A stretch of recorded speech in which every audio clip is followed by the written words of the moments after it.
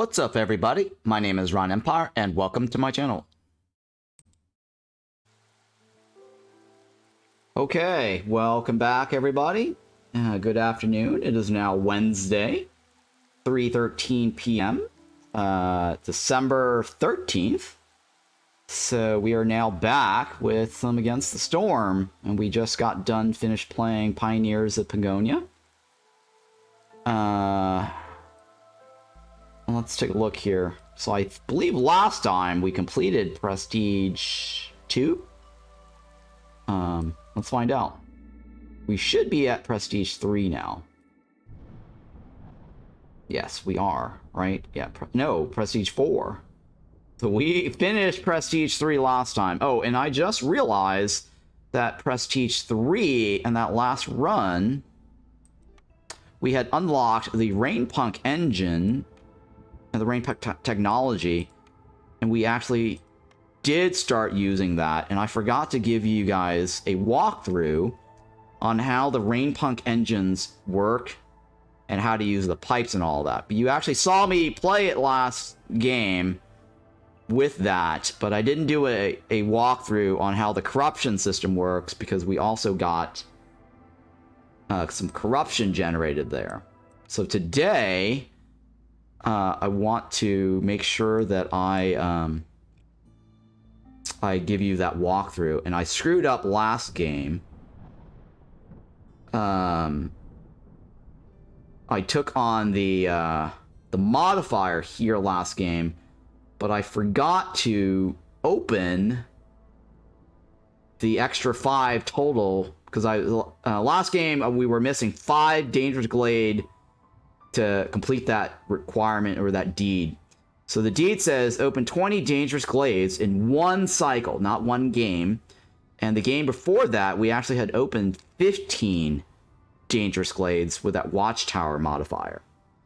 And so we realized that, oh, well, maybe before ending the cycle, we should try to complete those 20 Dangerous Glades in one cycle achievement, or deed, whatever, right? So I tackled on that other one, or took on that other one there. What modifier was it? It was the Petrified Necropolis, and we only opened 3. We didn't get the full 5, so we're short 2.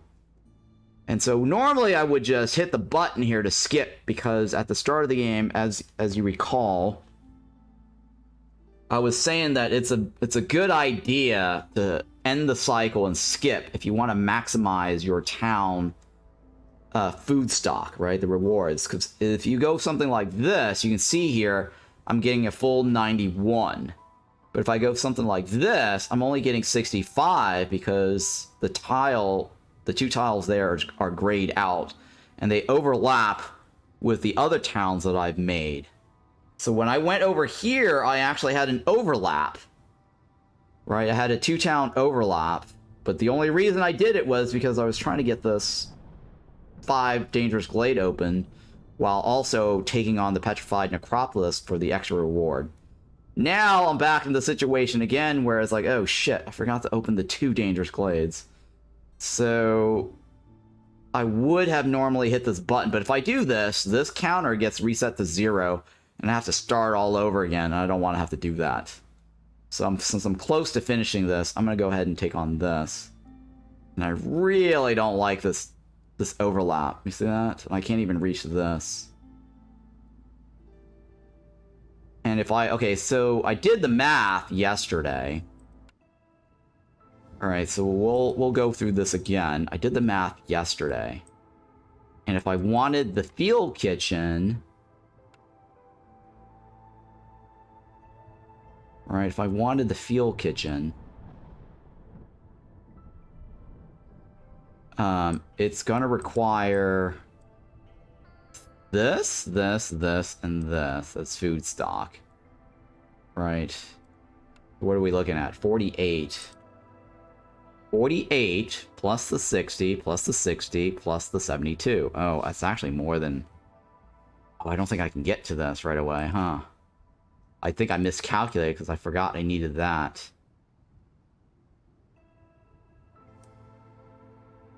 Yeah, I forgot. I calculated this, and this, but I forgot I actually had to take on that. Right. So let me go ahead and take this now. I think I might have miscalculated. Because my goal is to get the field kitchen. Because the next level, I should be able to unlock 11, right? Because I'm only missing 212. And if I go take on this, right, if I go take on that, and the reward at Prestige 4 is 243, that's more than the 212 that I needed. Right, it's more than the 212 I needed. And so I should be able to get to the field kitchen. Now the field kitchen is going to require now 60 plus 60 plus the 72. That's 192. I need 12 of these artifacts. Now, if I... So let's see here. If I click on end cycle, I'm not going to hit the end cycle button though. If the conversion rate shows that 10 seal fragments gets me 10 food stocks, 5 machineries, and 3 artifacts, I'm going to get 10 artifacts at the end of this run. If I hit the end cycle. Going over here doesn't get me artifact, but I will also get 5 seal fragments, in addition to the 10 I have. I will have a royal resupply, which allows me to get another 5 seal fragments. So by the end of this run, I should be able to get twice the amount of seal fragments. So that means I should be able to get 6 artifacts by the end of this run. And then 20 food stocks on top of whatever the hell this is. So we're looking at 63 plus another 65 plus another 20 food stock. That puts me at 148 food stocks and 113 artifacts, right?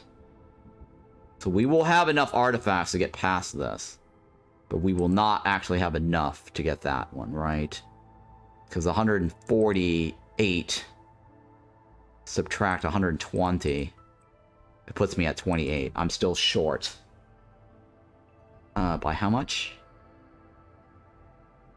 I'm still short 44 to get this. I miscalculated and I did not factor this one in. So that does stink. Or I forgo that. Hey, who hangs? Thank you for that follow there. Appreciate that. Or I forgo this. Or I forgo that.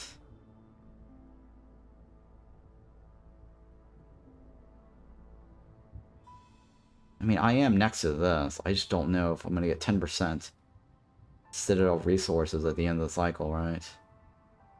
Let's see here. What does it say?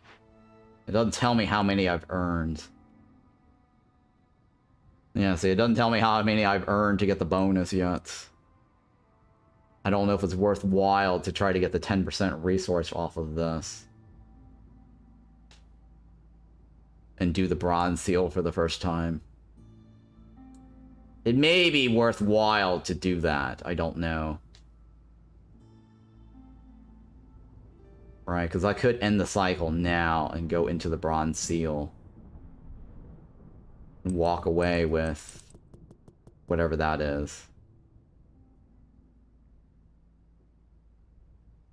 Right, because if I hit the end cycle... Oh, wait, I can't. I'm not within reach of this thing. Oh, I can't. I'm not within reach of the bronze seal. Otherwise, because I do have the fragments, I'd have to, like, go right here. To walk into the bronze seal. Right. But I will get 5 fragments, and then the bronze seal should give me even more fragments, and then I should be able to walk away with 10% of my resources.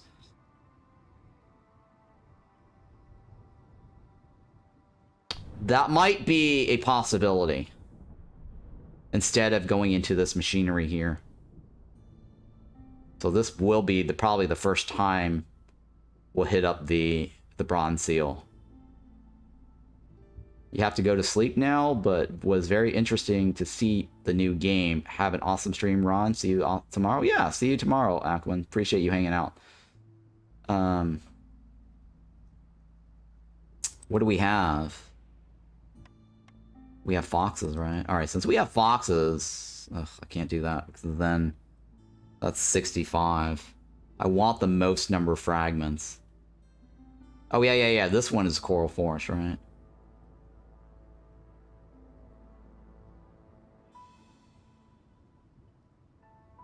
I mean, technically I go there and there afterwards. You know what? Okay, so why don't I do this, the Coral Forest still, and then we'll do the Seal Forest, because we should be able to hit that before the end of the cycle. It does not maximize my runs. I don't think it maximizes my runs. Because I don't think I earned enough of the artifacts this season, or this session. I want to get as many as I can. Because if I'm doing a prestige climb and I keep climbing, I need to get as many fragments, or as much resources as I can. Before the end of... Before it gets too high, right? And my bottleneck right now is artifacts.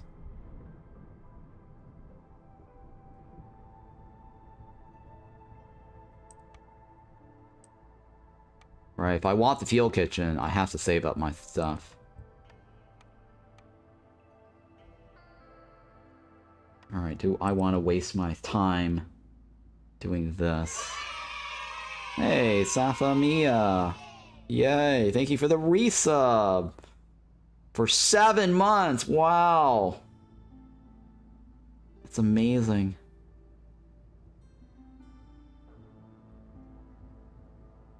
Alright. I'm thinking here. Well, should I go there? What was the other one? How did I get the other artifacts? That did not give me... Yeah, this cycle, we're on cycle 5, right? None of these gave me artifacts. I don't think I'm gonna get an artifact percentage increase if I do the bronze seal. This and this was not artifacts.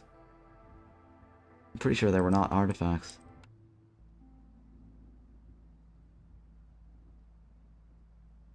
Do I want to continue that? Or do I want to just pass and just take it and move on and get an artifact and maximize my food stock yield?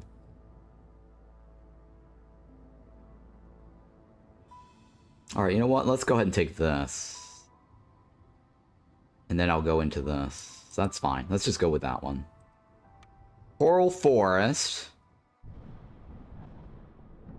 Alright, so we are now... Let's see here. This is December 13th. This is cycle number 5?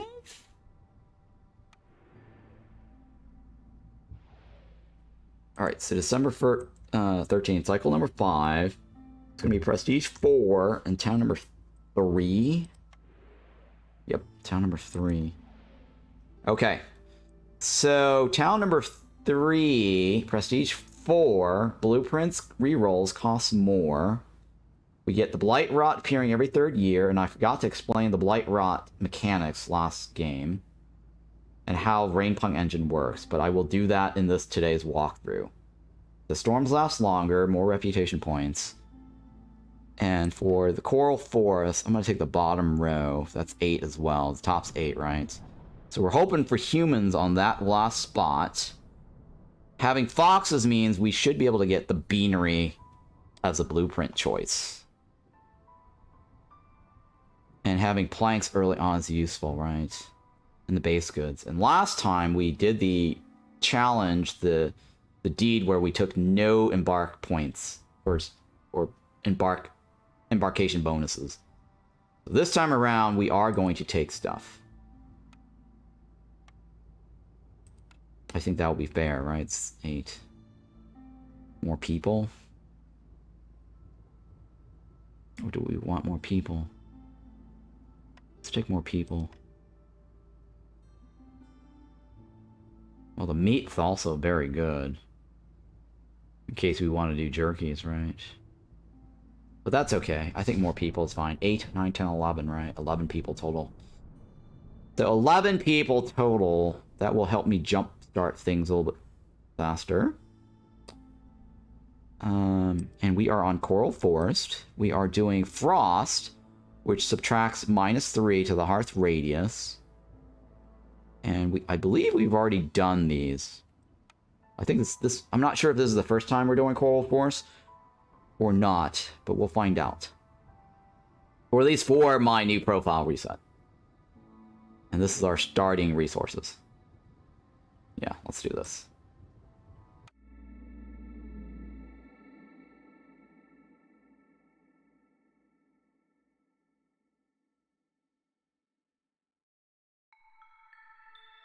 Oh, this is the first time we're doing Coral Forest. Okay, so Coral Forest, the first time here, and we did not get humans. We got 6 and a 5 from those extra workers in terms of a total count. Mating season gets us extra meat when farming, gathering, or production, right? Production in terms of production yield. The forest, some of the trees do give us extra meat. Gathering speed is decreased by 50%. Unyielding corruption, right? So we can't do any flattering or favoring, right? No amount of assurance or flattery can change that. Favoring is unavailable when the hearth is corrupted. So corruption basically is associated to Blightrot, and you saw a little bit of that last game, and I forgot to explain it to you guys. So we're going to do that today. And then producing crystallized dew and all goods that use metal ingots yield 50% fewer goods. Okay, that's kind of bad. And then the rotten brain, a blood flower will spawn somewhere in the settlement every 90 seconds. And that's only at hostility level 4, and there is a trick to getting out of that, and I will show you that when the time comes. The idea basically is to get off of hostility level 4 to reset the counter.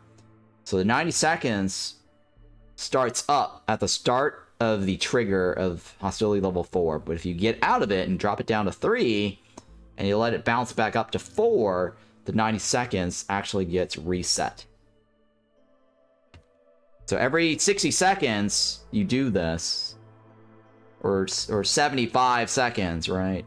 Or even 80. It's cutting it close to the 90, so just to be the safe side, just trigger it every 60 seconds, and then you can prevent this from spawning. Alright, so since this is our first time doing Coral Forest on this profile, I'll read you the description. Diverse flora. Vegetation here mutates into unique strands. Each type of tree provides distinct bonus resources. The forest is as scary as it is beautiful. Villagers have a 3% higher chance of producing double yields for each hostility level. Okay, so the higher the hostility, the more we'll actually get resources, huh? And then each of these trees will have a separate type of yield. So the plant leaf here can get you the fiber, 30%. The red leafies, the red thing here, Crimson Reach Tree, not only does it give you wood, it gives you extra stones, 40% chance of stones, which is really nice. And then 20% chance of getting the incense. And then the other one, there's one more type, which is like the bean sprout squiggly trees. Right? They look like they also look like there are snails on them, right? On the tree itself, or a clam. Kind of look like a clam chowder. bean sprouts, right? They kind of come out of that tree. So this right here, the bean sprout, mussel sprout. So it's kind of like a clam chowder sprout combination. It's called mussel sprout. And it has a chance to give you meat and also bars. Dew bars. And so this also looks like the Venus flytrap as well with that little clam. But yeah, you get meat off of that. And then on our starting glade, we've got 4 meat nodes and then 3 material nodes. And just a reminder, so you guys know, with the exception of the marshlands, all the biomes have a set of nodes that's food, and then a set of nodes that is a building resource of some sort. Since marshlands does not have leather, leather is not a node of any sort, or reed of any sort in marshlands. It will spawn in marshlands stones as building materials, or double sets of eggs or meat, where the meat actually, as a byproduct, generate leather. So only in the marshlands you could get 2 meat nodes or 2 egg nodes, because the byproduct is leather, and that's kind of like their material set. So that's how you get the materials for leather in marshlands, is just getting a double meat or double eggs. I actually asked the developer, why do we always get extra meat or extra node and not the usual building material node? And they said because there's no fiber nodes or no leather nodes, the second meat set was added so that you get the byproduct for it. And I think the count, or the percent chance of the leather is a lot higher on the eggs than the meat, but I can't be sure. Alright, so here we're gonna probably take the ranch, because for this map there's a lot of leafies. Wow, oil actually might be good too, because we might actually have some fuel problems, right?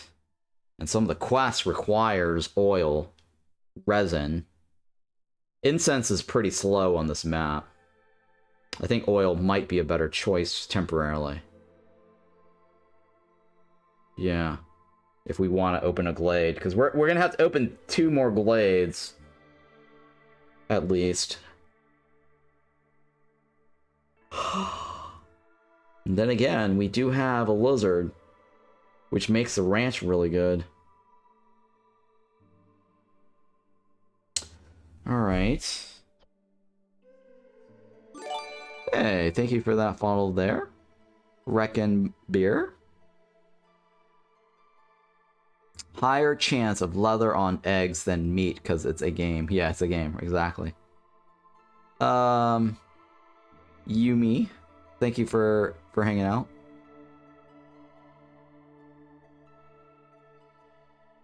Well, see, if I get this, that's a way for me to get leather, and leather can be converted to water skins. And that's a really good way to also get containers for pickle goods. But fuel is a big problem on this particular map. And the trees are not going to be enough. I think I'm going to have to go with the press first. Ooh, the kiln and the farm. No! The kiln and the farm. Oh, Jesus Christ. The kiln is not a bad fuel building as well. It also makes jerkies, which we do not have the ability to make jerkies yet. Wish there was a take all button sometimes. I want it all. I know. The kiln and the farm are my 2 things I would like to get. Because the farm can feed into the oil. The farm will definitely feed into the oil. because of the grain. I mean, the kiln is good because it also saves me resources over time on the wood. And also, it has the ability to make jerkies right away, right? Let me go with the kiln. I'm sad. Ooh, the farm is... Oh, the fox homes. Oh, no. Alright, it's gotta be the farm. It's gotta be the farm. Alright, we got lucky now. We got the farm and the press, right? And so the farm feeds into the flour and the oil. Now we have a way to make flour. Right. And the farm is good because we need that. Because the fox has a beanery blueprint in the blueprint pool. So we may get beanery to show up.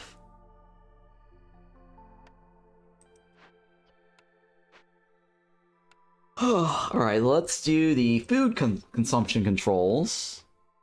I'm gonna take all of it off. Speaking of food, I'm actually very hungry. I need to eat something. I haven't eaten anything. I woke up and I'm like, oh. Because I know APH asked me, are you gonna stream Settlers or Pioneer Pangonia today? And I said, yeah, I am. I looked at the time and I was like, oh shit, it's 12. It's almost 12.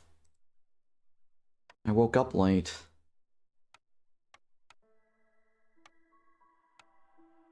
Alright, let's throw this down here. I have 11 people, right? So what I'm going to do is I'm going to actually start collecting water while I can. Alright, so one of my strategy, once you've got Rainpunk Engine unlocked, which we did yesterday, is to start using the rain collector early on. Sometimes you'll need that for a quest and solving the glade. Let's say you open one of these dangerous, and it starts saying, hey, you need a fuming machine. Or it has the fuming machine as a threat. The fuming machine uses water as one of the solve items. So I personally like to get water as soon as possible. Because in preparation for later when I get the field kitchen. And if you get, you know, the field kitchen, you're going to want to make porridge, right? And porridge is a very good item. Complex food item that will satisfy the foxes. So that's my thing. My build order is I generally like to get the rain collector up as soon as possible. Start collecting the green water, because you can only do that during the drizzle. And the green water is used to pipe the field kitchen. I don't have it right now, but a lot of the food buildings normally use green water. And then the other thing, so if you happen to bring planks as embarkation bonuses, in this case, we started off with 6, which is perfect, because 6 generally gets you enough to get the rain collector going and the field kitchen. It's like 3 planks. So 6 is reasonably good enough. We don't have the field kitchen, of course, but the starting planks that you get will jumpstart that immediately. Now, the reason why I was talking about the whole big shelter, why we rushed for the big shelter yesterday as a deed, to get the big shelter unlocked, right, as an essential building, you needed to have 5 tablets in your warehouse before you win.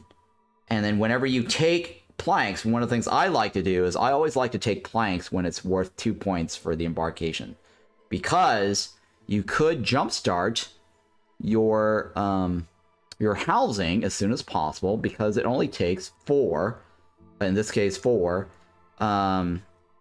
With the building cost increase, right, it will cost 6, but you will also, if you're going to be upgrading, you know, the Citadel, you're going to also get like an additional carrying capacity by +1. The Villagers currently has a carrying capacity of 5 only, but you can upgrade to +1 with 6 total. So when the big shelter is 6, or, you know, at the higher difficulty on the prestige climb, it's just basically 1 trip to deliver the wood. Versus the shelter, it's 2 trips, or at the higher difficulty, it's 3. Because 15, right? And you can only carry 6 with the upgrade. So that's 3 trips. So right out of the gate, what I like to do is get the big shelter up immediately, like this. It's only 1 trip. You don't have to wait for the wood, right? Because wood, thank you for that follow, appreciate that. We happen to bring wood with us because planks was not available. So this allows me to jumpstart my shelter right away. So I always go 5, 4, 3, and then I can get the park down right away, 2. And then normally if I had the field kitchen, I'd plop it down here and it'd be a 1. Right? So why do you want to get this right away, right? Because then you can get your level 2 plus 2 right away, and then you can start moving some reps early on, like 2 minutes after the drizzle, enough time to build everything. 1 trip is all it takes. Everyone is fully housed. You get your early resolve. You might be able to milk the resolve bar very early on. So that's my little trick.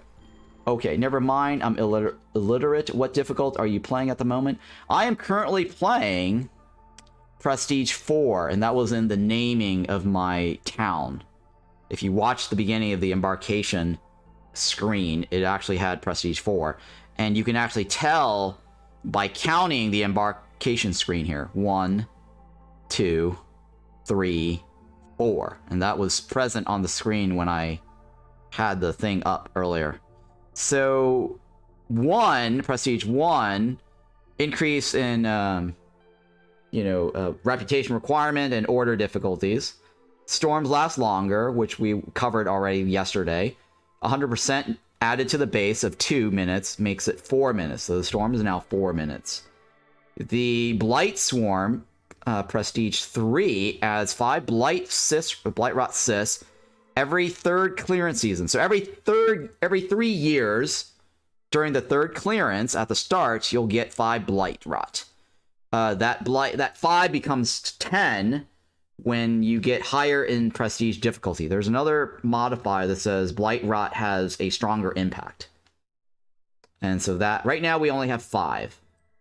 And we recently unlocked the Rain Engine in the Citadel tree. So I will go over how to use that today. I forgot to do that yesterday, and that was my fault.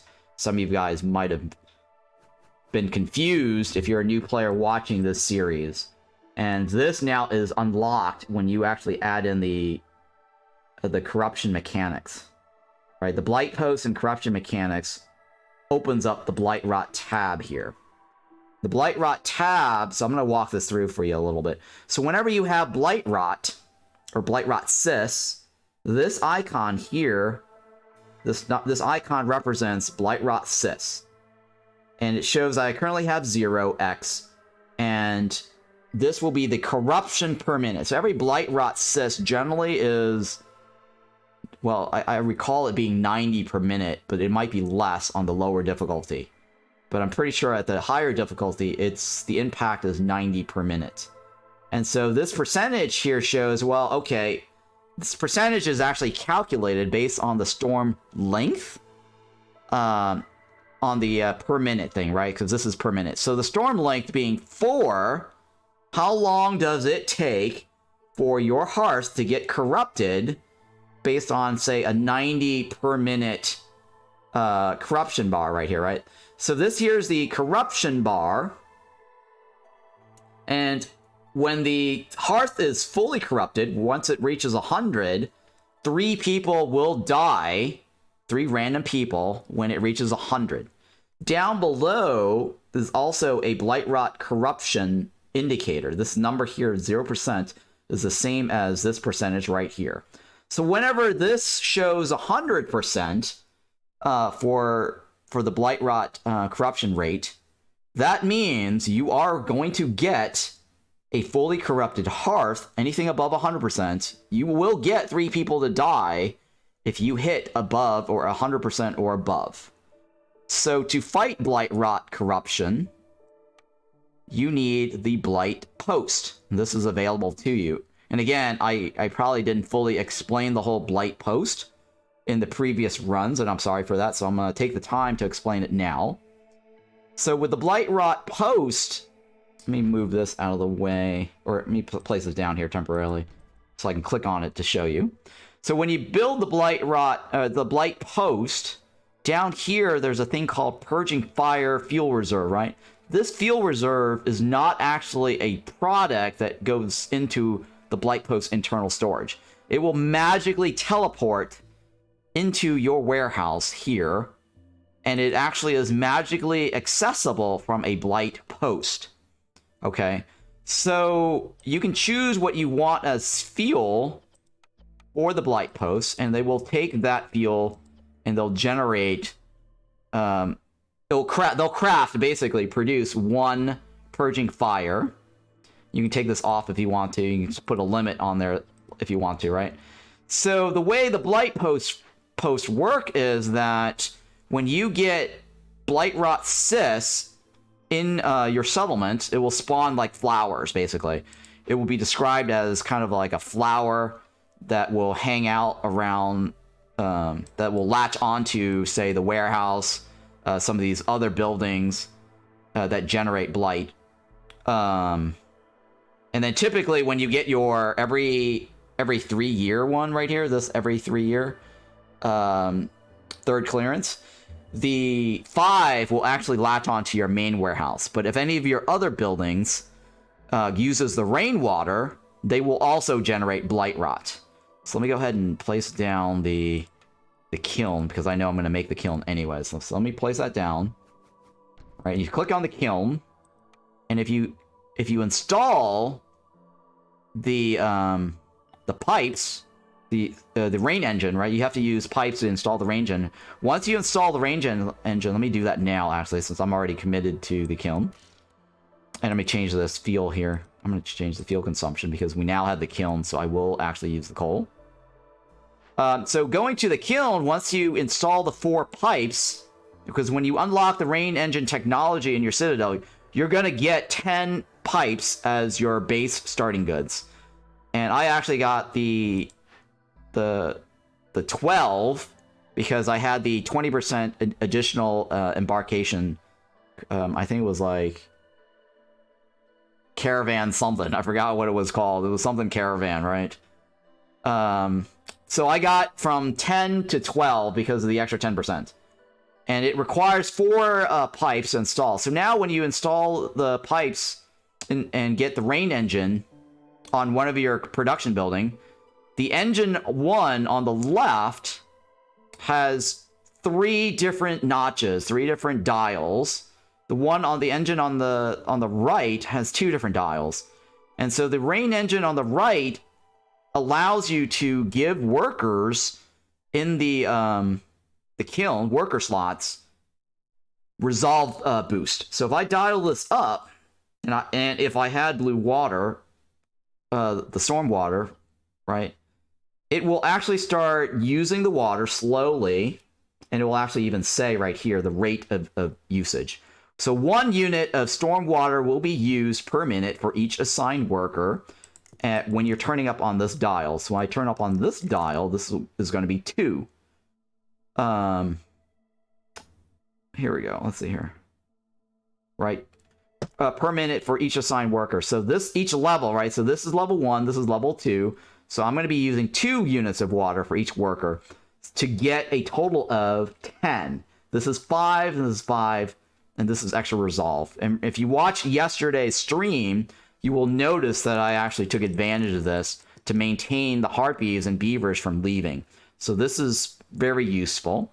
Now, the icon over here, Blightrot icon, right? This is a meter to show you how much you've used. So this here tells you, okay, 1 unit of water per minute for each assigned worker. This is 2. So if I actually had 3 workers in my kiln, I would be generating or consuming 3 units of water.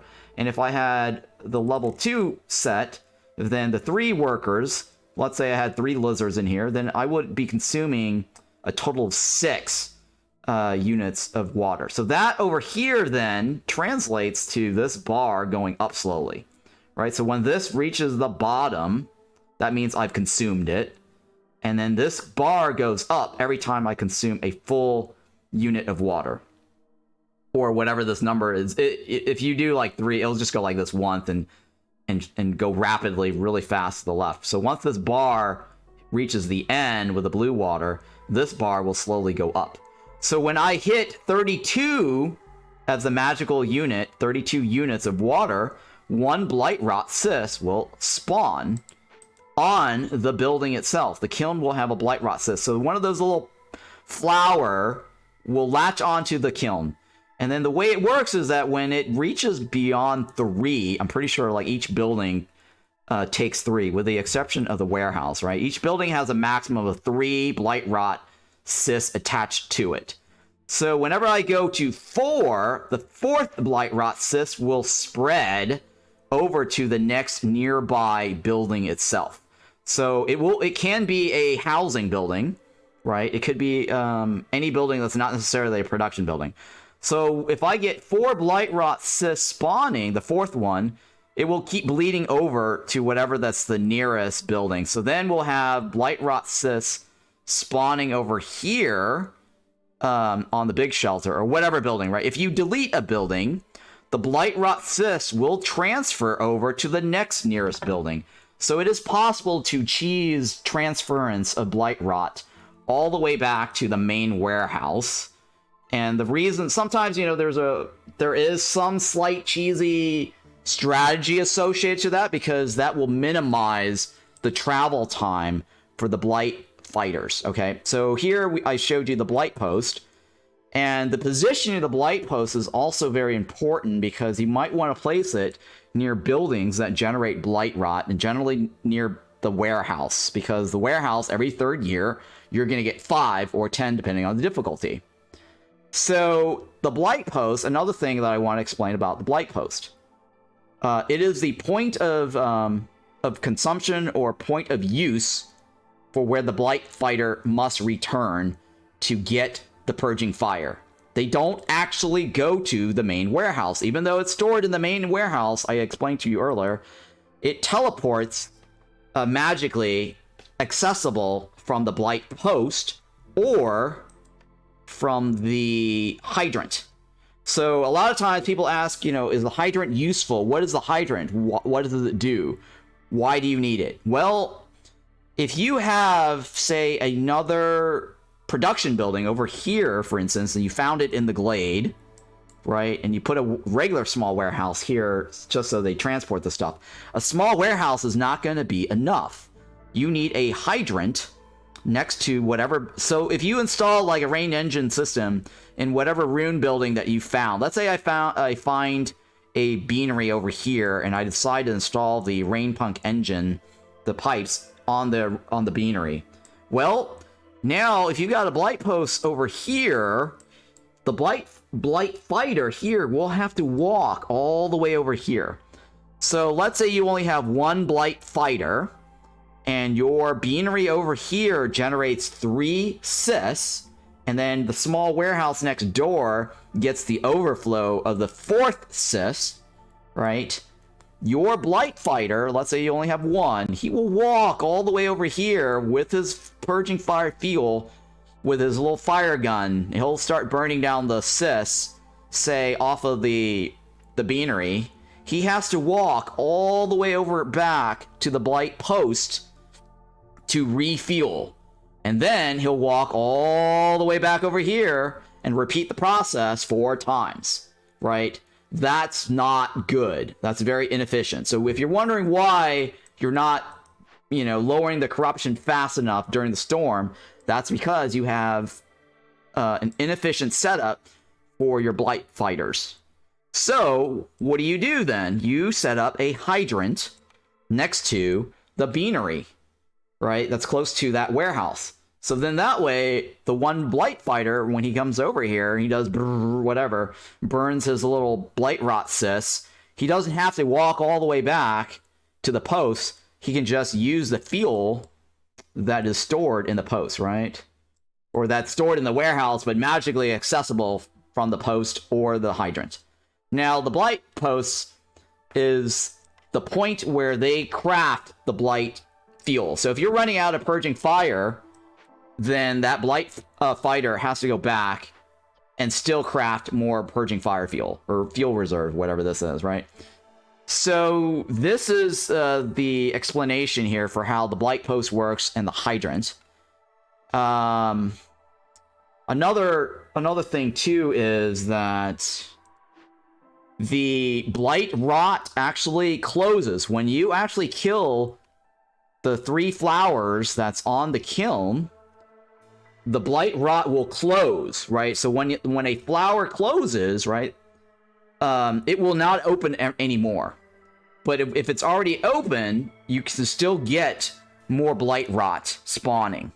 All right, so another trick a lot of players don't realize or know is the Z key.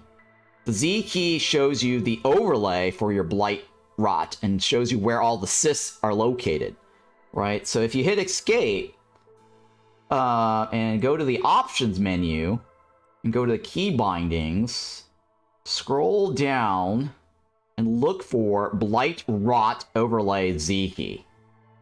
Right, this is the Blightrot Z key, and that's the key that I hit to show where my Blight rots are located. So I saw, like, you know, I was watching other streamers playing the Queen Hand's Trial, who's not very good at this particular game and knowing how to do the whole Blight rot, because they don't use rainwater. They played the game back in the days before rainwater was actually a thing, and a lot of them skip over using Rain Engine and rainwater. They either don't find the value in it or they don't understand the mechanics.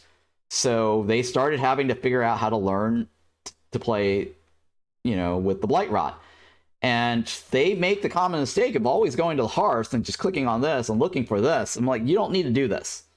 It's silly. You're always going through this, and this doesn't help as much either, because you want to know where the Blight rot is, and you want to be able to know where to place the hydrant, right? So hit the Z key, and that will give you an overlay of where your cysts and your Blight rots are located.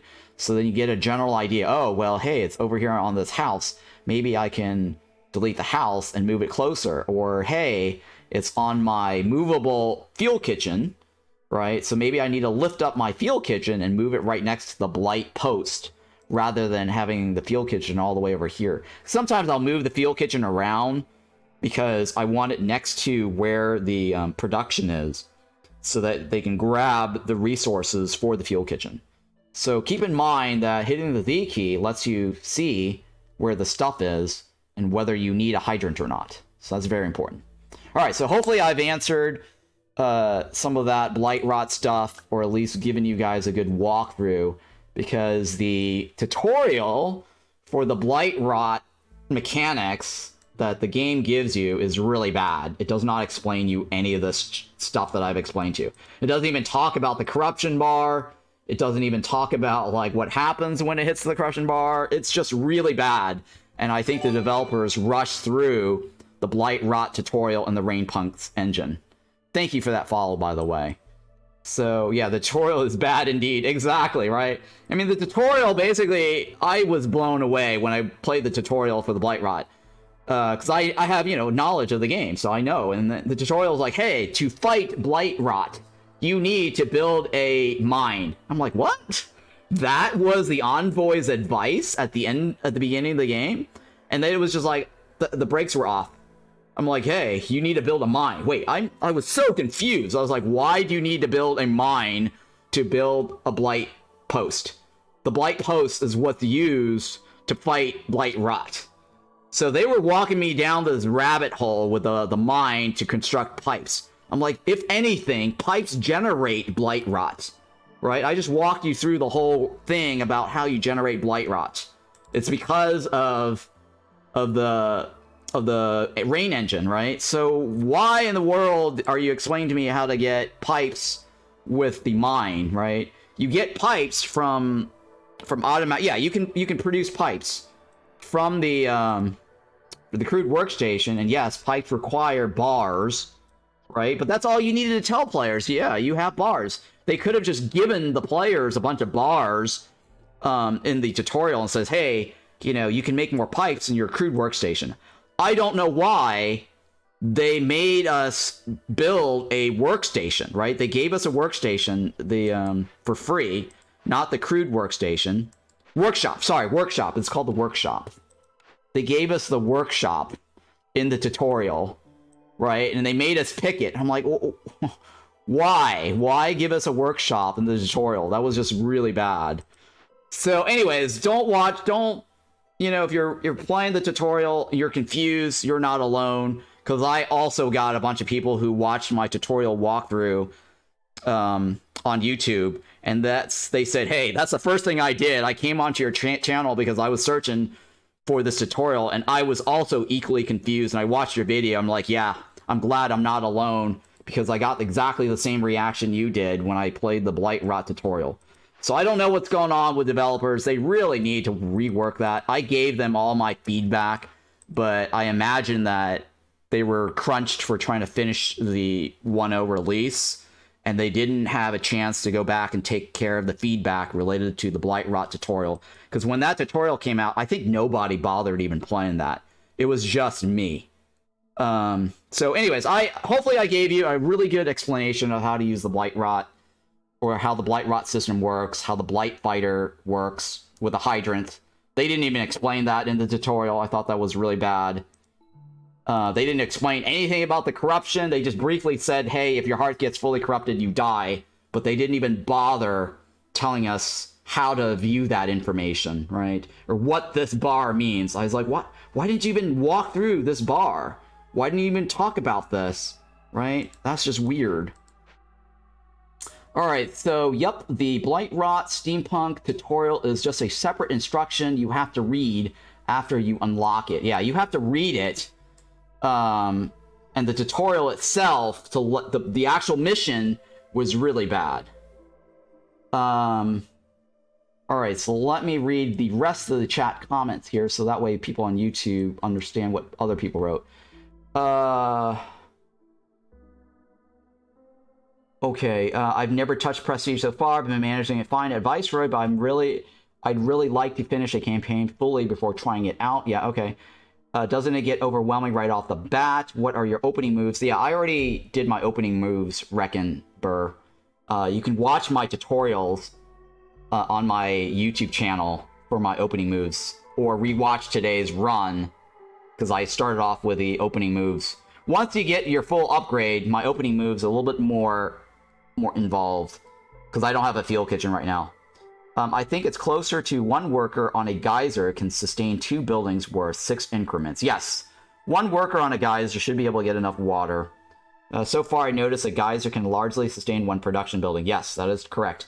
The way I've managed production building is abysmal. I've never went too deep in the ratios of rainwater collectors and geyser pumps versus building consumption rates. Yeah, you have to play it by ear. It's really tricky also, because if you start producing porridge, you're also consuming water. So keep that in mind. You have to play it by ear and watch your water levels. So speaking of water levels, so let me also cover that here. The top left corner here has the water levels of the tank storage, right? So the first number is how much you have. The second number is your capacity. Even though the water is actually stored in the warehouse, there is actually another internal capacity related to the water. And to get your water capacity, storage capacity up, you need to build a rain collector or a geyser. The rain collector gives you 50, right, to hold one of each type. So if you build one rain collector, you're going to get 50 here, 50 here, and 50 here. And it will gather up to 50 for each one of these things. It can go over 50 as a little surplus residue, right? Because sometimes one guy is working on it and trying to get to 50, right? And he's at 48 out of 50. The second guy says, oh, well, the tank's currently at 48. I'm going to go ahead and, generate some more water. So both these guys might end up generating water, and you'll get like 52. And if you have another geyser or extra rain collectors, right, and it's currently at 48, 98, right, and you got 4 guys working, it's technically possible to overflow your tank. But then once they overflow and hit the cap, they all stop working. So the top left here are the tanks and the capacity information. And if you want more capacity, just build more rain collectors. Each rain collector will add an additional 50, right? It actually even says this, has a tank capacity of 50. If you have a geyser pump, it will only have storage just enough for 50 for that water type. So if you have like a drizzle water geyser, right? The drizzle water geyser will only give you 50. And of course, you can go into the upgrade tab of the geyser and spend some resources to upgrade the tank. But before that, I believe you have to buy the automated robot. I don't think you're allowed to skip over and buy extra storage, skipping over the robot. Okay, so what else here? The other questions here. Haven't done the math myself. I haven't done the math, but the chance of the bonus production at level 2 seems so strong. Well worth burning a few cysts. Yes, that is correct, Ace. And that's why I always use the Rainpunk technology, and I try to unlock that as quickly as I can on the Citadel. Remember the other day, I was like, hey, this is the one I want to unlock immediately. The tutorials are bad indeed. That is correct. Yep, the Blightrot Steampunk tutorial is just a separate instruction you have to read after you unlock it. Yep. Who hangs first time chatter? Thank you for that. Assuming it doubles the final product, if the surplus yields is x, y minus x, and yields after doubling the 2y minus x for food, specifically y roughly 10, x roughly 8, 2y minus x is then 12 compared to the base surplus yield. So yeah, a Dark Arc is trying to figure out some math here to figure out what your consumption rate. My internet is dying on me. I probably am missing frames. If it feels like I can't hear stream, it's probably the case. I'm sorry. Oh yeah. The tutorial should have included the steampunk blight mechanics, even though it's not unlocked initially. Yes, I agree. I surely didn't bother. Will do. Yep. I think it's more complicated than that. The base. Okay, this is Ace replying to Add Dark, talking about the rate of gain and the production rates. Okay, so yeah, you guys can talk about that. I'm not going to read all that in chat because the viewers will probably get confused. So let's go ahead and release this because we're still in year 1, and Drek was asking, what's my build order, right? So let me go ahead and take this off. I do not build the Blight first. I've already installed the kiln, so let me go ahead and pause that. Since I installed it only to demonstrate the thing. So we'll build the kiln later. My rain collector, like I said, my build order for my town, I usually go with the woodcutters on the side. So, recap from my previous tips and tricks. Woodcutters, I always place them on the side of the warehouse. I do not put woodcutters all the way wherever the hell it is, like this, because of travel time. You don't want to waste your time having to deliver materials to the camps when you can move it for free. So always place your woodcutters camp or any camp next to your warehouse before moving it to your intended desired location. The second thing is I build my rain collector roughly near the hearth because the rain collector teleports it into the warehouse. They don't actually deliver anything. They don't carry anything back to the warehouse either. So the rain collector, usually I put it somewhere near the hearth, so when they need to go on their food break, they just basically walk next door. So that's the reason why you'll typically see me place my rain collector away from the warehouse, but roughly near the hearth. That is the reason for that placement. I usually build that fourth. I know a lot of players might argue or disagree, but my strategy, which is very effective, once I unlock the fuel kitchen, I start pumping out porridge and install my water on the porridge, and I have a trick to show you, and yeah, you might have seen that during my Queen Hands trial, you might have seen me do it in my other playthroughs, and you might have seen me do it last run yesterday, but I forgot to actually walk over the trick. So we'll do that today. And then earlier in the stream, I explained why I do the big shelter. You'll just have to rewatch that because I don't want to have to explain it again. But the next thing I normally do if I don't have the big shelter or the planks, I normally just do shelters. Boom, boom, boom.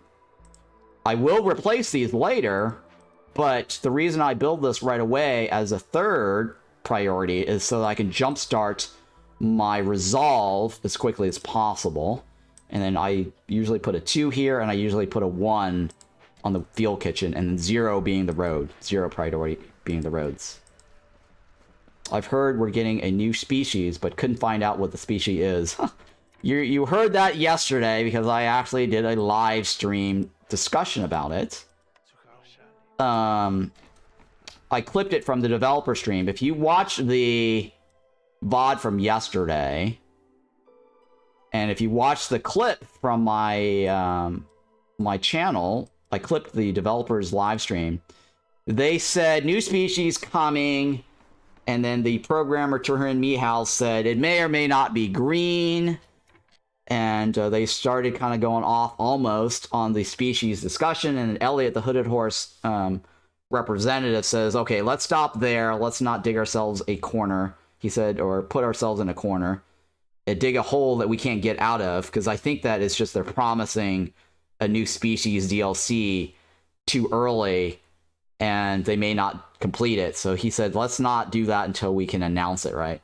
But they leaked it on stream yesterday, 2 days ago on Monday, and then I clipped it and I shared the clip on Discord in their Discord general channel, and somebody had piggybacked off my share and created a thread branching off the discussion and commenting on it. And then Luke, our community manager, the person that was in the video from Airmite Games, who said we're gonna get new species next, right? He said that, and then the programmer Turin chimed in and said it may or may not be green. So they both basically said that on stream. I clipped it. And then Luke said, well, I should have been more ambiguous, but he wrote amphibious in the text, and then he crossed it out with a strike. He didn't actually delete it. He didn't edit his post. He didn't remove it. He wrote amphibious straight up with a strike through saying, yeah. And then he wrote ambiguous right after that, right? As, oops, I mean ambiguous, right? He said amphibious. So off the bat, you guys can put 2 and 2 together, right?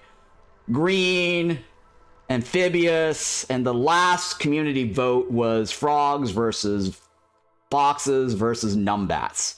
And numbats had already lost twice, both years. And frogs, I think, got 52 something votes. And then the frogs got 40 something votes, right?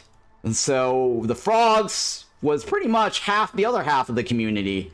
So I think it would just make perfect sense that it's probably going to be frogs, right? And somebody said alligator, and somebody had suggested maybe it could be like geckos, right? The Geico commercial, the geckos, right? The green guy. Well, geckos and alligators are technically reptiles.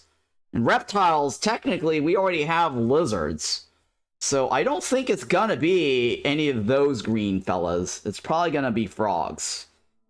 That's just, what I really think is the case.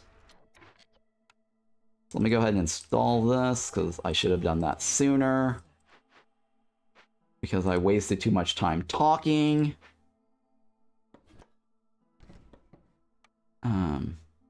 We don't have... Yeah, we do. We did bring bricks. Let me go ahead and get the crude workstation in here. And now... So here, I'm going to go ahead and release the food. Because they're going to get hungry. Yep, they're going to get hungry. So let me go like this. So I starved them for the first 2 minutes. I immediately got the +2. And as you can see, why I like to get the rain collector in early, because the foxes are happy. And right off the bat, I can do this.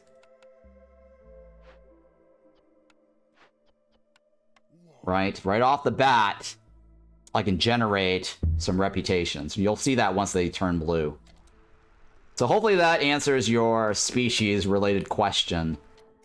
And the other bit, too, that I wanted to throw in there about the whole frogs and aquatics or amphibious part. Aaron, their producer, 2 streams ago, prior to the release of the game, and they were joking about it because I actually mentioned, hey, Aaron promised, fishing, or Aaron promised this and that. And Luke was like, oh my god, don't listen to Aaron, don't get me started. He overpromises, and whatever he promises on stream, we have to like do it because he promises. They're like, oh, don't listen to Aaron. Well, Aaron actually said, because one of the questions that I had asked was what's next, and then people also asked, are there going to be more biomes and whatever the hell, right?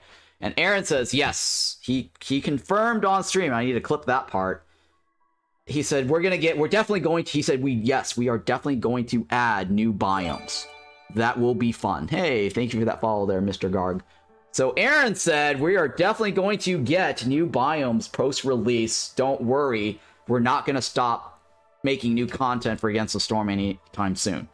So this came out of Aaron, the developer's mouth, okay? So I'm not making shit up, okay? I am not leaking information that, I don't want to get in trouble for leaking any information that they do leak with me, because whenever they do leak, they do tell me, thank you for that follow, who has. Yeah, the developers do leak to me information, and you want to follow my channel for sure and subscribe, because I always get the inside scoop leaked information, and I'm in a private channel with the developers, hitting them up, and they liked leaking this information to me, because I asked them, I was like, hey, because they're like, oh, we really appreciate you streaming, because I'm like their most watched, most stream hours of this game for like the past 6 months or a year now. And I told them, like, if they really want to help me, I said, like, just give me some information, some exclusive juicy information, so I can always leak. Hey, thank you for that follow there. So I can always leak that to my viewers, so they have a reason to show up to my stream.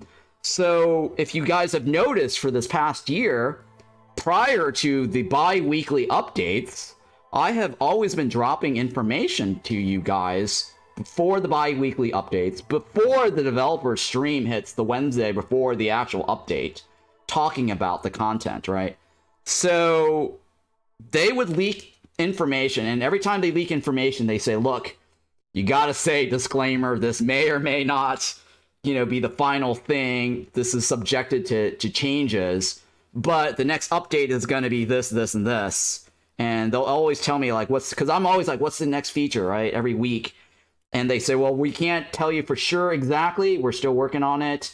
We want to make sure internally. So it's usually around the middle of the week after the first update that they'll actually give me the next information for the following week.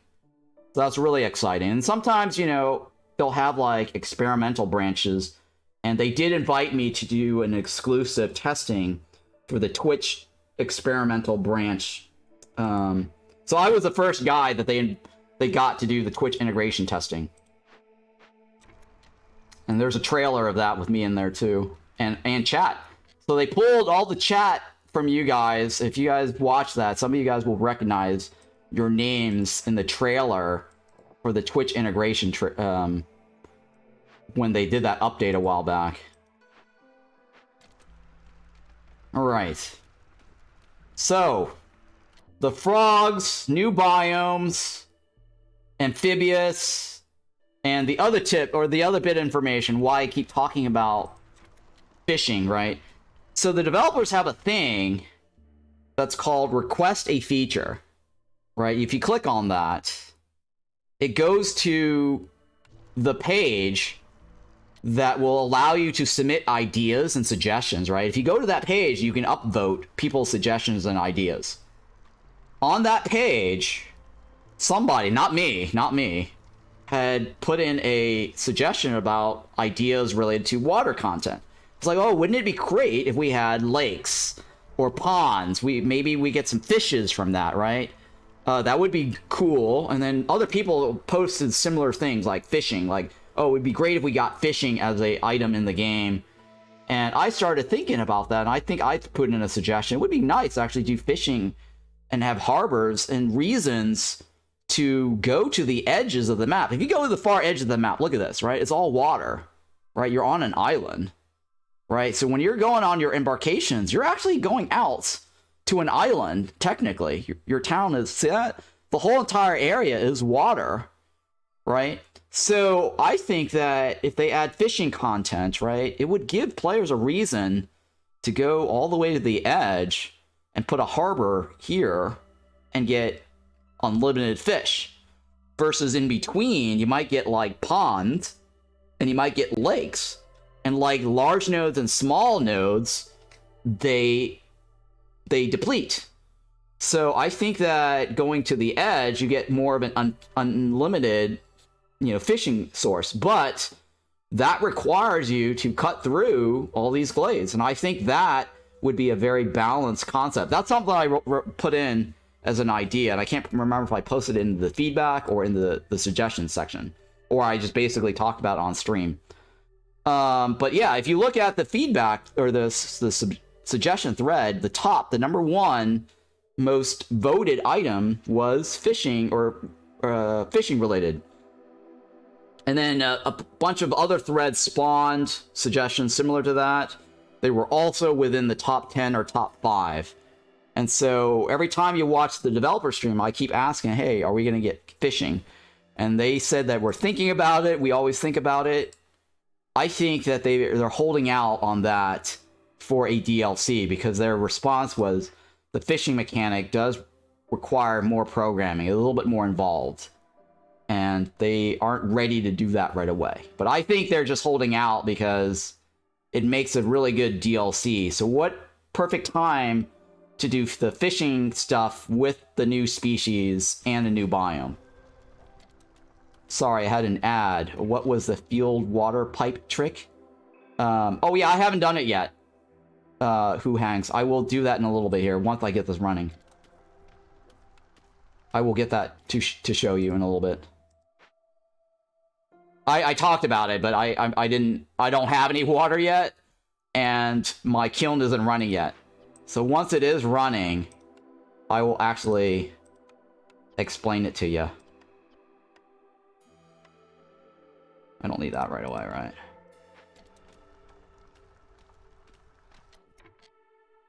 Alright, so now we are actually moving, right? 0.07 rep. And I'll go ahead and take this. I do have a farm, right? Yeah, I'll take this now, actually. That's going to be very useful early on. I don't want to look at that yet until we get the humans. Because, okay, so here's the other reason why I don't look this right away. I usually look at it when we have all 5 on the board.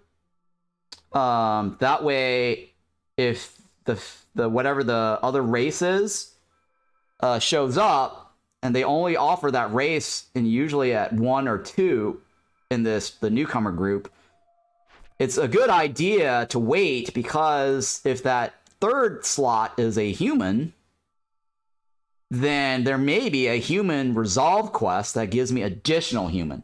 So this is a way to jumpstart getting more humans, is by waiting a little bit longer, because what happens is these orders will generally not give you orders unless you have that particular race or you have that particular building.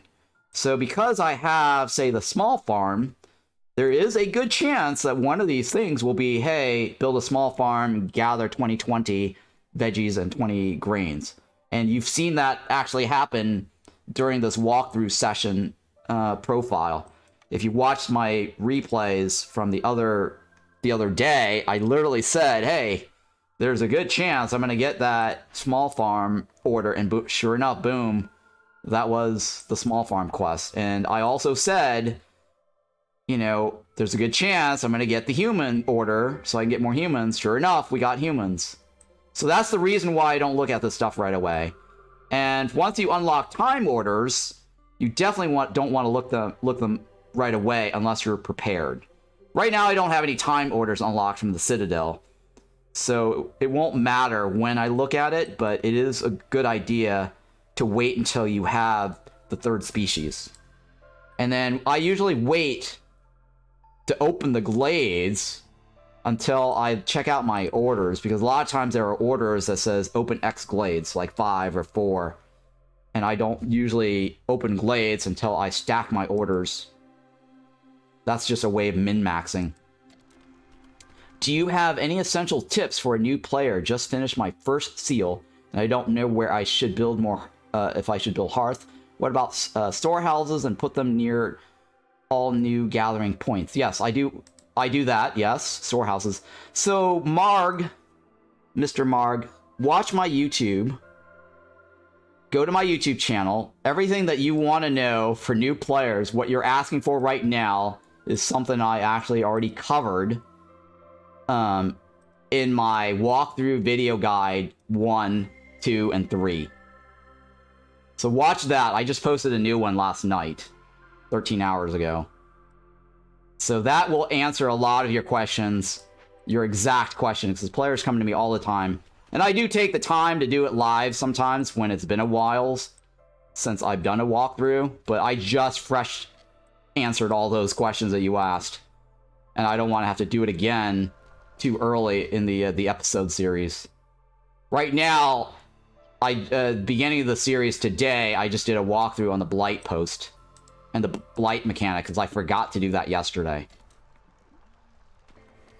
And I want to keep the stream going here, because somebody was complaining how my stream was like 5 hours or 4 hours or 2 hours. And I'm like, okay, this, but realize that I'm doing this live for you guys so you can watch it live and so I can answer questions. So if you're currently watching now, you're watching a VOD of a live stream after the fact.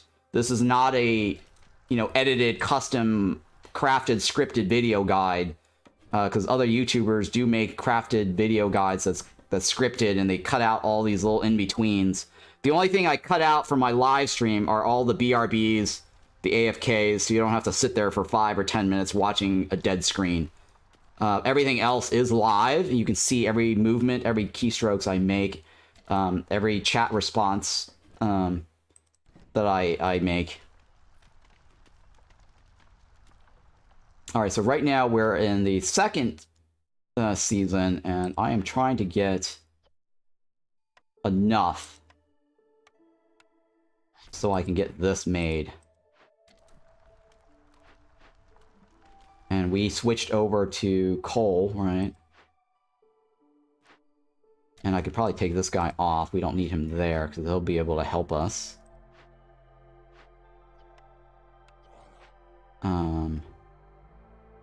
And then let's go ahead and build the trader's post. And then let's get the meat node. And what I want to do is start building more shelters.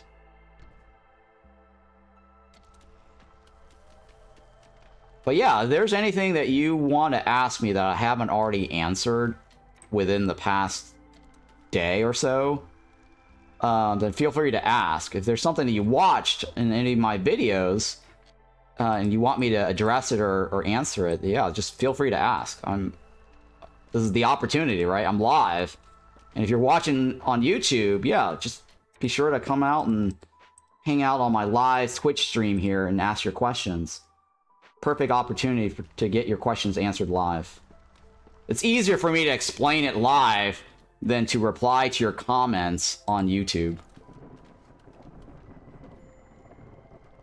Because then I actually will have examples to show you.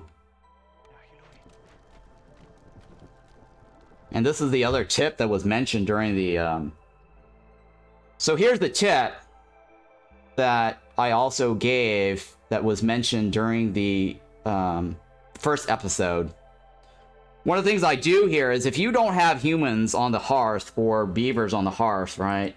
And generally I like to have humans because humans will reduce the impatient growth. Right now it's growing at 0.21. And that's why I'm always asking for humans, because I want to slow down this rate of growth.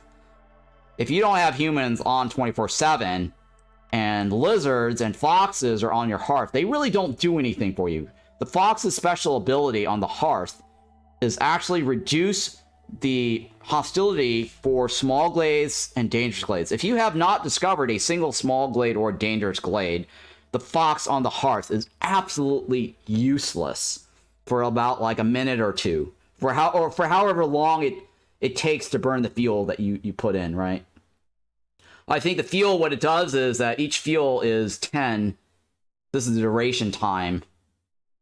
And so if you don't have a use for it, and then the lizard, they're great for global resolve, but if the global resolve doesn't do anything for you, right? For right now, if I put this here, it gives me a little bit more. Okay, so it does give a little bit more, but if it doesn't really increase it by that much, you can take it off. Global resolve is useful. If the lizard does not provide any blue movement, then you don't want the lizard on the hearth. The only reason to have it on the hearth is that if somebody's red and they're 0 and you need that lizard there to get that red to 1 so they don't leave, that's useful.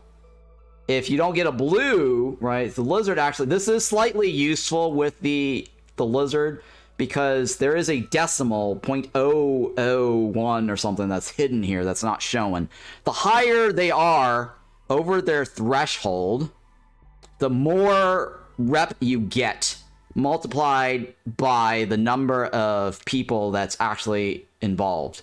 So in this case, there's 5, right? 5 foxes, and the higher you go, the more rep you get per minute.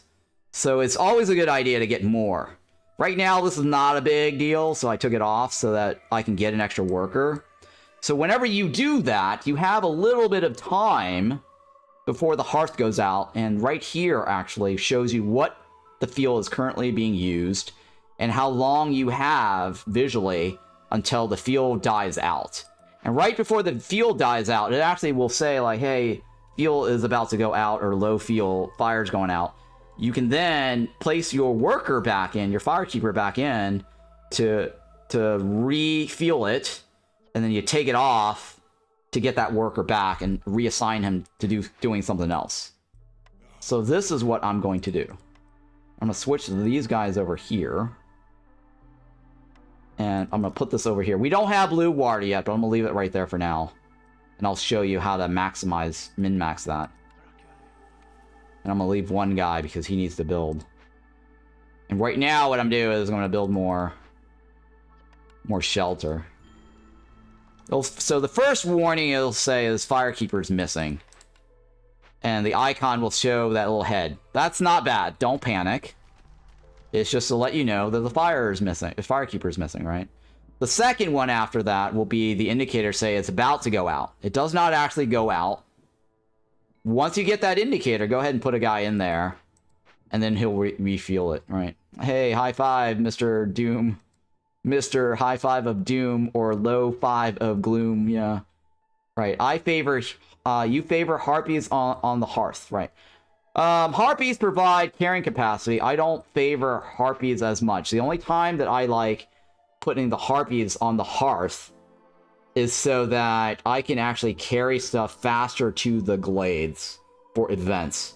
Or occasionally, if my warehouse, I don't have a small warehouse next to the farm. But otherwise, I don't really care to have Harpies on the hearth. My primary is humans. And then my secondary would be Beavers. Beavers over Harpies for the hearth. Beavers save you more fuel on the hearth than Harpies. There's arguable, debatable, people like Harpies, sure. But for efficiency-wise, it's actually better to have humans and beavers overall to get impatience to slow down or to reduce the fuel consumption. Or at the start of the game, if you're trying to deliver something really fast, like say, for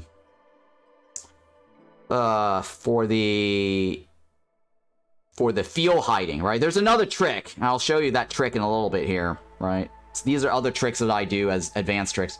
There are times where I will use humans, so don't get me wrong. Sorry, Harpies. There are times, there are actually situational instances where having the Harpies on the hearth is important. For example, like you need to get that stupid altar, right? The Forsaken Altar up. And Forsaken Altar at the highest difficulty costs 60. wood and 12 bricks. That's one of those cases where if you want the Forsaken Altar built really quickly, you definitely want to throw the Harpies on there, because it takes way too much time to deliver the stuff there. But any other time, all these other stuff that you do, it really doesn't matter. The delivery trip is like right across the street, right? I always put my food right next to the warehouse. The trip back and forth is just nothing. Do you get more efficiency putting beavers in the hearth or cutting wood if you had to choose? Well, if I had a beaver, it's actually more efficient.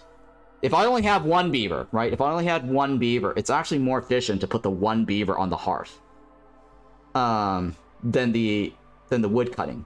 Realize that wood cutting can give you a extra chance yield, but if you, at the end of the day, if you realize the walk time, if the wood cutting fills up too quickly, they spend more of their time removing the resources from the camp than actually gaining those resources.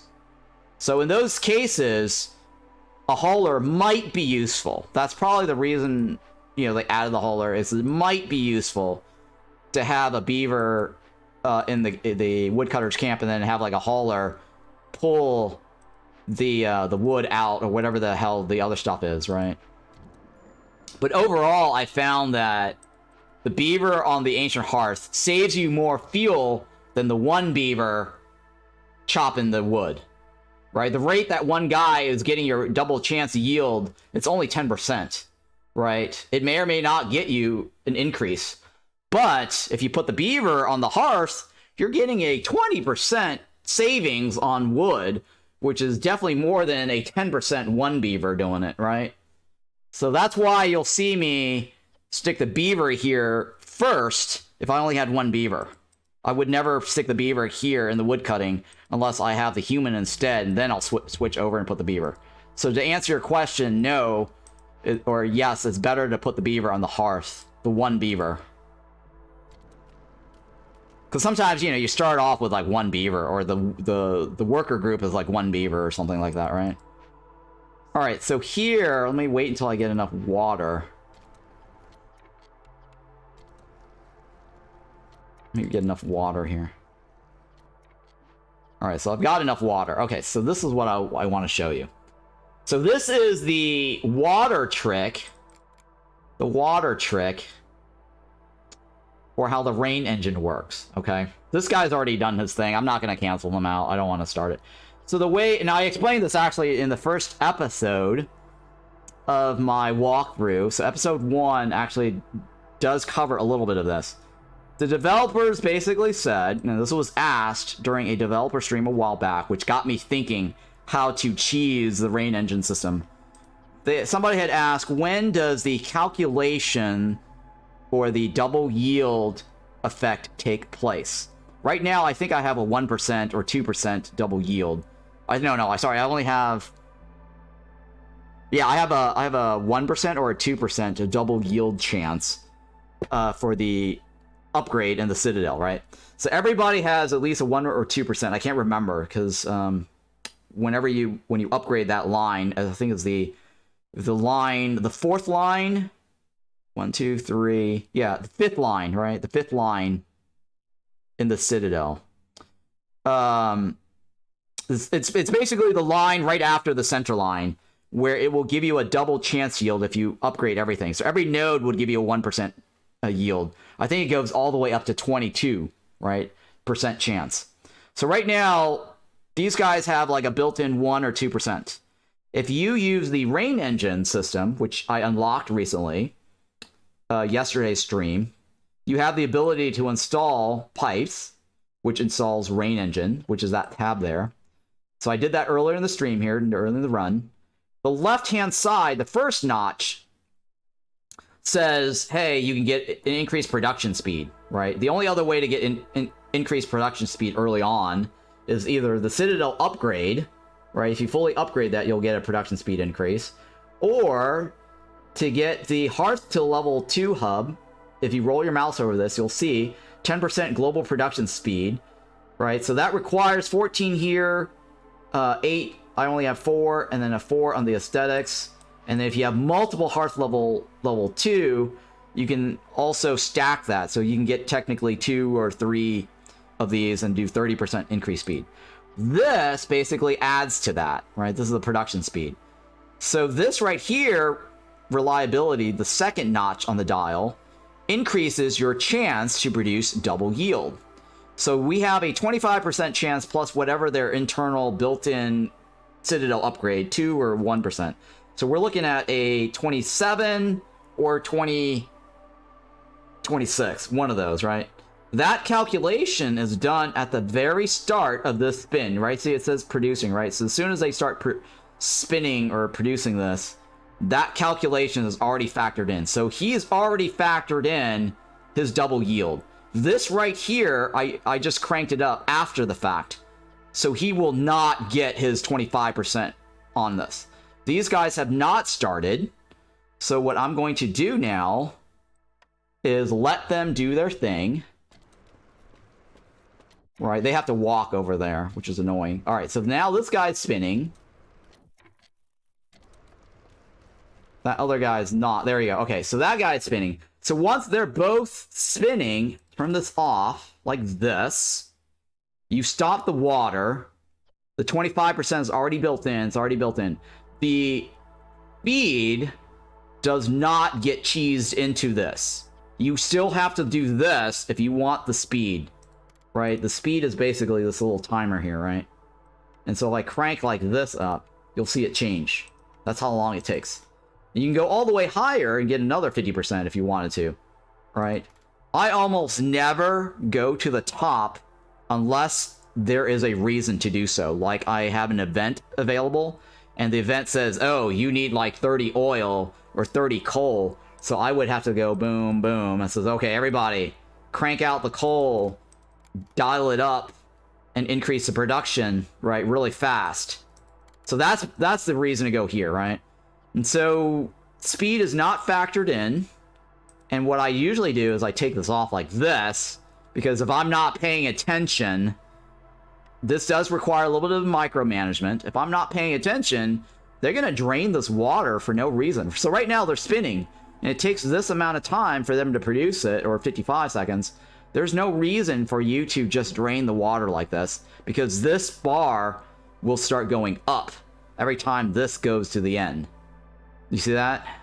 I went up 3 when I went like this. That was like 2 levels of whatever, and it just kept going like this, right? So don't do that. It's per minute. This, by the way, it's per minute. So I think it's like 1 unit, but it does it really fast, so you end up getting it to be the 2 minute rate. Right, 2 units per minute rate.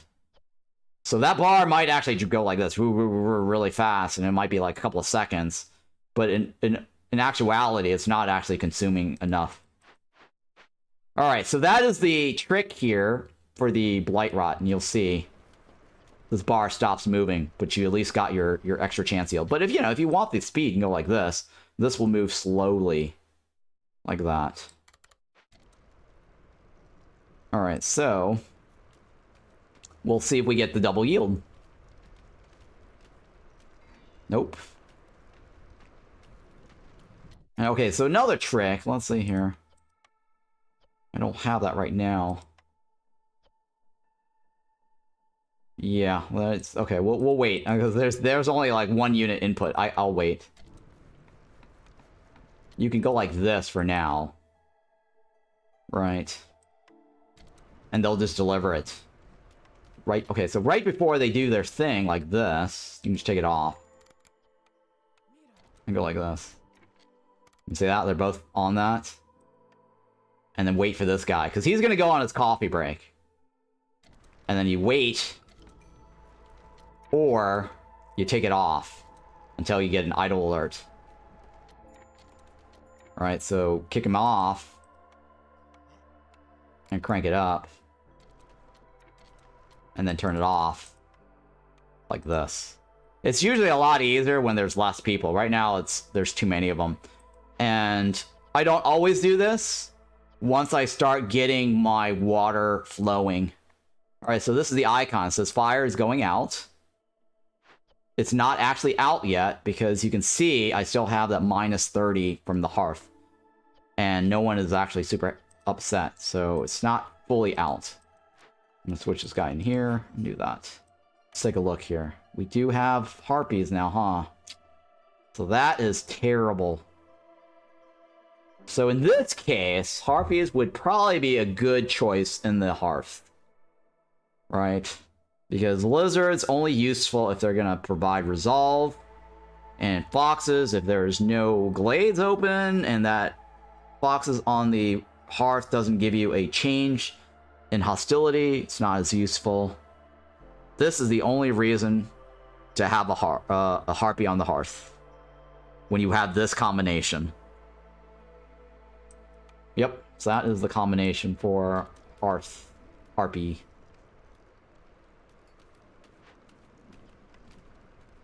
All right, and then the Blightpost. That looks really micro-intensive. It does. It really does. But when you're in a situation where you want to milk every proc chance you get, I usually only do it more on important materials, like the bricks, right? Or food.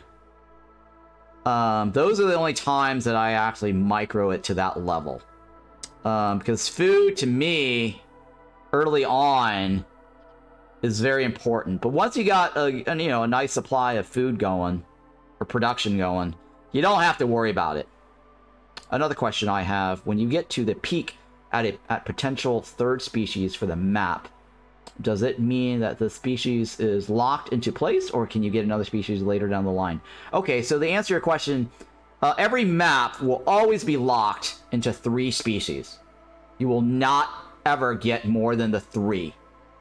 There are ways to tell what the third group is, or the third species is based on the blueprint. At the very beginning of the game, you get 3 sets, or 2, depending on your situation, right, or the difficulty that you're playing on.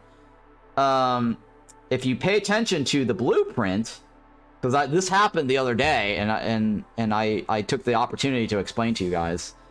So, for example, I didn't have humans. I didn't know I was going to get humans. The third blueprint was a distillery. That was a dead giveaway right out of the gate. In the first few seconds of gameplay, I knew I was going to get humans. I should have known, actually. It dawned on me later. I realized, wait a minute, distillery. So before the humans even showed up, I actually pointed that out and says, hey, I already know it's going to be humans because the distillery was presented as a blueprint. So every species will have a set of blueprints that are exclusive to them that will only show up in the blueprint pool when that species is present.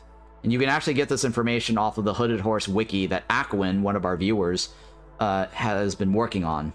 And I got a confirmation from that, from the developers, because somebody had said something about it. He might have read it from Reddit, or somebody had said something. And so he wrote it out, and Aquin took a screenshot and said, hey, did you know this? And I was like, yeah, I already knew some of this, because I already knew that Harpies was...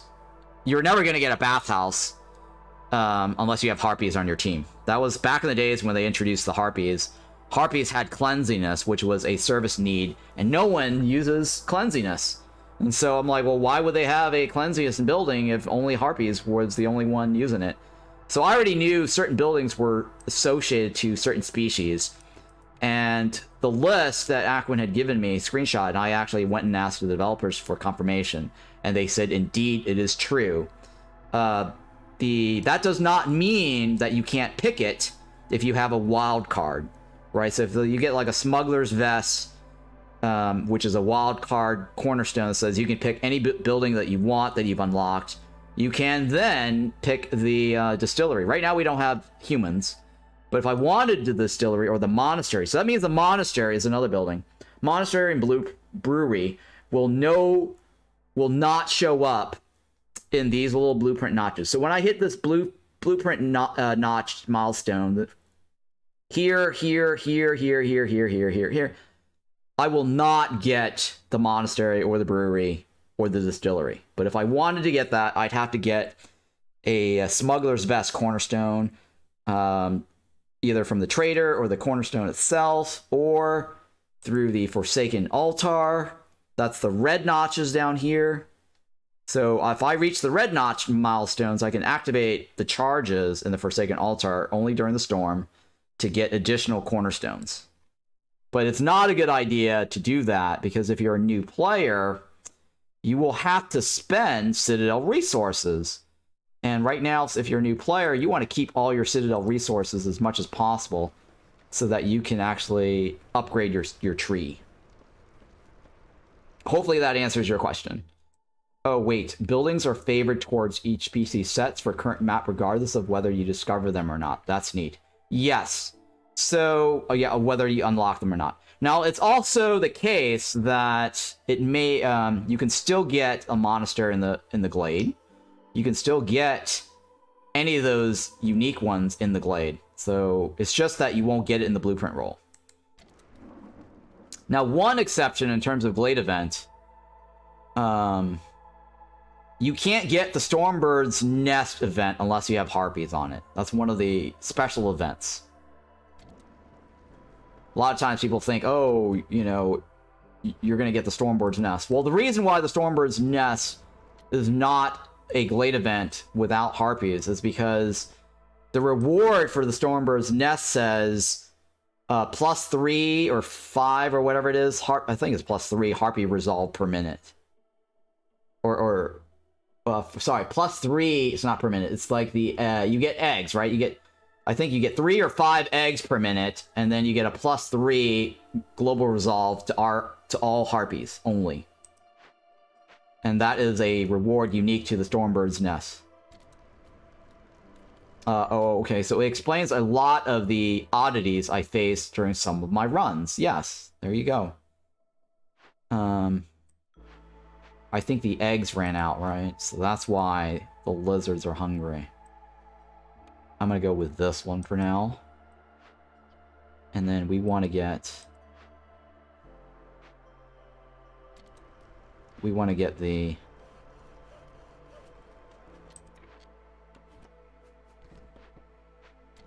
Yeah, we want to get the meat going here. Alright. And so now I'm going to look at this cornerstone here. Because it might be Stormwalker's Tax. That's the reason why I didn't take this right away.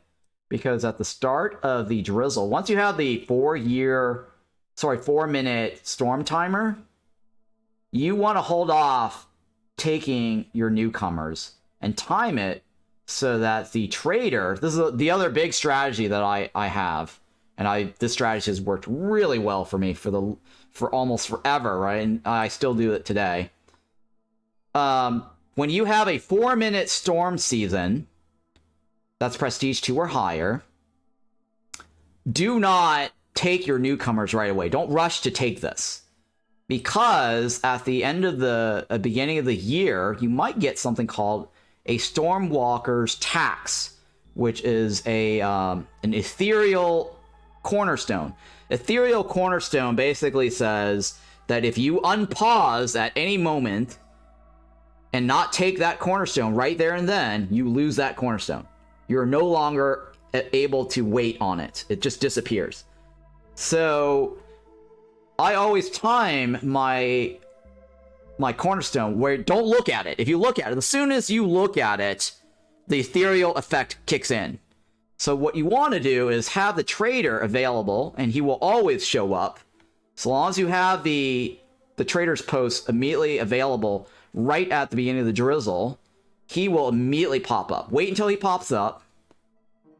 And then also give it a few seconds too afterwards if this is useful for anything related to the trader. Because, okay, so sometimes you get a mystery that says you get 2 ambers back for every 10 trades you do in amber, right?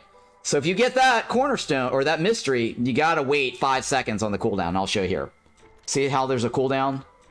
So wait a little bit until you get that. Because a lot of players make this mistake.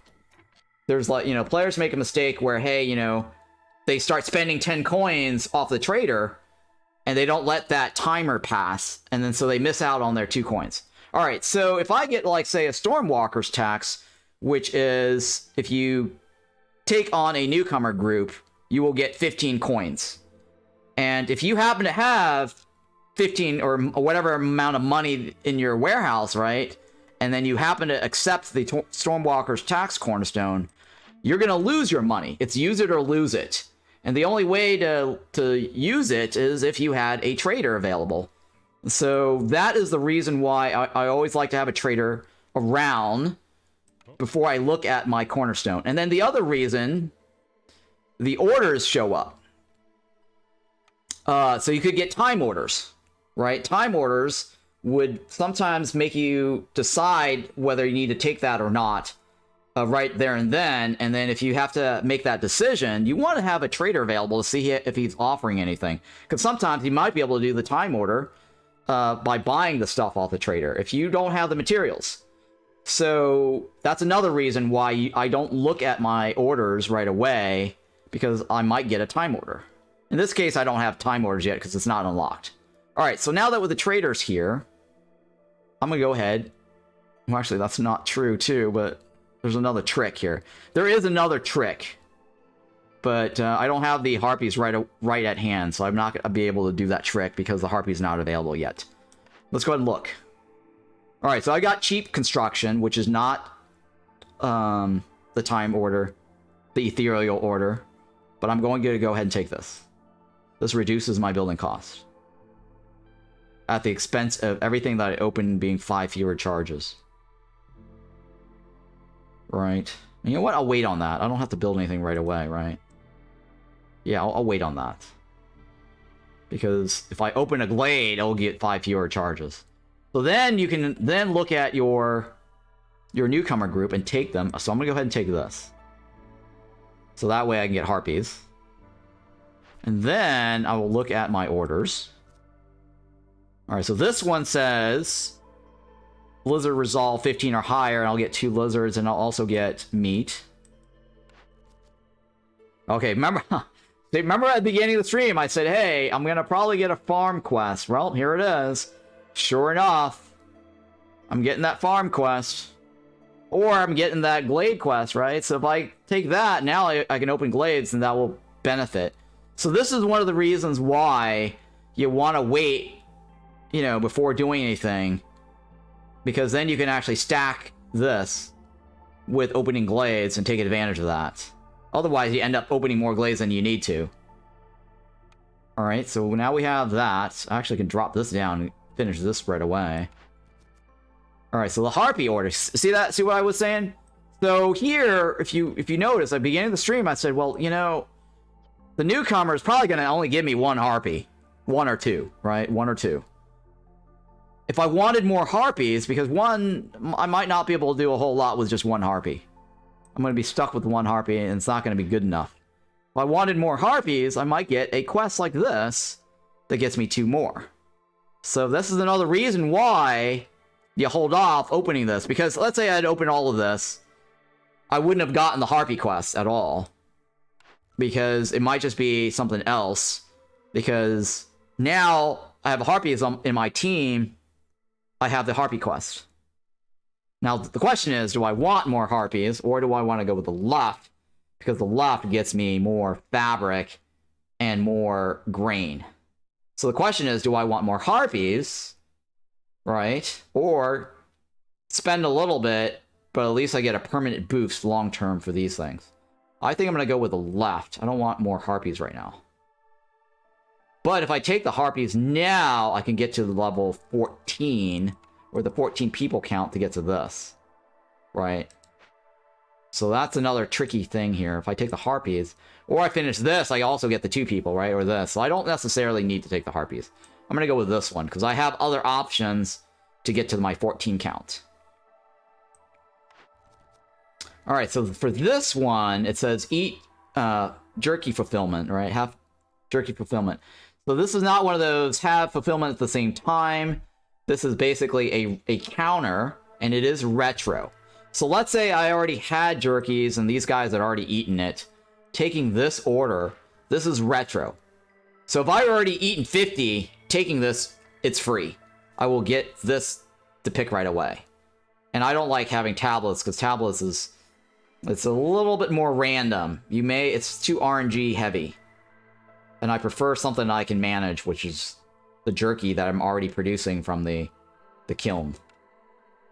And, okay, so the other thing, too, is the last one is a little bit tricky. Sometimes you don't want to look at that last one right away in the second year.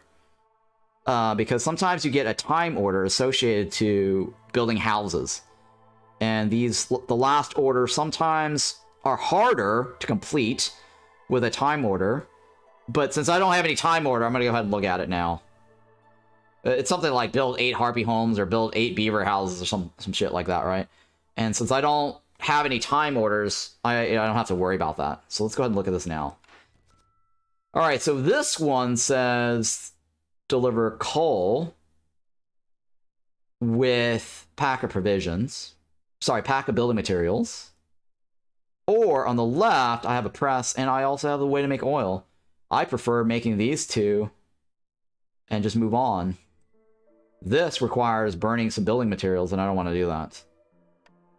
So now we have everything done, or at least looked at, and now I can look at this guy and say, hey, is any of this going to help me with my orders? This is not bad, actually. Huh. I might consider that. It's cost 19, though. That's really expensive. How much is this going to cost me? 33? I'm going to get parts, right? I can probably give up 7. Half of this. I don't know if that's going to be enough. No, it's not going to be enough. Oh my god. That might not be... Oh my god, I do want this, though. I do want this. This is pretty nice to go with it, too. Okay, so the reason why I want this is because we have a biscuit eater and a pie eater. And that, whatever it is, could be used to make biscuits. It's generally herbs. And berries and roots. But I don't have the money, so I guess I'm not going to mess with that right now. Alright, what else here? Alright, let's see here. We'll just continue making that. I'm okay with that. I'm going to put this guy here. And we're going to continue favoring this dude. And we'll let the run thing run. And this is actually a great time to get this. Oh, you know what? It's actually better to get the lizard right now. I want to get my lizard first. So let's do that. I changed my mind. And I'm going to eventually get this on the right. But I know that I'm going to also want to open a glade. Because if I open a glade now, if I open a glade now before taking this, I won't lose that 5 fewer charges. And I'm going to reconstruct these 2 later anyways. It's not that big of a deal.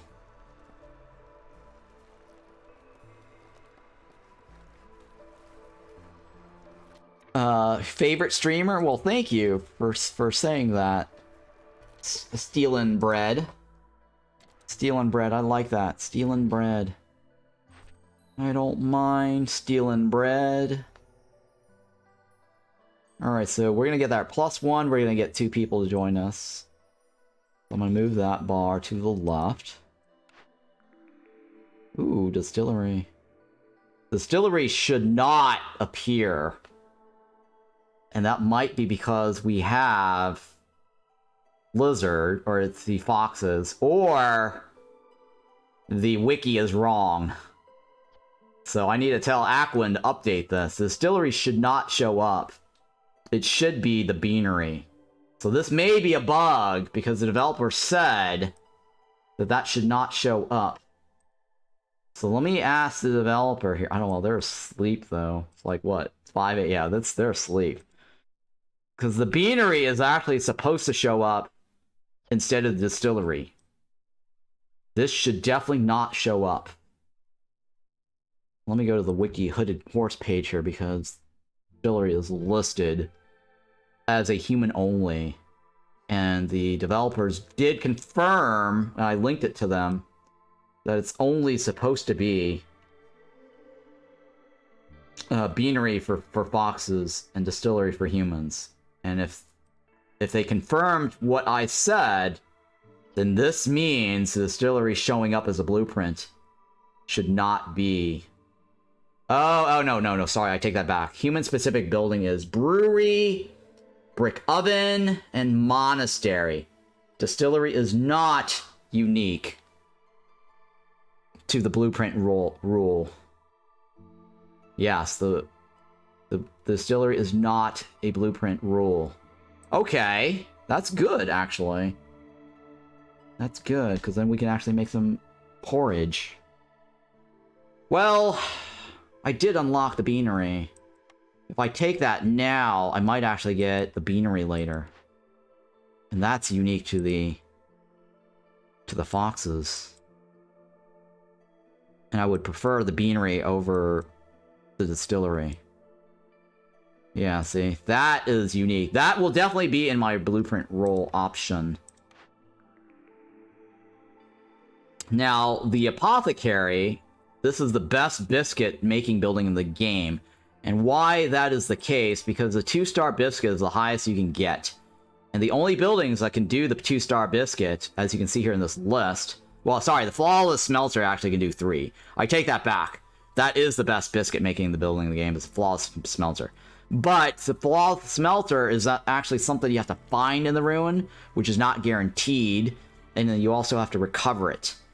The reason why I say this is the best biscuit building in the game is because the Harpy has a specialization proficiency. And that means the Harpy has a 10% chance on top of the 1 or 2% chance that I got from the Citadel upgrade. On top of the water usage, right, I could actually get a higher chance of producing double yield with this building if I wanted to make the biscuits. And this is also the best incense building in the game too, now that I think about it.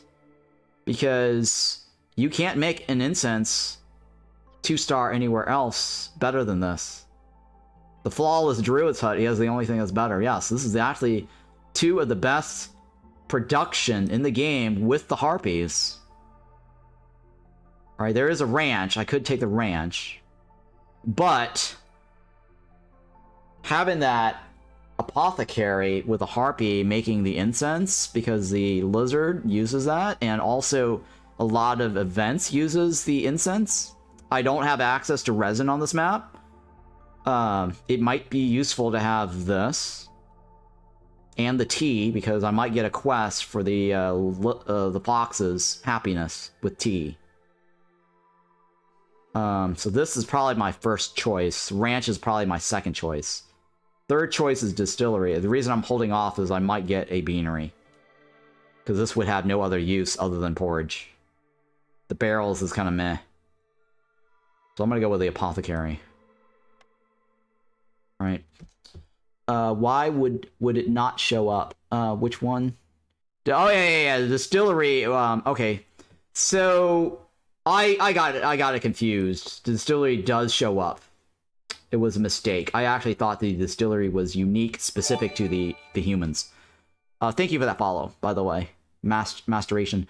The brewery, the brick oven, and the monastery will not show up in any of these notches when I get a blueprint roll. So even if I hit reroll or pay money over and over and over, I would not get the 3 named buildings because I do not have humans on my team. The only way you can get those 3 buildings exclusive to humans is by picking it via a smuggler's wild card, or finding them in the glade, or potentially getting them from orders. Sometimes there's orders associated with certain things, and then it'll give you those particular buildings from the orders as a reward. Like, for example, the monastery can be a reward for opening 4 glades, or discovering or completing 4 dangerous glades. Completing 4 dangerous glades. It's a time order, actually. In 25 minutes or 28 minutes. And then you get a free monastery as a reward. It's an old message before you explained it. What do you mean it's an old message? Oh, what he asked. Okay, yeah. So Azrael TV wrote that message a long time ago before I explained it. Got it. Thank you for that. First time chatter. All right, so I'm going to go ahead and delete this. I don't need that there, because that was the only reason it was there was to complete the quest here. So we got 2 people to join us.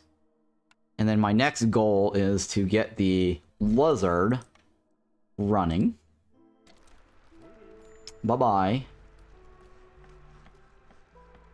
And then I want to get more workers now on this. I'm going to take these guys off. They're not helping. And I'm going to run this again. I don't mind leaving that there.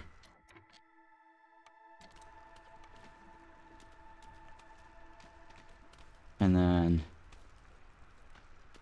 we're getting meat, right? Alright, so I'm going to go ahead and take that off. I'm going to not waste the water. Because it takes a very long time for these guys to finish, and the water's just going to get drained for nothing. Not a good idea. And then this one, we want Harpies, right? So let's go with 8. Harpies are really good because they have a 10% chance of producing double yield. We'll go with that. Now I have lizards on my team. And we are beyond the 2-point marker, or 1 point, right? So turning this in is not a waste. I will definitely turn this in. So I can get more meat and more workers. And for this, I'll leave the lizard on there because we should be able to get more lizard happiness bonus. Once we get those jerkies going.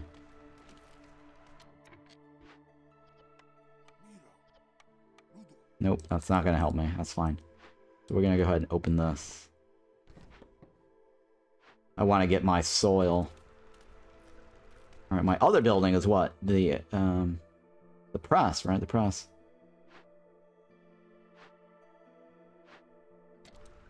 And then what's my other building? I want more planks, right? Or no, fabric. Yeah, let's get some fabric. I want to get 6 of these. And then keep this at 24. And I'm going to put this guy here. No, I'm going to put this guy here. No, I'm not. You know what? Hang on. Let's go ahead and carve this out. And then let's put this over here, right? Yeah, any reason not to open the small glades? I'm opening it right now. I am opening... Oh, not to. Well, right now there isn't a reason not to anymore. They have actually improved the game significantly by adding more variety to rewards that you get in the small glades. And so I am not shy now. Back in the days, one of my earlier strategies was I avoid opening small glades. If you're watching, or sorry, if you're reading stuff or watching stuff that's over a year old or whatever the hell, right?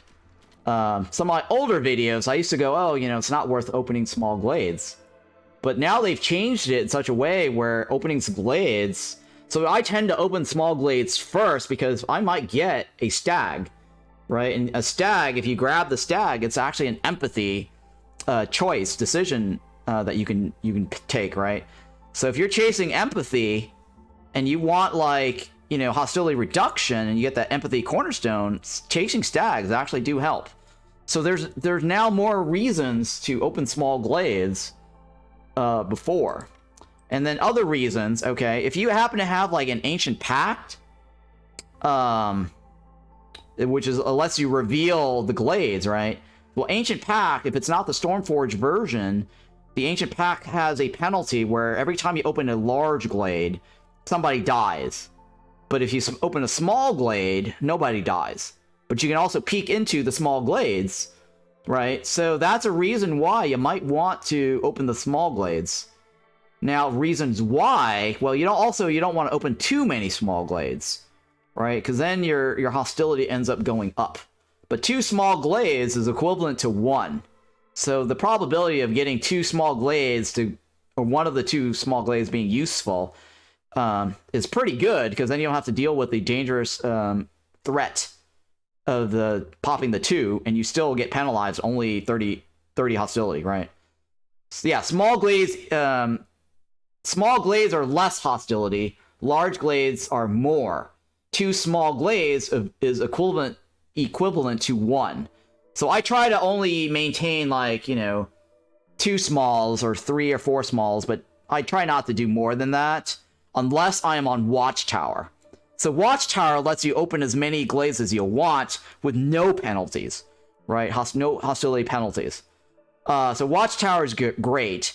Now, Foxes, as I mentioned to you, right, has the built-in ability to reduce the effects, the Firekeeper's ability, right? So let's say I already opened that small glade. It's going to cost me 15, right?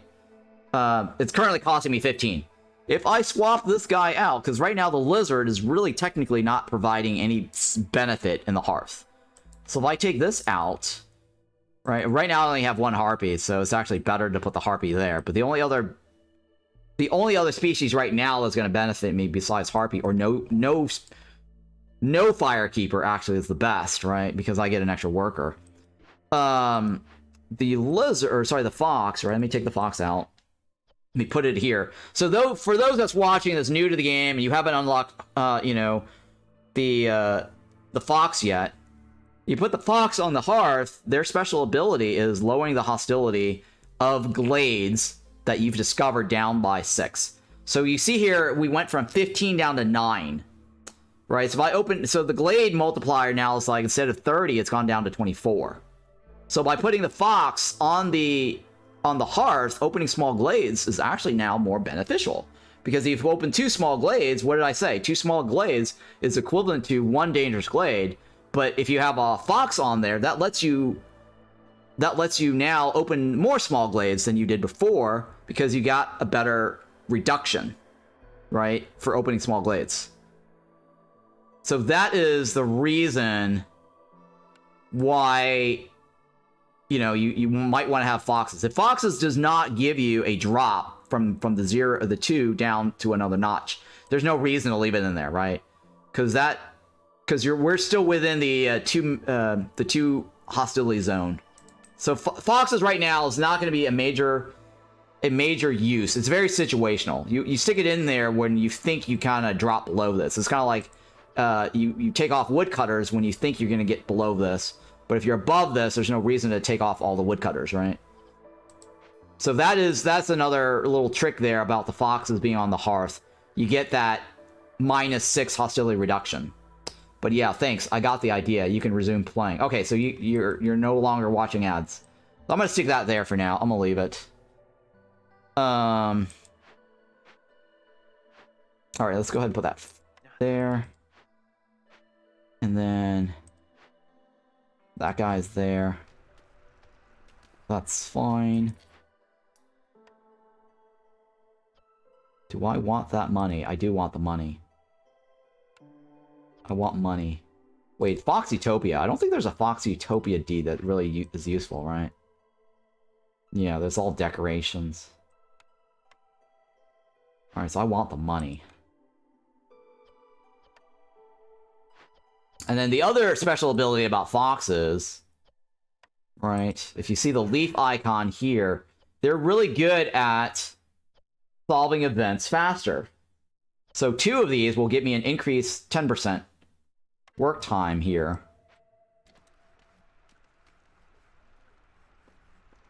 And then that way we'll finish sooner than later. And you know what? It's only 24 seconds. I'm gonna take that off. I don't really care. I would prefer to have them chopped.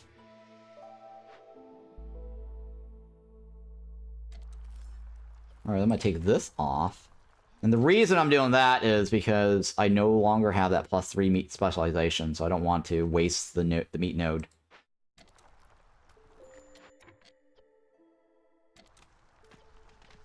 Alright.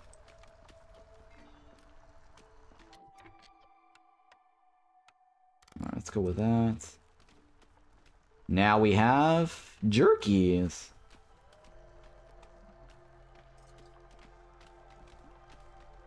Come on. Spin. Spin. Jesus Christ.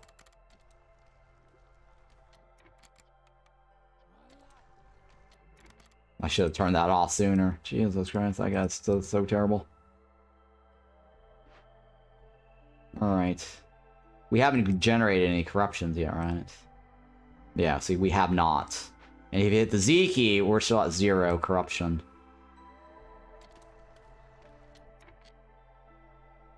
One, two. I'm gonna redo all this later anyways. And I know I have a cornerstone I haven't picked yet. But the reason I waited was so I can get that 5. Otherwise, this would have been 13-13. And I already got the fuel I want, the soil I wanted, right? And that was 12. That was really nice. So this is my usual on how to set up farming in practice on a real live town. We get that out of the way, right? Alright, so where am I going to stick the hearth, right? So we're on frost, right? So this is actually really good. So I'll probably stick my other farm right here.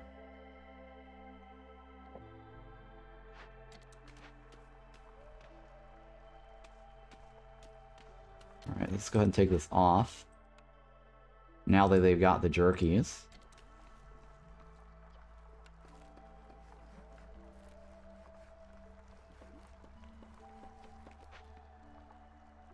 And then what else do I need?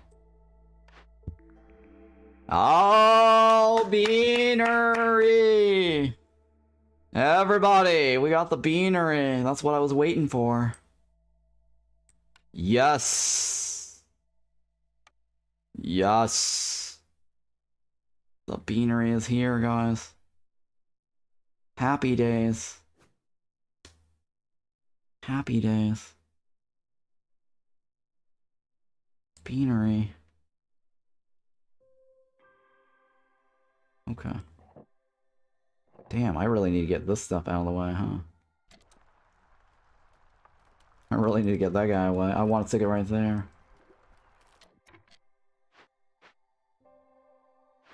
Alright, let me move you over here.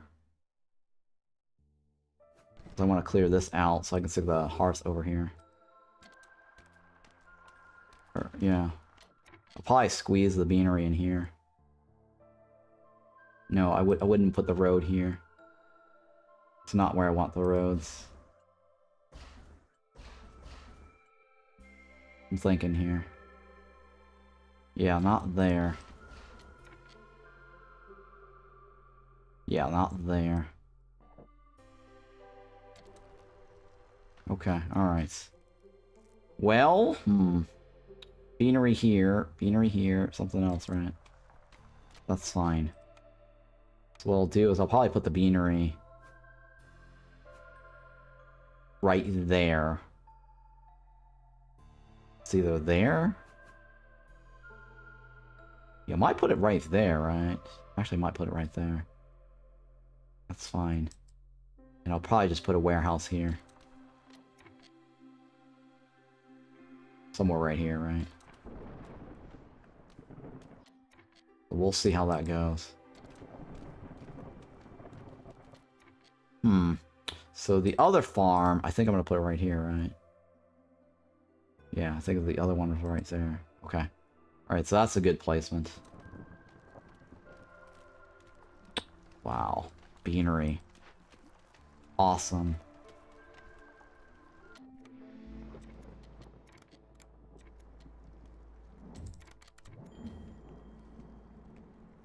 Low fuel. That's 8, right? Let's take this off. I don't need that there. How's the wood? Okay. So... yeah, that's fine. Harpies are not going to be happy. Already knew that. Already knew that. Blizzard house. Bricks, right? Alright, we're gonna want that.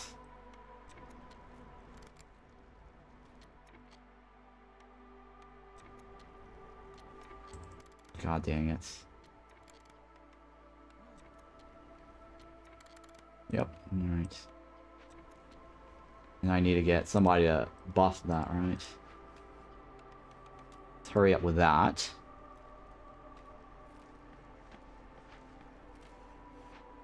Okay, okay, okay. Come on, come on. Speed this up a little bit.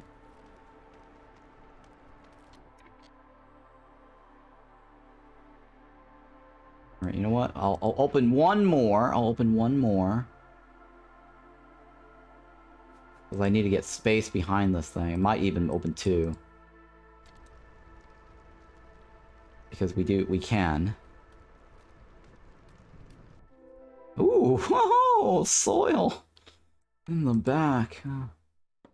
Right in the back. Yeah, I need to clear this out, right? Alright, one more, one more. That's it. That's my cutoff.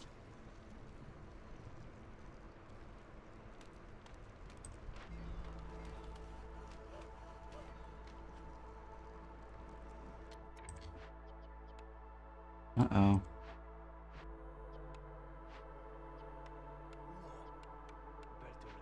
Raptula? Oh, shit.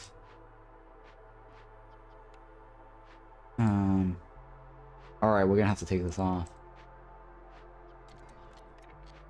There you go. And then that guy.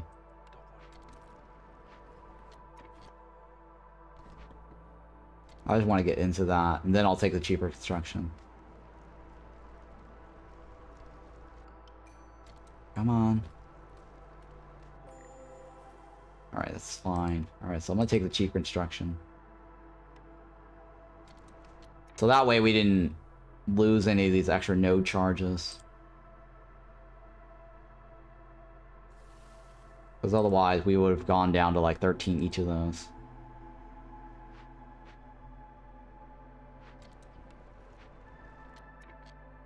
Now the obelisk, what do you have for me? We're probably gonna take the reduction, right? Alright, so now we can do this, rebuild this. Yeah, I'm gonna rebuild this. Because, okay, so now that I've got this thing called cheap construction, right? I can actually rebuild it. So you salvage your buildings, you get your refunds. So if you roll your mouse over these things, right? That's your refund, right? Salvage material. So by doing that, I got some stuff back on the Blightpost, and I rebuild it. I get parts back or whatever, right? I can probably do that on this as well, and then also these other homes if I wanted to.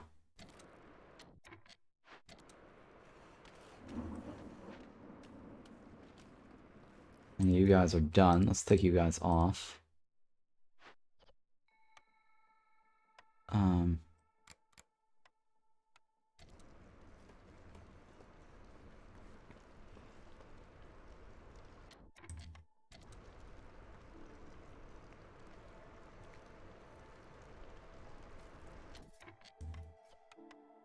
Okay. It's taking forever. Oh, this coffee break. Jesus Christ. Coffee break.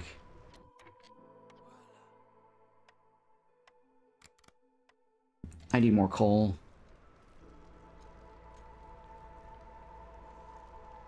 You know what? I'm gonna leave it. I'm not gonna worry about it because we actually already have a good bit chunk there. Alright, delivery line. Wow. Or silent looting. Silent looting allows me to reduce my hostility, right? That's a very interesting one. The delivery line. I could get, if I get like a stamping mill, I could get like pottery done. Or I go silent looting and I reduce my hostility, right? And open a bunch of small glades.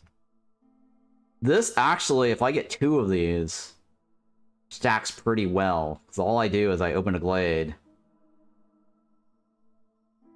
A large glade, right? So I'm gonna see if I get... I'll take this one. I don't know. I think that might be better. That clay line, though, is tempting, though. For sure.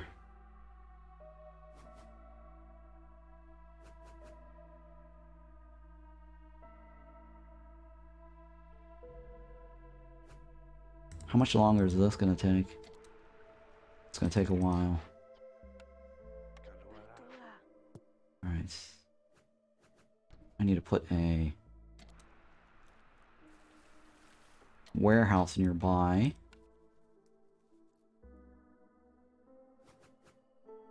Alright, hang on. Where's my hearth gonna be? I was gonna stick a hearth right there, right?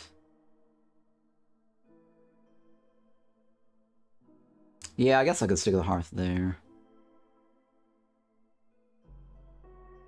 I'm thinking. Okay, alright, so I have an idea. I'm gonna put the hearth here. Put that there.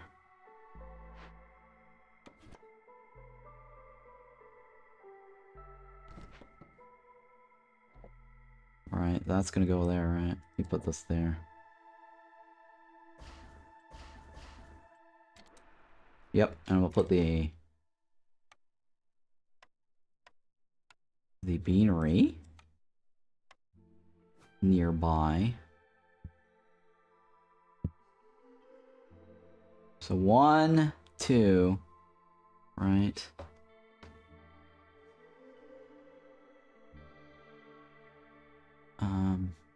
How do I want to do this? So let's there. Put the hearth here. I could put the beanery. No. So here, if I put the warehouse here, well, I could leave that as a reserve for decorations, right? Yeah, the decorations can go in there. Maybe like this.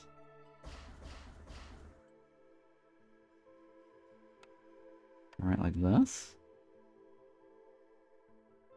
That goes right there, right? Do I want it like that? Like this. Yeah, I don't know. I'm trying to figure out how I want to fit this in there. It's fine, let's go with this way. And then you... Let's go ahead and put all this back in place. How long is the trader gonna be? 12 seconds? Okay, I'll wait. And this is probably like, what, 11, right? It's not that great.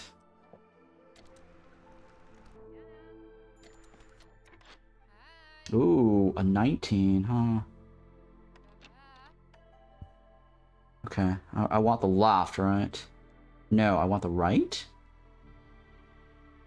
Because I can always make that. I want the right. Alright, so this is lizards to be happy and get +1 meat. I'll take it. This is open 2 large at the same time and get a bunch of pipes. Or do 12 trades. I mean, pipes I can always make. I don't need that per se. I can do 12 trades easily. We'll go with that.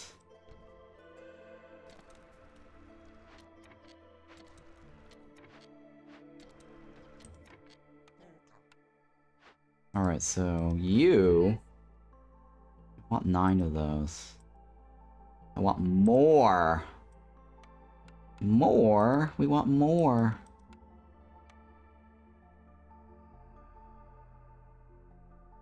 What do I have to give? What do I have to give? we'll take that. That's fine.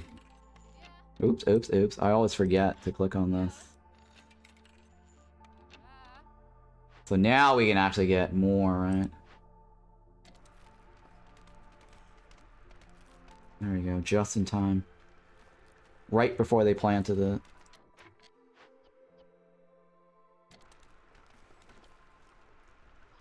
Now we just need a ton of that, right? Okay. So I want to get one of these.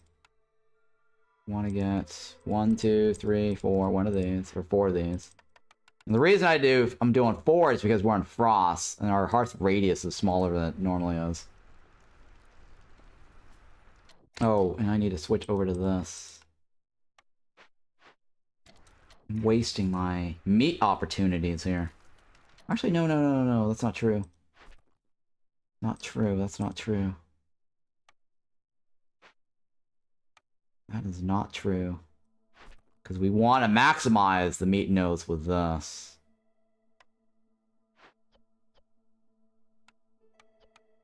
Yeah.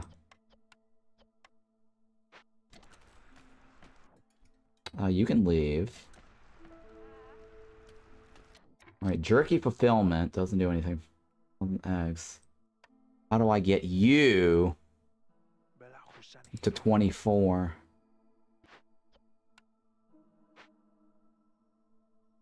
Let me take this off.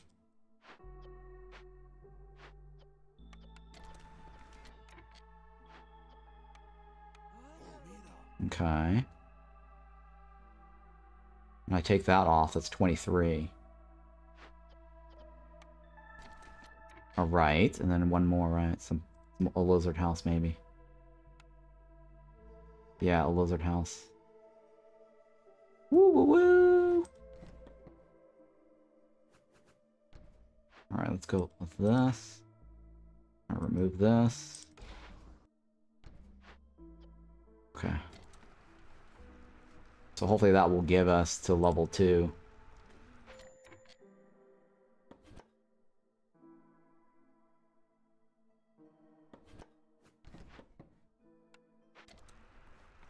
Okay. Hurry, please.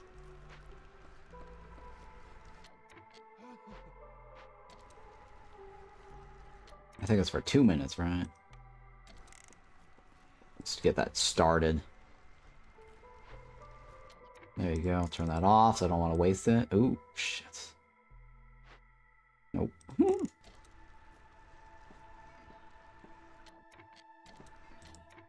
There you go. It's 24. We're gonna leave that for a little bit. So how many minutes do I have to wait on that? It's 2 minutes, right? It's 2 minutes. And you are needed to give me 5 of these, so we get that plus meat.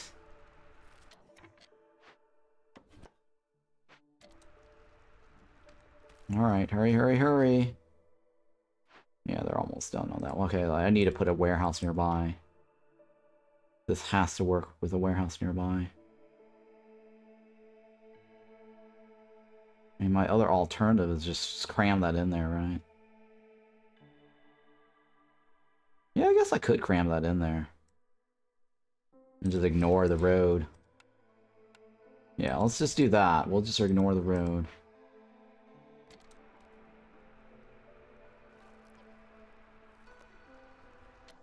And then we gotta wait for the lizards. These guys don't do anything.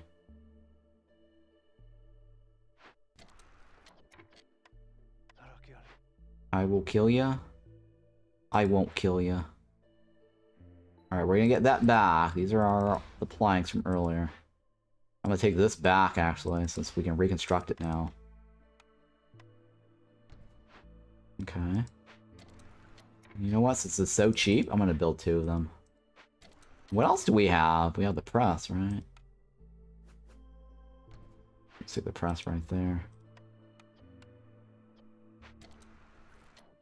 Alright, so lizards are almost done.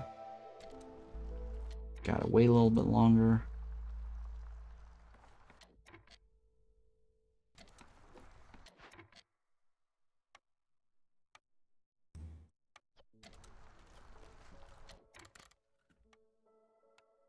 Okay. We're out of fuel, aren't we? We're out of wood. Alright, 20 seconds till the lizard pays off.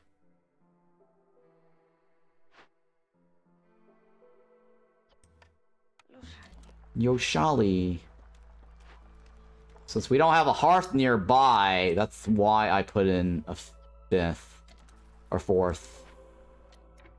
This is important to be able to finish harvesting all this. Otherwise, they're going to take their time transporting it. And then they have to go back this direction as well to get their rest.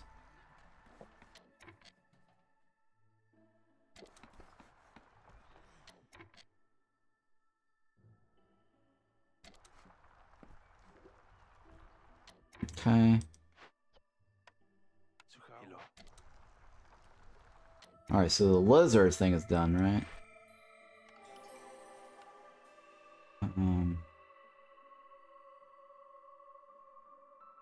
Alright, so we can actually do this now.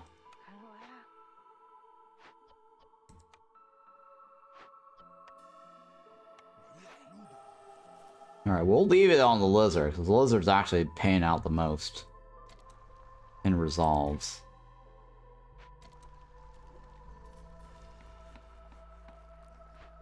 And I need to get this guy over here. So I get that hearth over there. Ooh, a tavern, huh? Yeah, let's take the tavern. Herb Garden's very attractive. For the biscuit making. But the tavern, it's kind of hard to come by. Well, they're both kind of hard to come by, right? The only way I'm going to get biscuits is with that herb, but only one person eats it. So there's only one person eating the herbs, or that needs the herbs, so I'll take the tavern.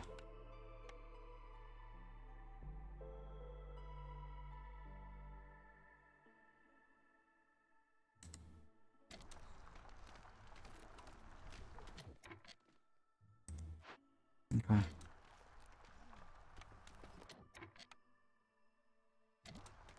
I need that right away. Need.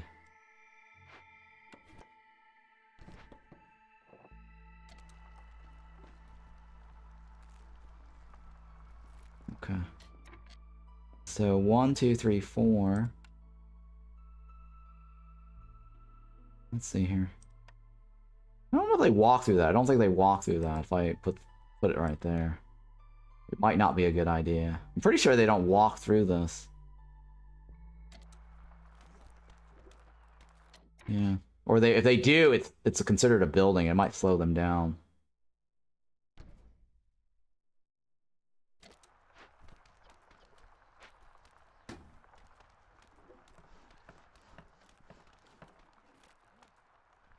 Alright, so that's also for coal.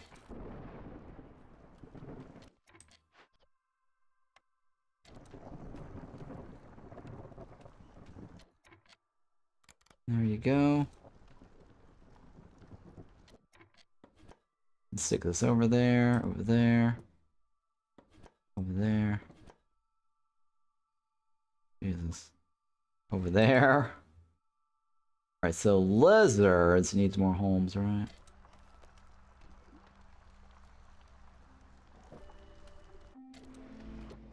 Alright, this is year 3. We're gonna need a... Yeah, it's fine, right? It's fine. I need to take the woodcutters off.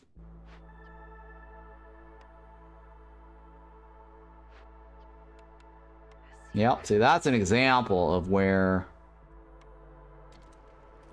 having the fox really be useful, because now we're actually down to 9 and 24.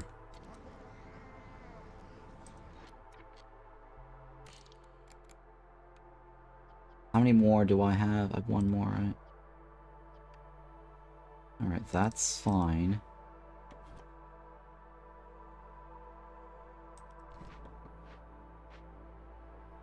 Alright, hopefully that is enough. No, shit. Shit. I gotta figure out how to get that one guy in there next. We don't need you guys there. We only need one. Alright, so pack of building materials. Sure, I guess I'll trade it. Sure. Actually, that's not a bad deal. Unfortunately, I don't have enough. Betula.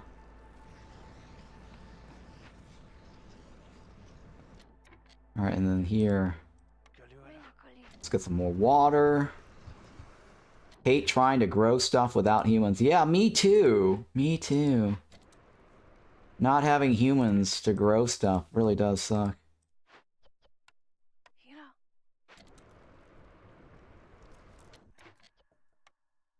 I need 30 of these. Well, actually, no, wait, I need 40, right? 40.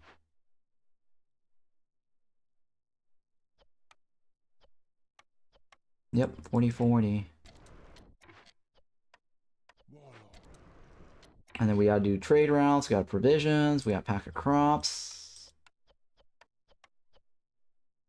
And then I need building materials. Which I don't know what I'm gonna do for the building materials. Yeah, we don't have any stones on this map. Maybe getting that brick line might have been a bad... Might not have been a bad idea. The brick line.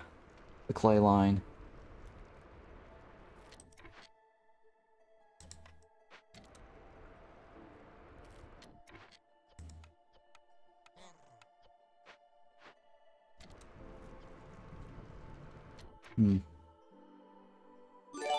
Hey, thank you for that follow there, Kamoking.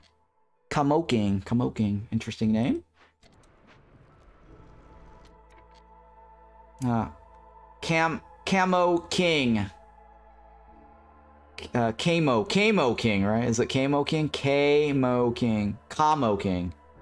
Is it Camo King or Camo? It's probably Camo, right? Camo. Camo King. Welcome. Camouflage. Camo King. Camo King. Welcome. Thank you for that. Bingo. Camo.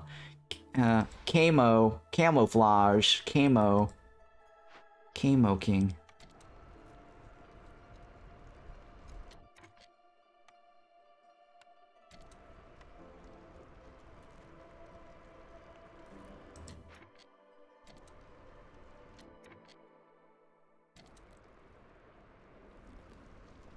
Man, I am so hungry. Everybody's happy. Or at least satisfied. I wouldn't say happy. They're satisfied, right? Everybody's satisfied.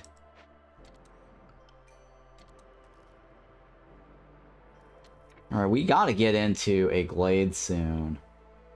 I gotta get in 2 glades, right, to complete my deed requirement here. I gotta complete 2 glades. And I need to get abandoned cache, right? I wish I could make some tools. Do we have any tools option? No tools. I need to get this done too to get that one right. I don't know if that's a good idea. Damn it.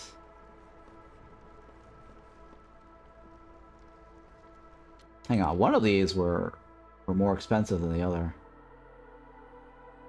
Oh, okay, I must have resalvaged it. Yeah, I guess I must have resalvaged it. Okay, that's fine. Now the one on the right, I want to lower my hostility even more, right?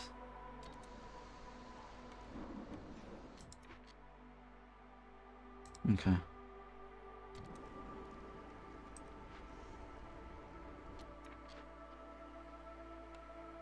Alright, let's go with one more. One more time.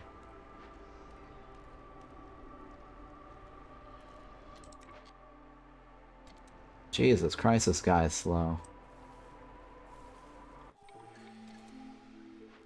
Very slow. Not diligently. Mayna's got cooties. And what's the timer on the 1 minute? Okay, I can wait 1 minute.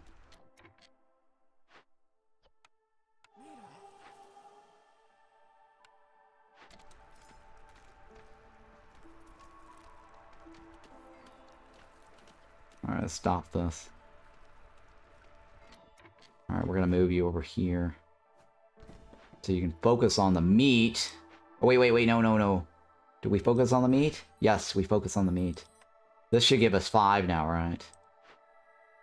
Yeah, it should give us 5. And the need fulfillment. Okay. What about this one? Oh, shit, the market. I'm gonna go with the left. That's a little bit more doable. Especially since we have that one, right? 20. 1, 2, 3, 4, 5, 6, 7, 8, 9. 9, 10, 11, 12, 13, 14, 15, 16, 17, 18, 19, 20. And I want to open this up.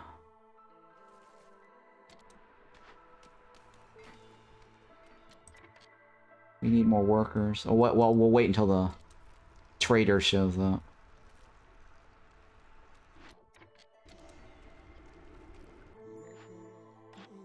Okay, there's nothing here that I need off them. Alright, so not Firekeeper's prayers. Okay, I get more meat when I solve shit, right? Does it pay for itself? It does kind of pay for itself. Well, alright, well, first of all, let's open the glade. I'm pretty sure we have everything we need to solve shit.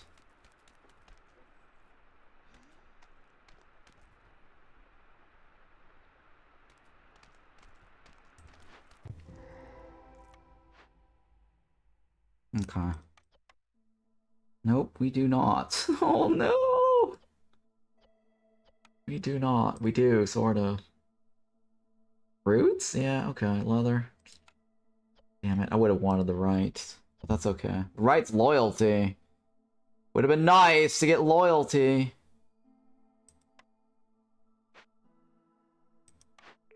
I don't have a reroll, right? Well, let's go left.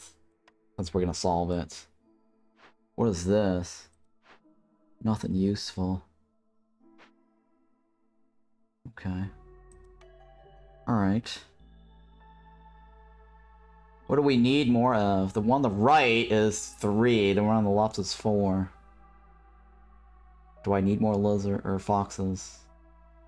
Do I need more lizards? I don't think I need more lizard, but having clay is useful, right? Let's go with that. I need more trades.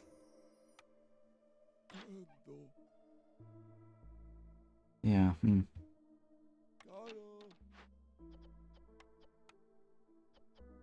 Alright, that's fine. If I take the left... You know what, let's go ahead and turn this in so I get my blueprints here. Ooh, rainmill. Ooh, bakery, huh?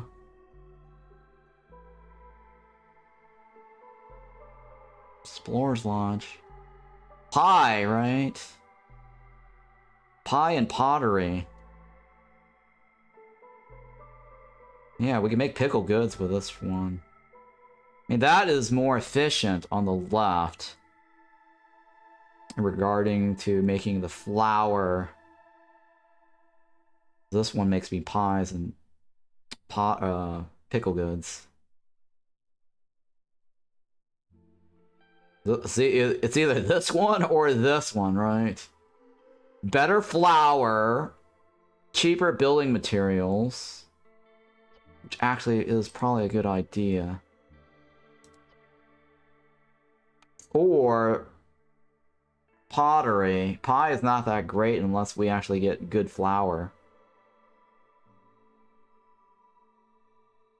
I'm gonna go with the best flower in the game. I think that might be better. Rather than gimping ourselves.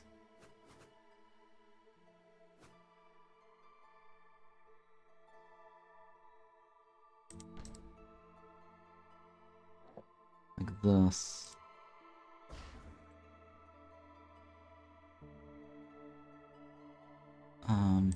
Is it better to go like this and just put the beanery in here?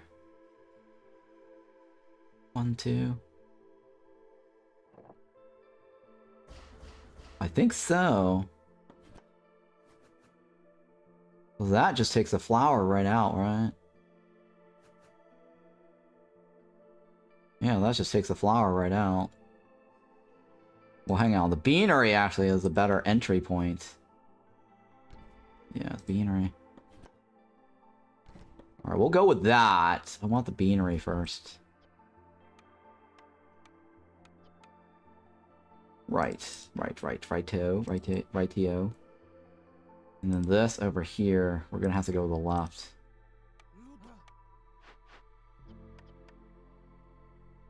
And that's a drizzle water. Yeah, I don't think we can do the right. I'm pretty sure we can't do the right. Not fast enough.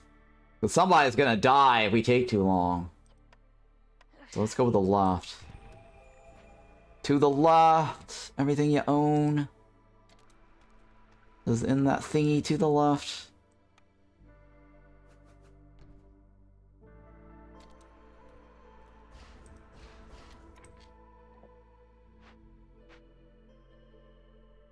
Okay.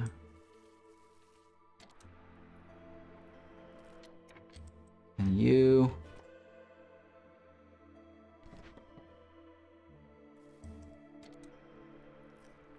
Okay. You're done. 5. I need more... I need more bricks. I need more bricks. And I need oil, right? And stop making flour off of that, because we can do it off of this. Alright, what do you have that I could possibly use? Nothing, right? Nothing. Okay, see you later. See you later.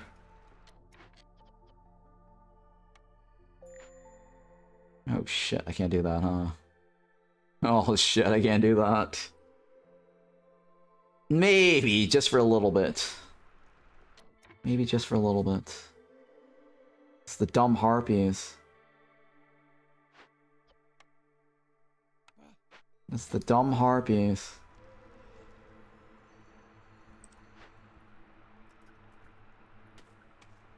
Dumb Harpies! Don't leave! Don't leave! Don't leave me!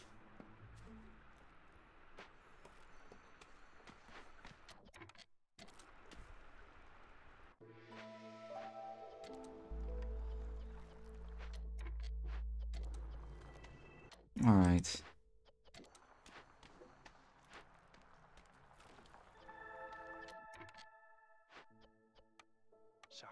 Alright, Shahudini. Oh, I need pipeys, don't I? For the other thingy.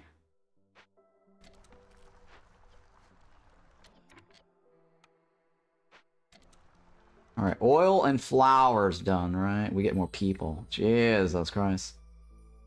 More people, more problems.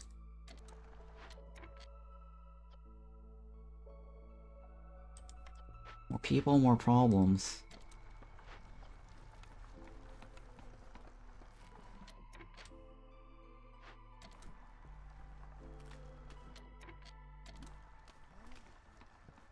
Let me think here. And what I could do is destroy all of the foxholes to get the dumb harmony quest out of the way. Alright. 1, 2, 3. I'm thinking here. Yeah, you know what? Let's try that. I'm gonna do this.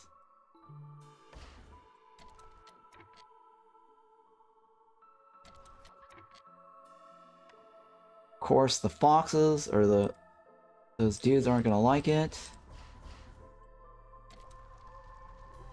But it is needed. It must be done. Hang on, let me pause this.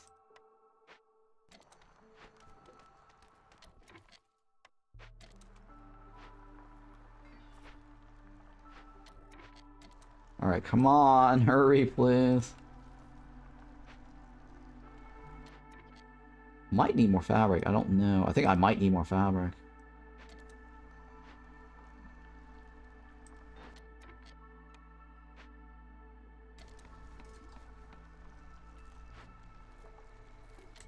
Yeah, might need more fabric.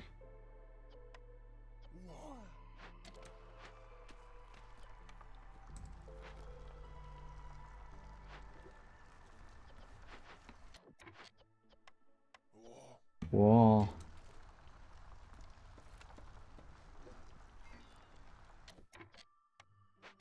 Yeah, shit. It's probably fabric.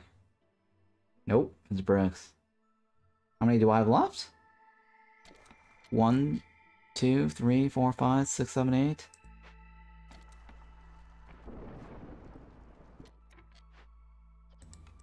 It's probably bricks.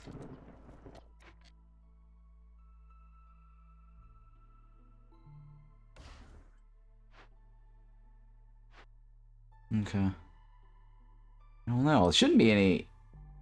It can't be planks. It's probably bricks, right? Bricks is probably the bottleneck.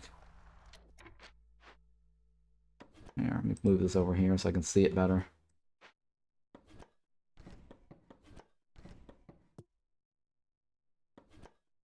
Yep, it's probably the bricks. 1 is bricks. Bricks and fabric. Bricks and fabric. Bricks and fabric. No, it's probably bricks. It's probably bricks. Shit. Oh shit. God.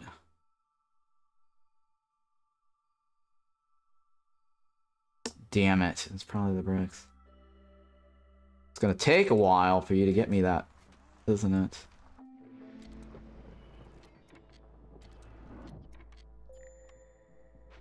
Take this off.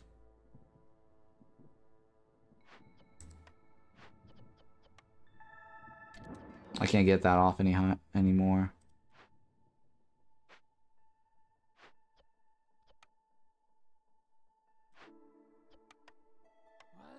Yep, okay. So... Ha! Ha, ha, ha. Harpies. Harpies are the worst. Harpies are the worst ever in the world. Harpies, you suck. We'll have to give you some water.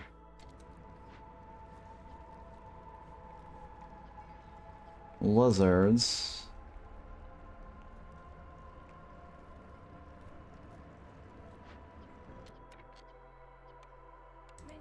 Mina's got cooties.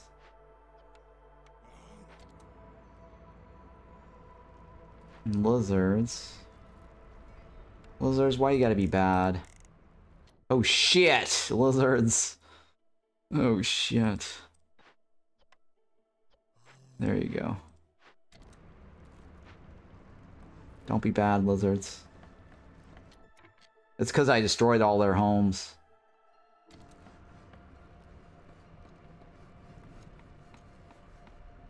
I just want to get that harmony thing out of the way. And then I can make my provisions better, right?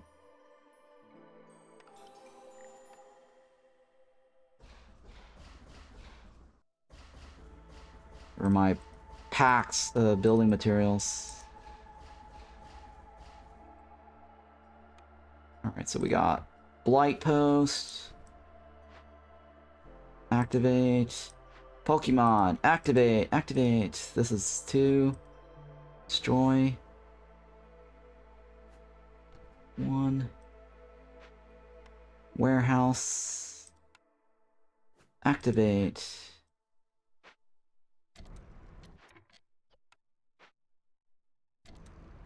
Oh, shit. Oh. Oh. That was close. Yes, 10 homeless will do that. Yes, 10 homeless will do that. For sure. Here we go, lizards. Get your homes back. Lizards! Rejoice. I've decided to give you a house. Actually, let me put that over there, because it'll be faster to move the 8.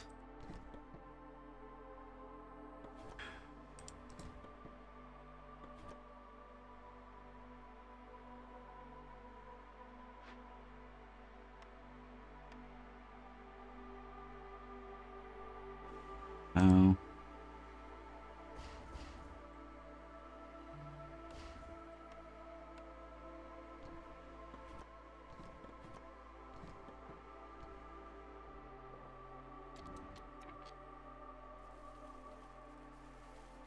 No, I don't have any woodcutters. Yeah, damn it. Storm is almost over anyways. I will have woodcutters once this hearth goes up.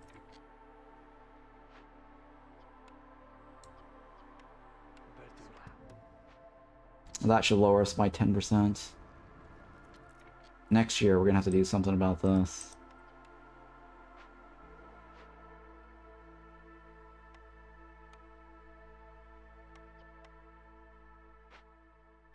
Oh, shit. Oh, fuck me. I forgot about that, too. What a waste. What a waste. I forgot to stop collecting meat outside of the drizzle. Otherwise, we're not getting that +3. Oh my god, that was such a terrible thing I did there. Terrible min-max. Was not paying attention.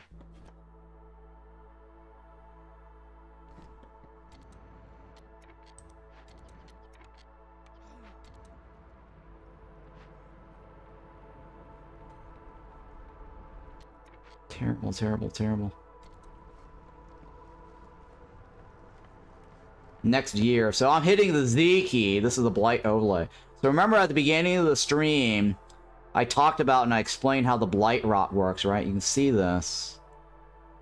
Right, see how the flower... each one only gets 3. Each building. So anything more than 3 overflows to the next thing. So... the warehouse probably got its 1 when the kiln went over the 3. And then the warehouse will get its 5 every 3rd clearance. Right? And then the press got some earlier. Pretty sure the press got some because we're using it to keep the 2 knuckleheads over here happy.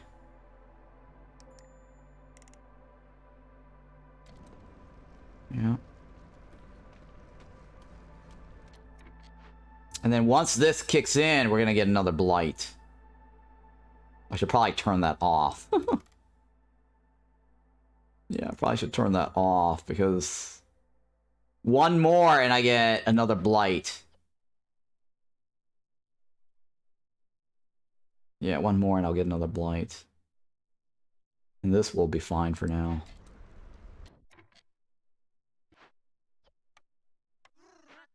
I won't have enough time to burn that. I'm pretty sure I won't. But we'll take care of that next year. Oh, we might, actually. I don't know. No, we won't. Shit. Yeah, we won't. That's fine. That's fine. Okay. Let's doo-doo wad this. Let me turn off the water here, the extra.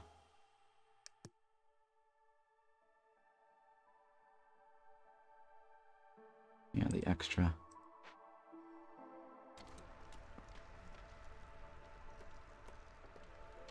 Alright, and then you're fine.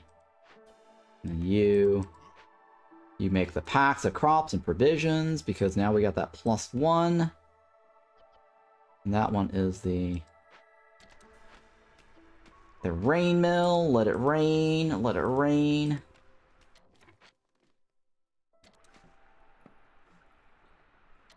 What do you need? 22? It's gonna take a while. I'll kill you, I'll kill you, I'll kill you. And I need more green water. Alright, what do you got for me? Foxholes, huh? Ooh. Foxholes or the ability to make tools. I would have to say tools. I know it's not the best tool shop in the game, but being able to make tools might be useful.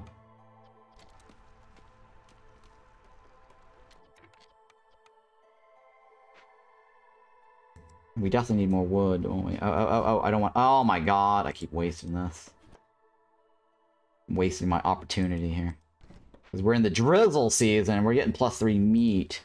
So we gotta juggle the meat production every time. And why are you not working on that? Jenna Ortega. Alright, hang on, let's take a look at the rest of this. Alright, we should be able to use the water easily. Looting. Ah! Perfect! Perfect! So now, every time I open this, or even use left, I get -30.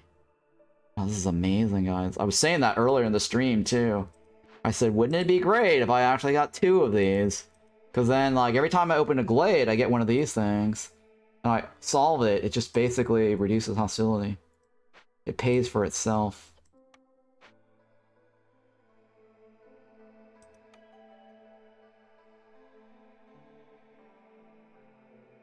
Alright, I'm gonna go with the Harpies. Oh, dumb Harpies. Dumb Harpies. Why you gotta be like this, Harpies? Why you gotta be like this? Why you gotta be like this?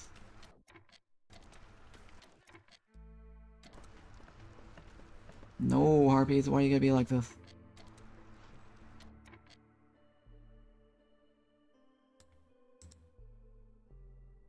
Dumb Harpies, why you gotta be like this? Beavers best race, you know it. These dumb Harpies, I don't want to lose my 23 there.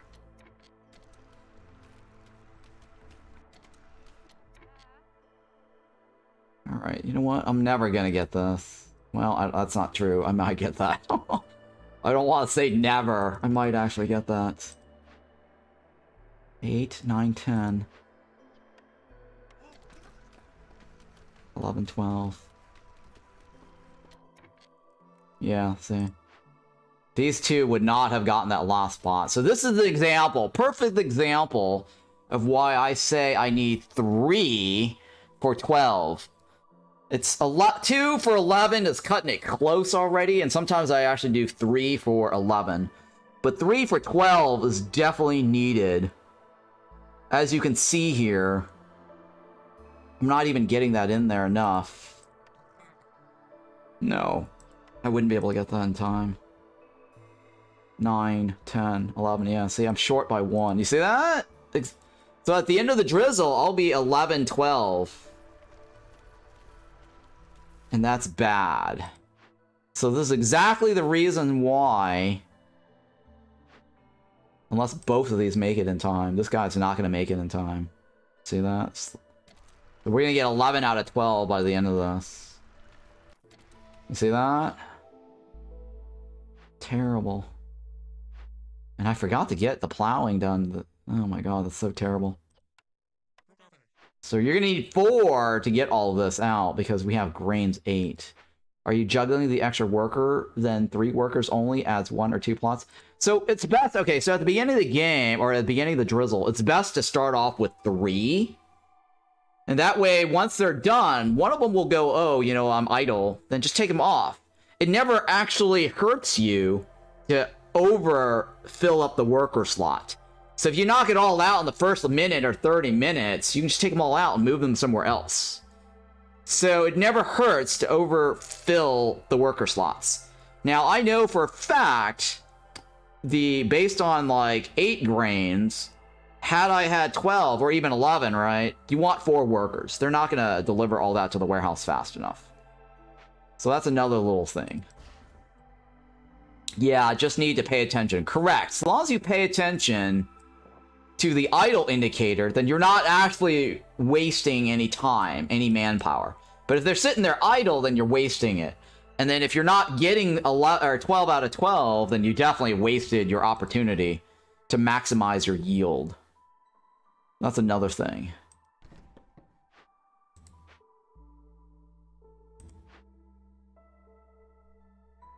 $10, right? No, I shouldn't do that, actually.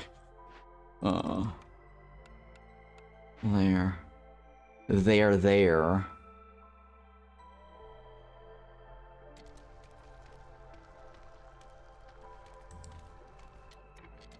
Joke's on you. I'm going to set up 16 workers for 16 field spots. Yes, you should do that. I actually said that.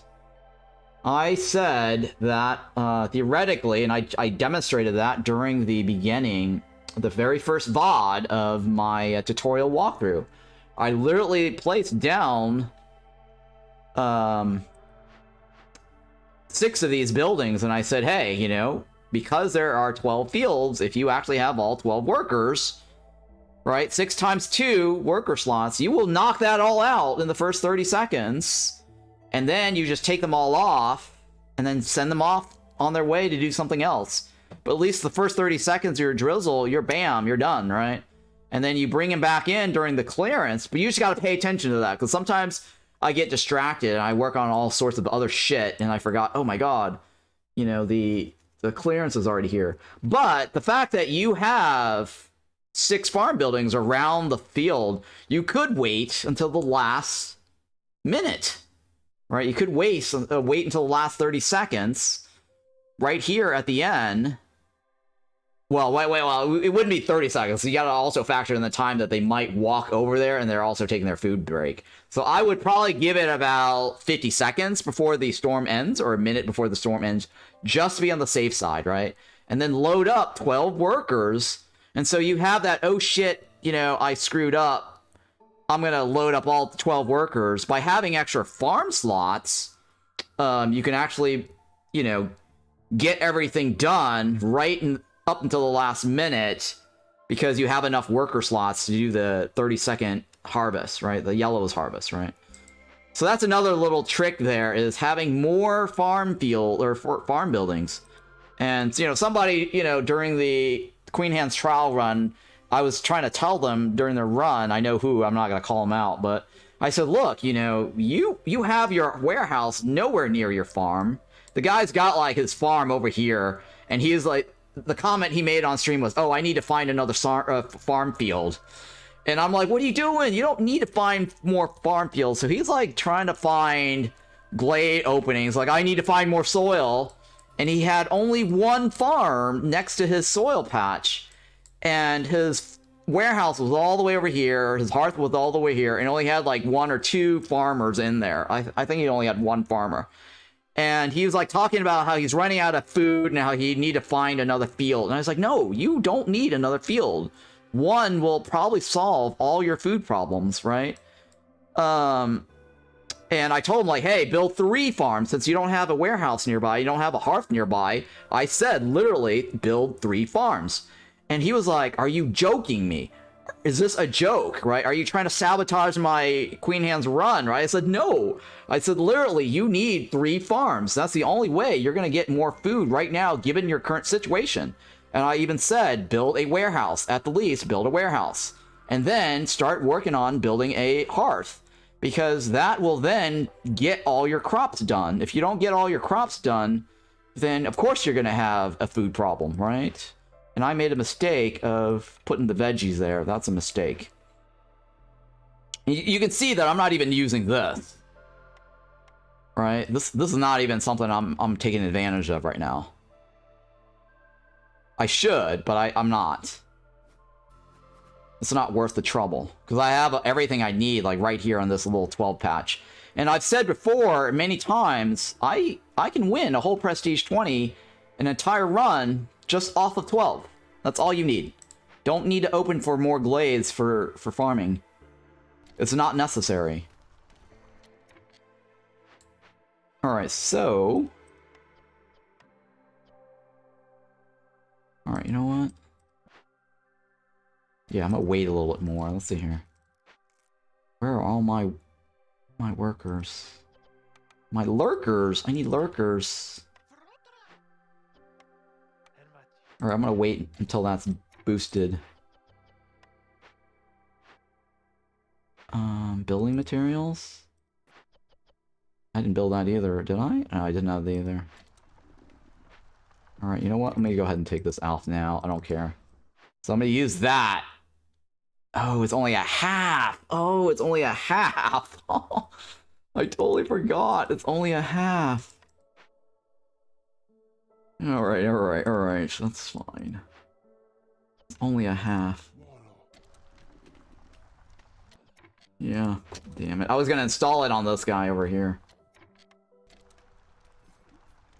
He's not gonna do a proc chance, or double chance yield. Well, he's got a 2%, I think, to get it down. Anti-micro my farm workers for 2 whole years, so I'm sticking to keeping 2 on them there and only microing 1 for now, right? Well, if you're having food problems, if you're having girl problems, you know, I did tell you. I got 99 problems, and a farming is not one. A farmer is not one.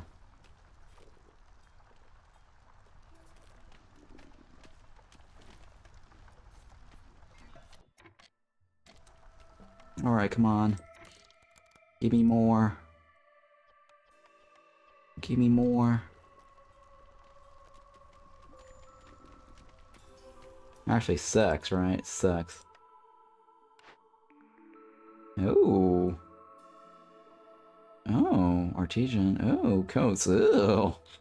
Better planks or better coats? I guess I'll go with planks, right? I think planks is better overall. I got 99 problems and a farmer is not one.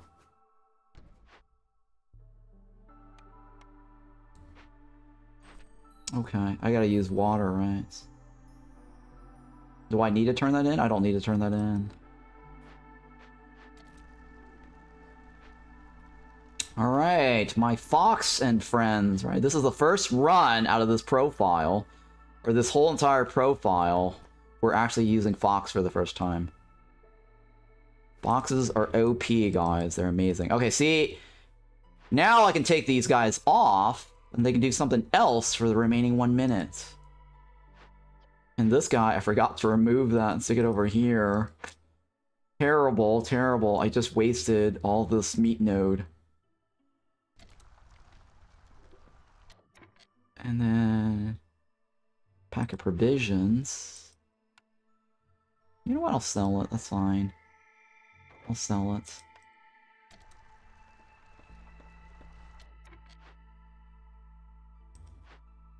Or we'll go this way, and then we'll go this way.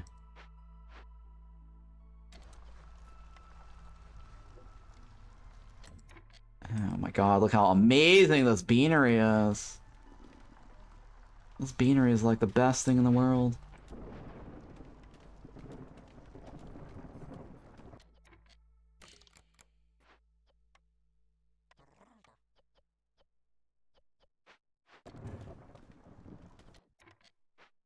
Okay. Bam. Oh, I could probably need 1 more, right? I do need 1 more for the carpenter. In a pinch, if you run a hauler during clearance, it will help a lot if you don't have the time resources for another farmer. Yeah, if you unlock this, that definitely could help. I agree. I've done that before, actually. I filled up the small warehouse with another set. That way they pull it out. Another way is to get the work. That's the reason why I have these things near. You can see this, right? These guys will also, right, in a pinch, instead of a hauler, if you don't have the hauler slot open, right? So new players, if you're playing and you really need to grab the internal grain, you can actually fill up this slot. And so long as the white arrow is pointing to the farm like this, you can utilize this to pull out the grain, right? And you can do the same thing with like a bunch of these, right? So if you don't have like a hauler slot open or available, personally I don't like using the hauler, you could always load up like a bunch of these next door and then just temporarily grab whatever you need. And then it's also stored here, so it's like hidden, right? So let's say you pull out all the veggies, right, and you store your veggies here, or like your berries, then you actually already have it tucked away and you don't have to worry about them stealing it from the warehouse or a blood flower draining it. So that's another little trick to grab stuff. So rather than waiting for this guy to move it into the warehouse, you can actually use these guys here. And if they're not next to the warehouse, they will actually pull it from the internal small farm. So that's a little trick there. All right, what do we got here? This is year 5, right? But hey, Angry Pigeon, what's going on? It's good seeing you. Haven't seen you in a while. Alright, so here we've got the Rotten Rain. Remember at the beginning of the game where I said if you get Rotten Rain, you have like about 90 seconds to get out of this. And that's one way to escape it, right? So if, let's say if you have this going, right? And you need the worker, or let's say you've already cleared out all of it like this, and this happens to be a 4 and not a 3, right? What you could do is you can just juggle the fuel to lower out of the 4, and then let the 4 run for like 60 seconds, and then juggle out of it again. In this case, I mean, you can just do like this. That works too.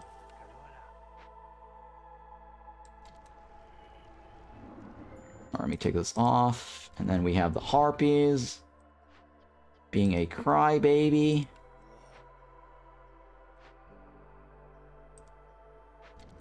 Again.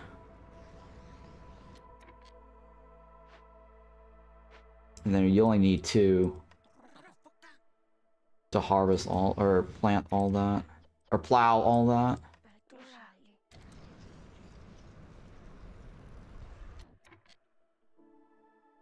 And then I need to do, what? 8 more of these?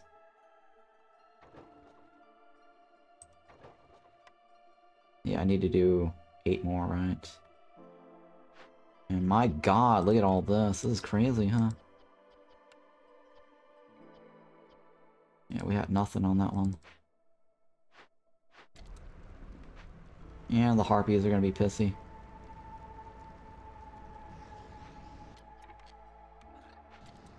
And the Harpies are gonna be pissy.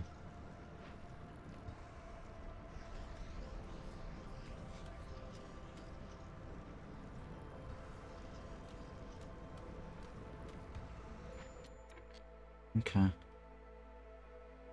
Alright. What else do I want to do here? I want to get enough of this, right? Yeah, I want to get enough of that. Well, actually, I don't have enough. I gotta start working on this. And the Harpies need to give me something, right? The lizards... The lizards...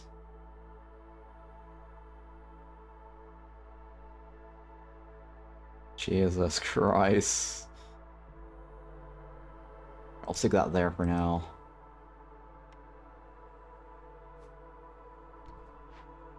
Alright, what's on the side? 9, okay. I need to clear this out. And I need to get smaller ones. Yeah, I need to get smaller ones. 1, 2, 3, 4. That's fine. I need to get more wood. Wouldn't you know it?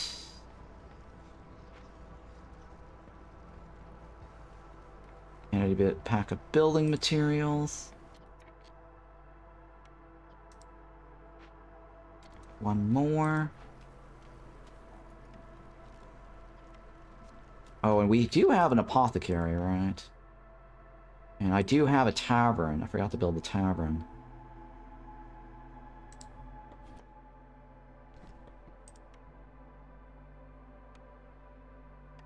So now we should be able to get happiness for the Harpy homes. For happiness for the Harpies' needs. Oh, no, we cannot. That's because we needed that herb shit that I passed up on earlier.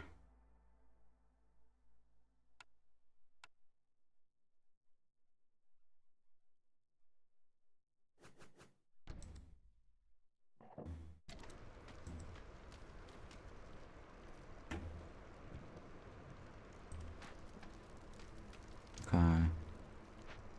And the lizards, you got all 12. Let's take that off.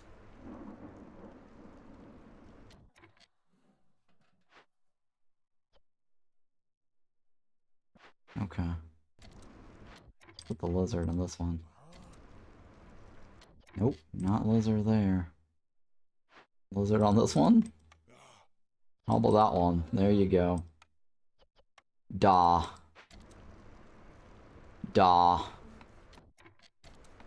Do re mi. Don't mind me. I just realized how dumb I was on that. Good thing I didn't make any, right? Yep, it's a good thing I didn't make any.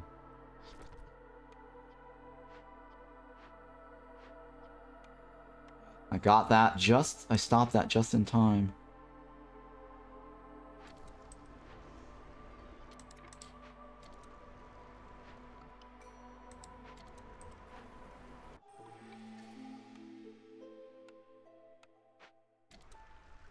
Oh, she must have procced, right?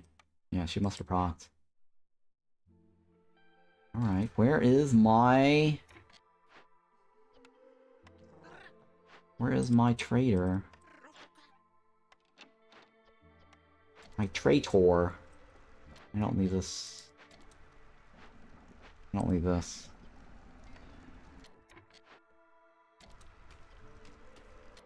Oh, Harpies are happy. Oh, I need all this.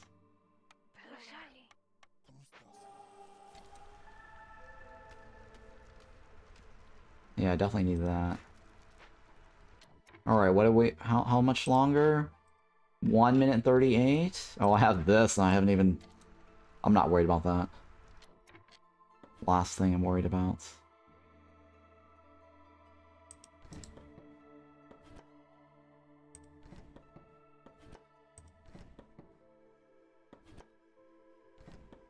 Don't leave that there. Let me stick that there for now.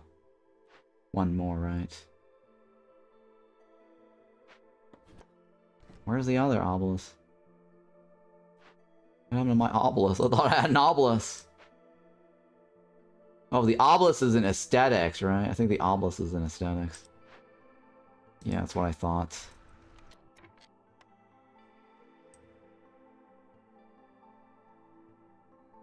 One. Two. Oh, that doesn't cut over there. 3. That's fine. 1, 2, 3, right? Alright, we need to get this so we can get that grain and the fabric increase. And then what else? Harpies, right? Shit.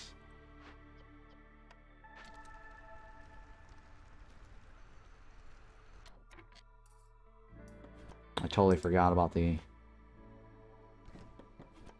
that guy again. Jesus Christ.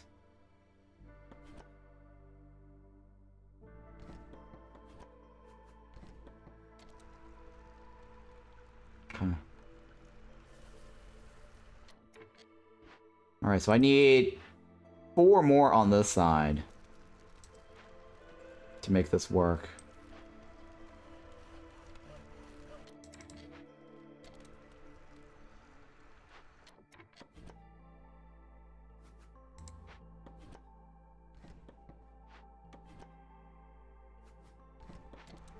Ho ho ho! Merry Christmas! No, no, no! You got nothing!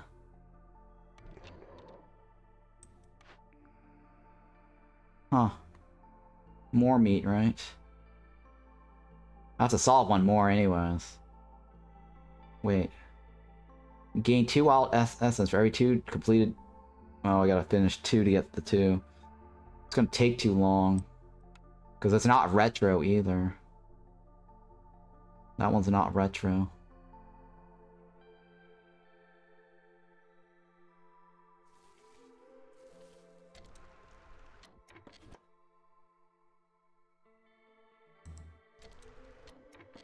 Actually, this one I don't need there. Waiting on these dumb harpies. I'll leave it. I'm not even gonna fuss over that.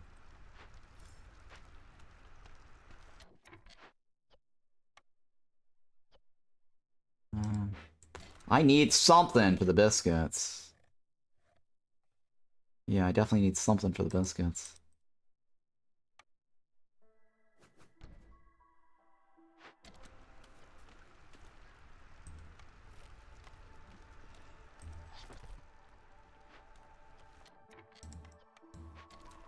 What is this going on? It's 12 and 5.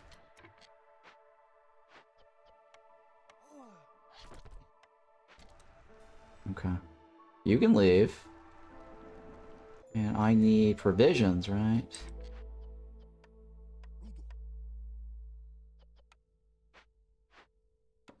And we're gonna move you back over here. And then we need a 4th, right?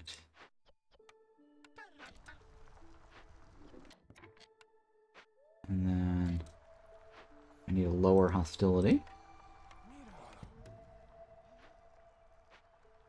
So I know it's not foxes, but that's okay. They'll serve me just fine.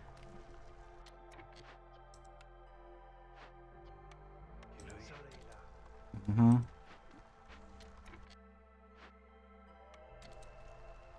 Well. What else?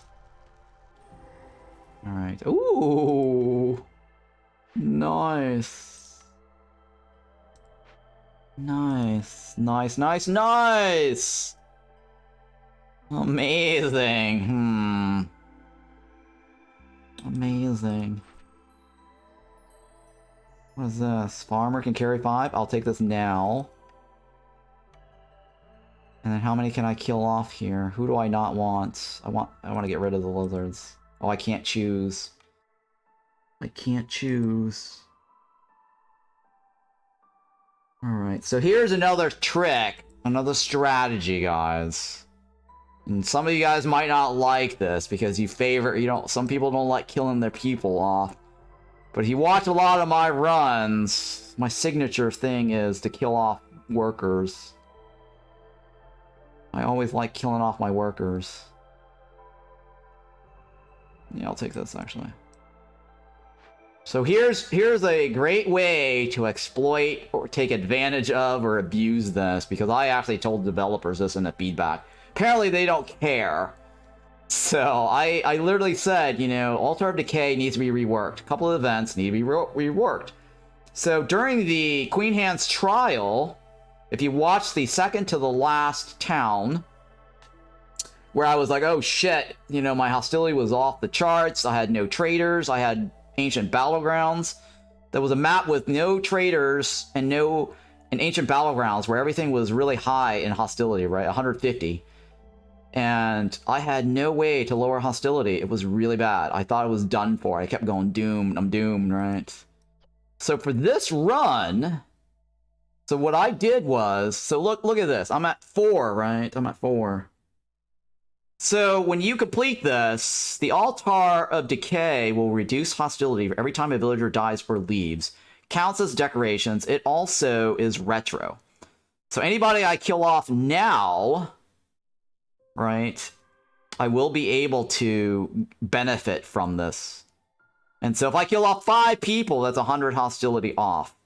If I kill 10, so we're looking at 23, right? And how many people are showing up? 5, right? 5 on the left, 5 on the right. I'm going to go ahead and kill 10. That puts me exactly back at 28. Right, I got to do this first. 1. Cancel. Oh, I lost. I lost the scout. 2. Cancel.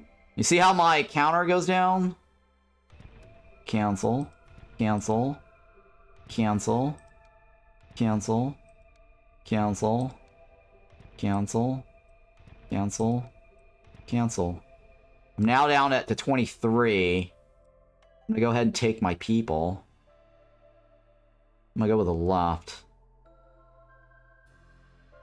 Alright, left is probably better because I get the roots, which I can use to make Harpies happy. Well, then again... Yeah, I'll go left. Thinking here, do I want more happy Harpies? Yeah, I'll make Harpies happy. Let's go with that. And we're gonna put this guy here. And we're gonna put the Harpy on there.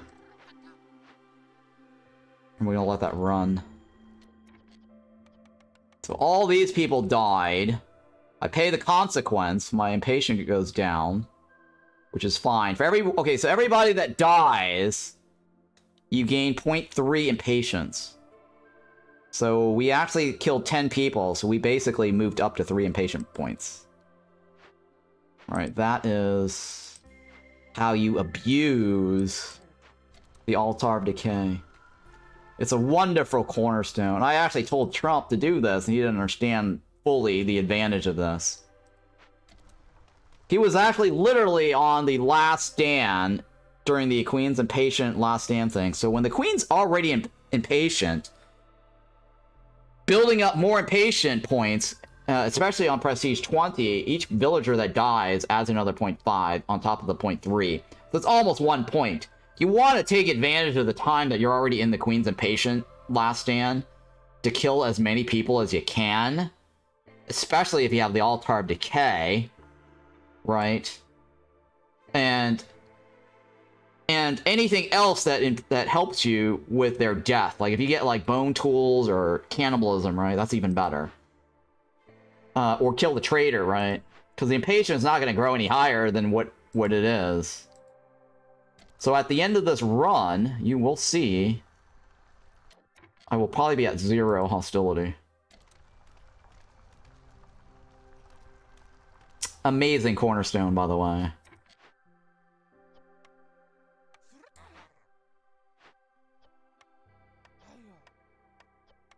Alright, so I need to get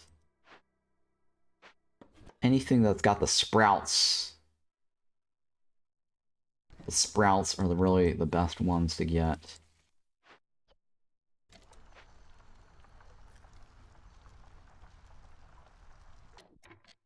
Alright, this guy, that doesn't do anything for me. What do you need? Oh, the fabric. The guy was probably working on the fabric and then he died. He was like, oh, I'm just gonna go kill myself.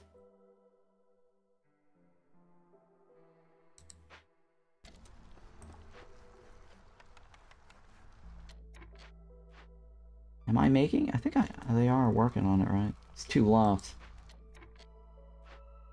And I need to get people on that side, right? Okay, let's see here. I need 3? 5, right? I need 5.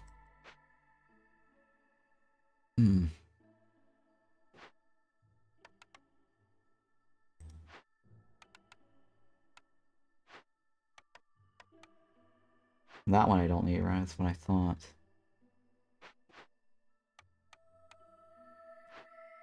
I need 3 on that side.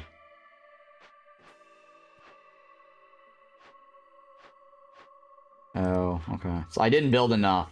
But what I need to do is build that there. And destroy one of these.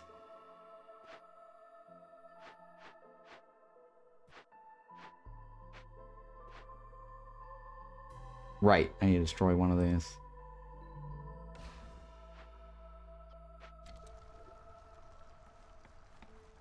So that way I get the 14-14 combo. And this is year 8, right?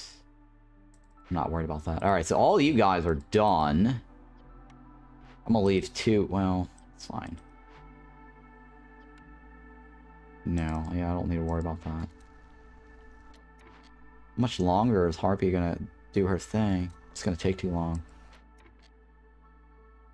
I need more wood. I can't wait on that.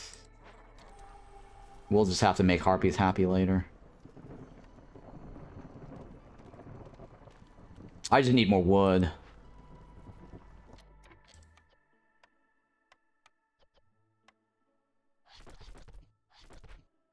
Wait, I do need trade routes. Oh wait, and then these guys. Oh yeah, I did move them. Cool, cool, cool, cool. Uh-huh. Chirp, chirp, chirp. 3.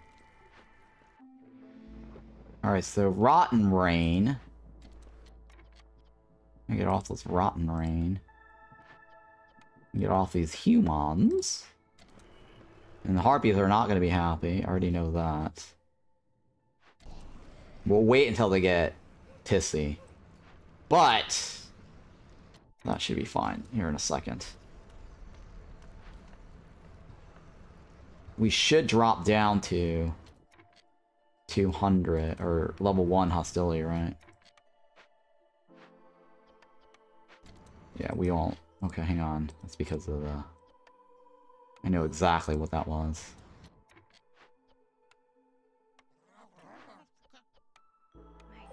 Nope, nope, nope, nope, nope. No, no, no, no, no. We need this buff.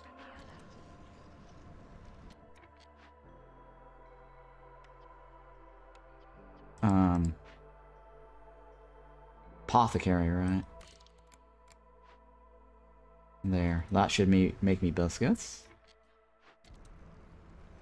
Soon. Shit, I can't do that. I can't wait any longer. It's not gonna be a good idea.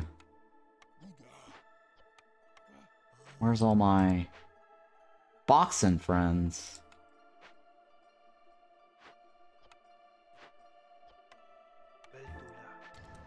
Uh-oh, Harpies.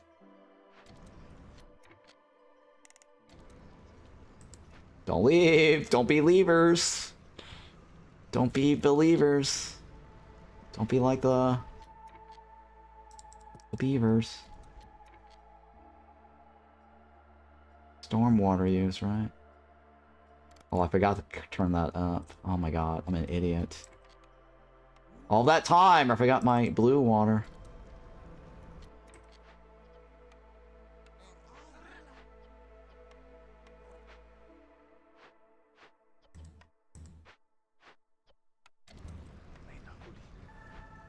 Oh, look at that.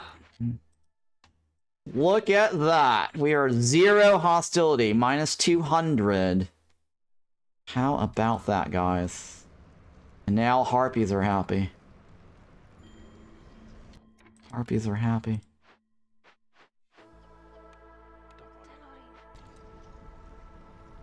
Harpies are happy.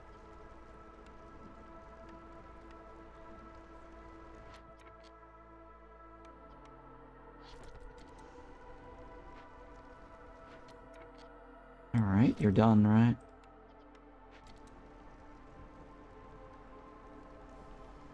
Alright, we should be able to just start farming, or collecting the wood now, right?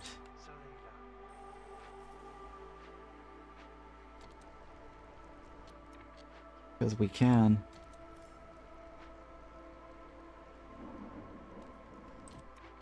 I need more wood cutters.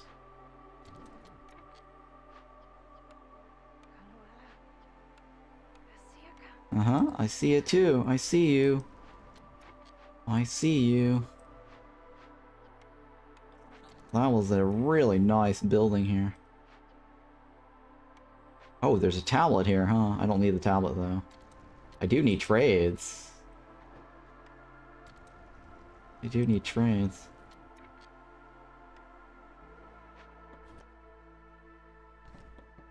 Amazing.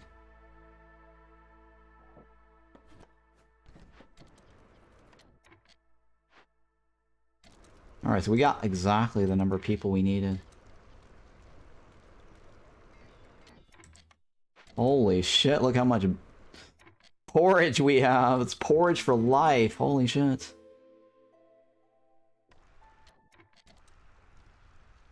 Everyone's happy. At level 2. Nice, nice, nice, nice.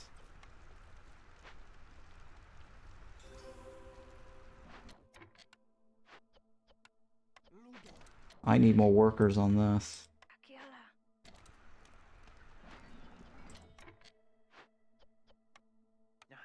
Not diligently. What do you got for me? Ooh, an herb garden. I need that for the biscuits, right? Hang on, do I have any other options for biscuits? Oh, I do, for a little bit. I do have options for biscuits for a little bit, right? Roots and roots, right? What does this give me? No roots. Let me move this guy over here. What else do I have for... Oh, stones might have roots, right? I guess I'll take it. It's fine. That actually gives me more money overall. I need to put another worker in here. I gotta find another worker. Yep, gotta find another worker. Yeah, it's fine. Let's go with this guy. Yeah, see, I already knew that was gonna expire.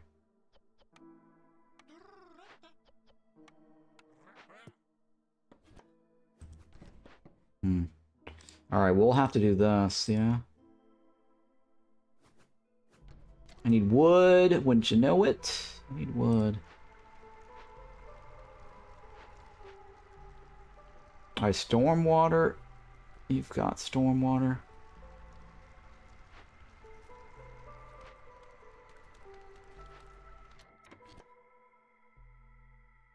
Alright, so I need more bars, right? To get more hostility reductions.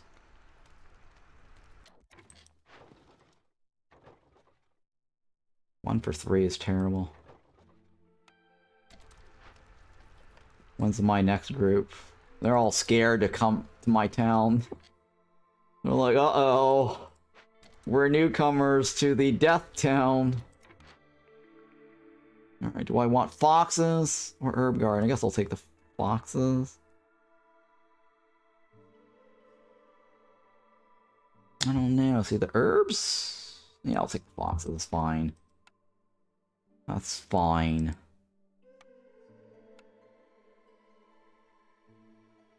We will take the herbs. Do I want to stick it there, or do I want to stick it back here?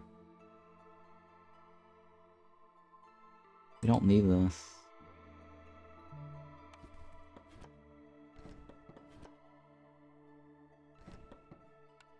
Bum bum bum bum bum bum. Inspector Gadget. Leafies. Let's take care of the leafies first. Pretty sure I will never get the roots. Or the foragers. I only have like one blueprint left. I highly doubt I'll get that. So I need to get what? 8? 6, 7, 8, 9, 9. Wait, 6. 6 on the left, 6 on the right. Yeah, I'll go with the left. That allows me to get more biscuits. Oh. Chop faster. Get extra bars.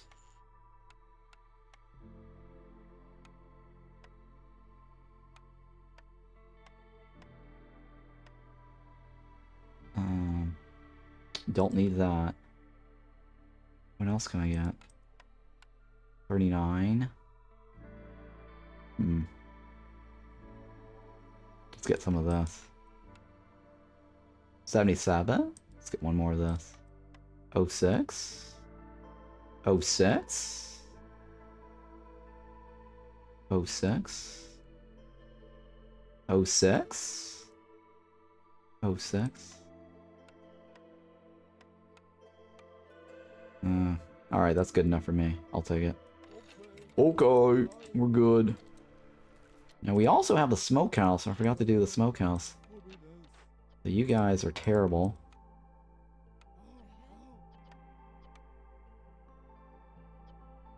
Actually, we're gonna get that smokehouse up and running.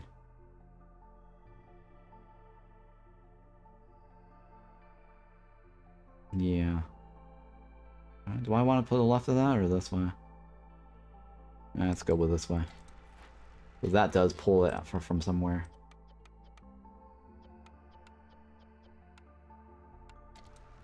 Yeah, none of that matters that much, right? Alright, smokehouse it is. And then the herbs.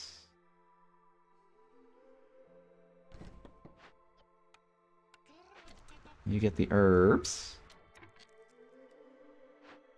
These guys are done. Need to probably put a warehouse right next to the door if I want to get that maximum yield. What do you give me? Ooh, tools. Oh, I need stones. Need stones! Need stones. Stones, sire. More stones needed, sire. Okay.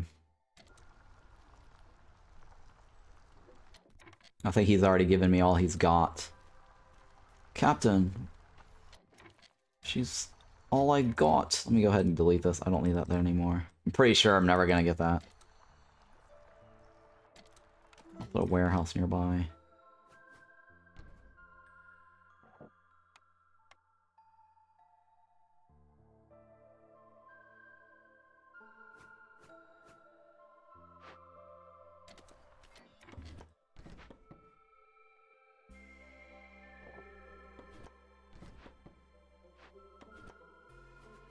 Okay.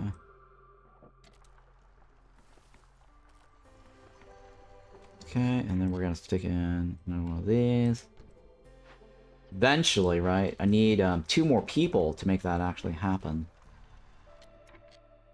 Trade routes, right? I'll take the egg.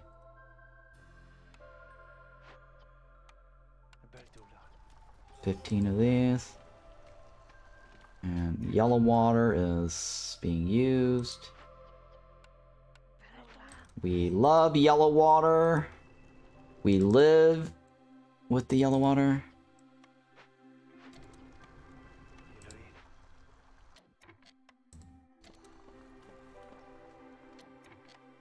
Get the trade.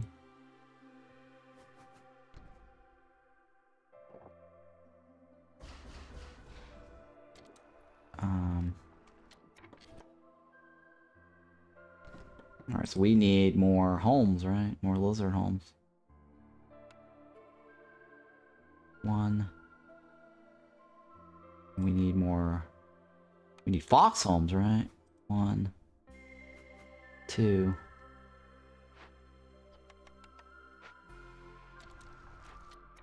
$14 on that side.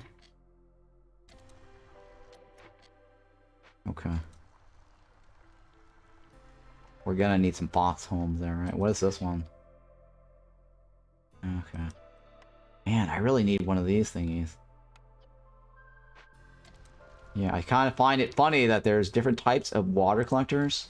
Well, it's the same water collector. You get the same rain collector. It collects all of them.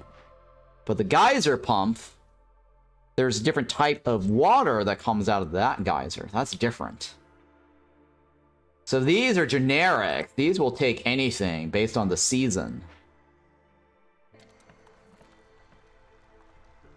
So that's just... The geyser is just the geyser. It's just a different type. But as far as the rain collector, you only have to make one. It automatically does everything else.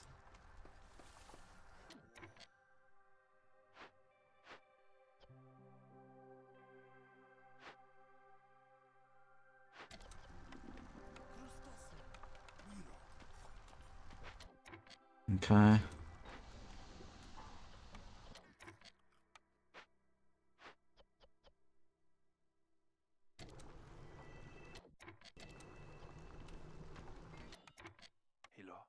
Elon.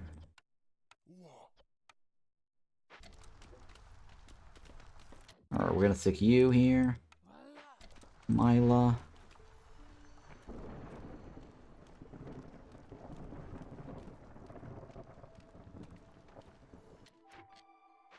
That's the 5 people, right? Doesn't affect anything else. One more to go. Who else needs a house? Oh, a harpy. Jesus Christ, these harpies. Homeless harpies.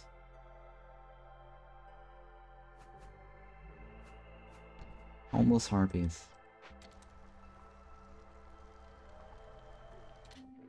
Oh, I missed the opportunity.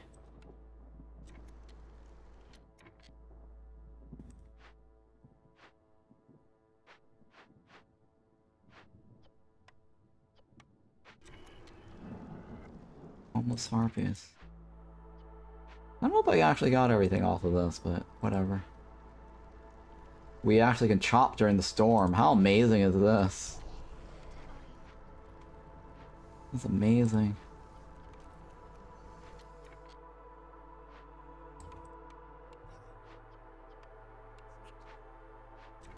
We need more harpy biscuits. We need more fox homes. Oh my god, look how much meat we have. What? What? Jesus. We're swimming.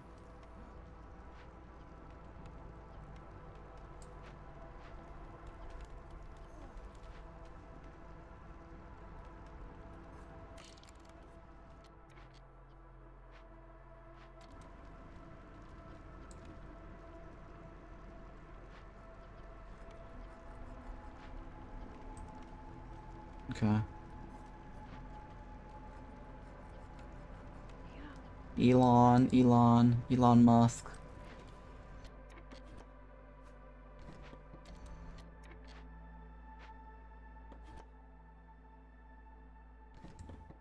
Alright, hang on.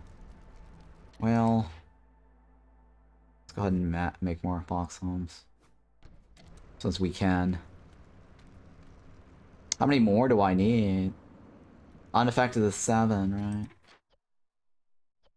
Let's go with higher. Higher, faster, further. Captain Marvel. Alright, so I need to solve 2 more shit, right?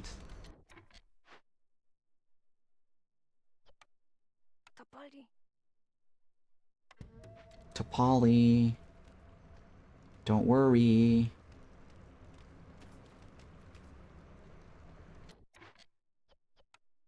Oh shit, I forgot to get my workers in there. 26 seconds? I don't think they're gonna make it. 26 seconds. Not 26 seconds. Pretty sure no. Alright, so the thing about these flowers, okay, so let's say I do close up one of the flowers, or these Blightrot Cyst. Once you close them, it will stop corrupting the hearth. So if I get all this down to 0, they're closed. But then if this one starts generating any additional blight, it will just increase in the counter, but it will not corrupt the hearth until next year. So that's a little bit of a tip there. If you're wondering why you've got like a number here and you've got a number here, but the red bar's not moving, that's because you've already closed it up, and then the Blightrot Cyst is spawning after it's closed. So That's another tip there. Yeah, I'm not going to be able to close that in time.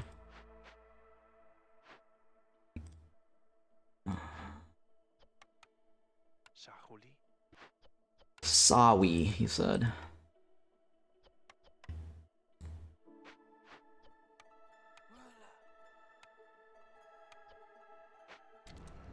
Murder. He said murder. Murder. It's murder.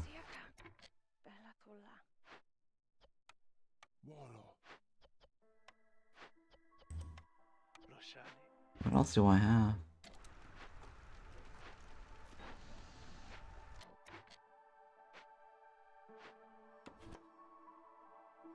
Man, I kind of need more workers, right?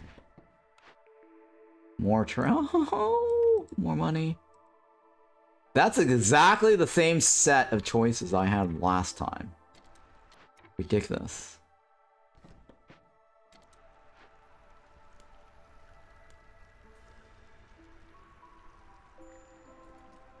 How much do you need? 29? How much do you need? Yeah, I'll leave it on there for now.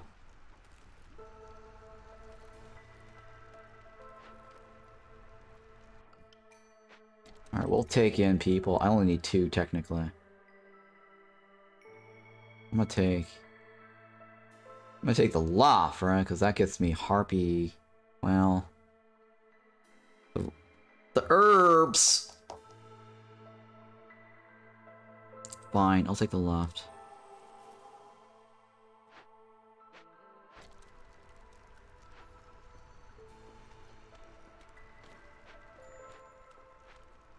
High level corruption. We are now at 8. Because we forgot to burn them off last year. Which is fine.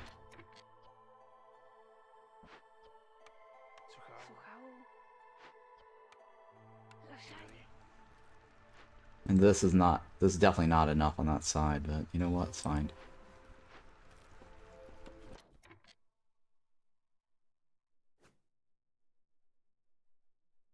I have all these coal.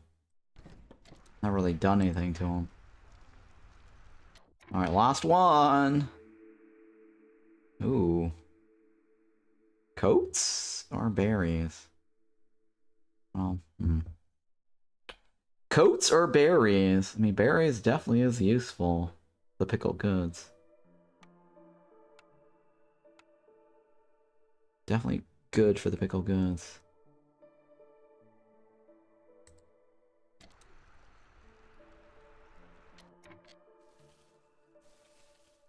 I don't think I'll be here next season anyways. I probably should win already by now.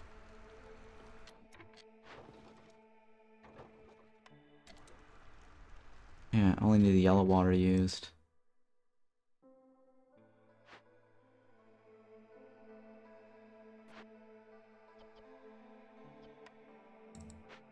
Okay. I have to crank it up, right? Yeah, let's just do that.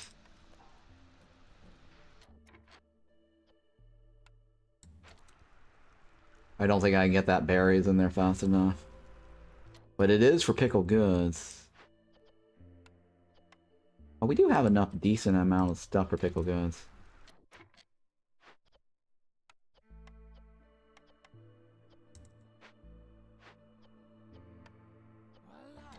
Let's go with 90 of these, or 100 of these.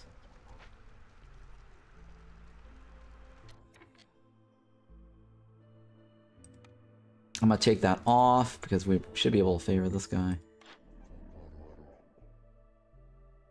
Don't care, right? Yeah, let's just buy this. Oh my god.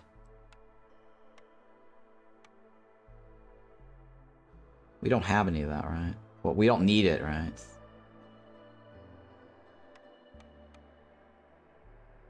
Yeah. Oh my god, look how much food we have. Holy shit. We have so much food.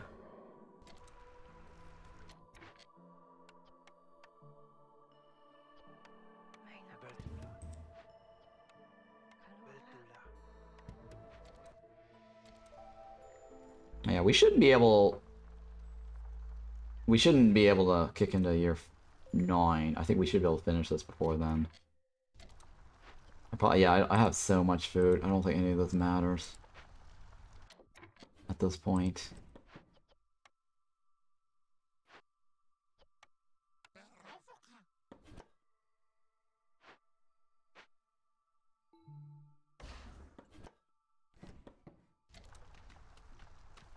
Yeah.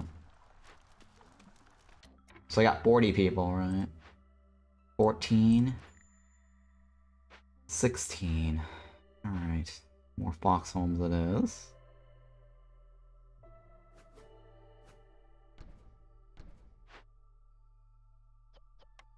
Do you have any bars? You don't have any bars.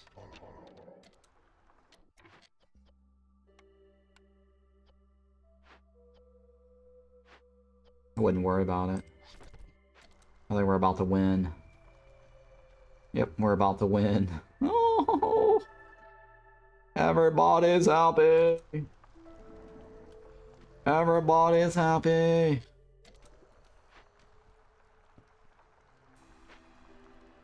Everybody's happy.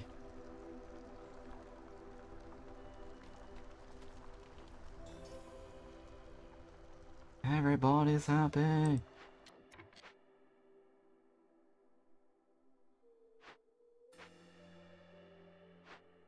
Yeah, alright, so look at this, guys. Oh my god, we're almost like... We're like 0 hostility, almost.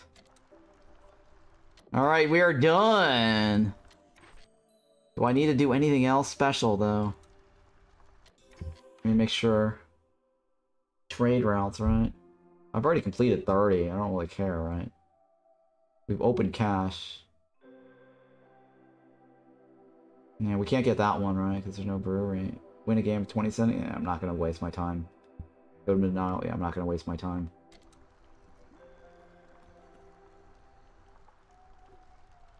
Yeah, I guess I'll just turn it in.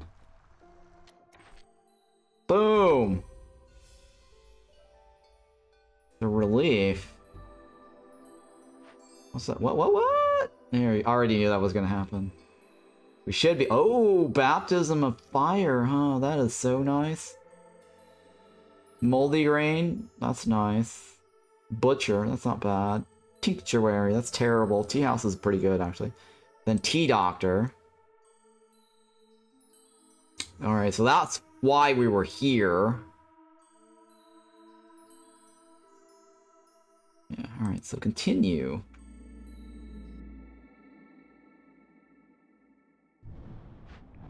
We're gonna take the obsidian shard. And now we should be able to do this, right? So what's that gonna give me? 78 plus the 5. I might actually do that. This will be the first time we're gonna be doing the Blightrot. Yeah, sure, why not? This will be the first time we're gonna do the Seal Force. I think we're ready. And we're gonna take it on at Prestige 5. Frost modifier, yes. Don't care about this. That's just decorations. I'll take the trading, yeah. I'll claim the decorations, yeah. That's decorations, yeah, I'll take it. Oh, I really didn't need that, but it was an opportunity to knock it out of the way, though, since we were already there. I didn't need that. Did not give me EXP, which is unfortunate. And I can't get this, right? But we have the fuel kitchen. Right, I can't get this until I finish this. And I should get enough fragments to get this. So next run after this one, right, we'll get that. We're gonna do the sealed forest. And we're gonna hit up the essential building. Right. I don't know if it's a good idea. I don't know if it's a good idea to do the sealed forest on this, especially when we don't have the field kitchen yet. It's probably not a wise idea. to do the sealed forest run. It might be a problem, guys. Because I have to install water on the thing. I've never actually done the sealed forest at a low difficulty. It may be easy, but I heard it's actually easier on Settlers or Viceroy. I actually don't know if we're going to be able to get it on Prestige 5. What are we looking at here? Prestige 5. Third clearance, blueprint rerolls, storm lasts longer. 8, 6, 7. Taking the top row. People. That for sure. That for sure. Sure. I don't know. It might be an unwise idea. I don't think I've ever seen you fail a map before, oh my god, Jester. You have not watched enough some VODs. Well, it's rare. It's very rare. I think I have lost maybe 8 times or 10 times this past year. Right? Out of the number of times I played. Maybe 10. Maybe 10. It's very rare. It is very rare. But most of it was recently because of the Queen Hand's trial. I think I lost like 2 on the first day of the Prestige, or the press release version. Queen Hand's trial. During the trial, the competition, I definitely did not lose. So 2 because I didn't know how to play the Queen Hand's trial. And then 2 more after that because the Queen Hand's trial sucks. So that's 4, and I lost once on another one. So that's 5, right? I've only lost 5 games within the past... Yeah. Past 3 months. I've not lost within the past 3 months 5 games. But most of those 5 games was recently within the past 3 weeks, 2 weeks. 3 weeks, right? Yeah, 3 weeks. So that's awful, but this whole entire past year, I had like a 99.9% win streak. Amazing. So I'm a little concerned about failing, though. I really don't know. I've never done the the Sealed Forest on Prestige 5 before. We'll see. This is Cycle 5, right? P5, town number 4. Yeah, let me make sure this is correct.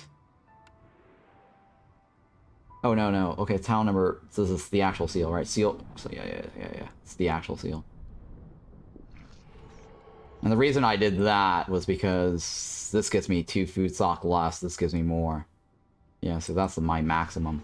So hopefully when I win, I'll get this, and I'll get this, and then I'll also get the 10% bonus yield from our run. This is a seal. There we go. Pretty good record. Yeah, that's a pretty good record. I think... Oh, yeah. I did lose 1 time. I do remember. I lost 1 time because I was doing a prestige climb from a profile reset.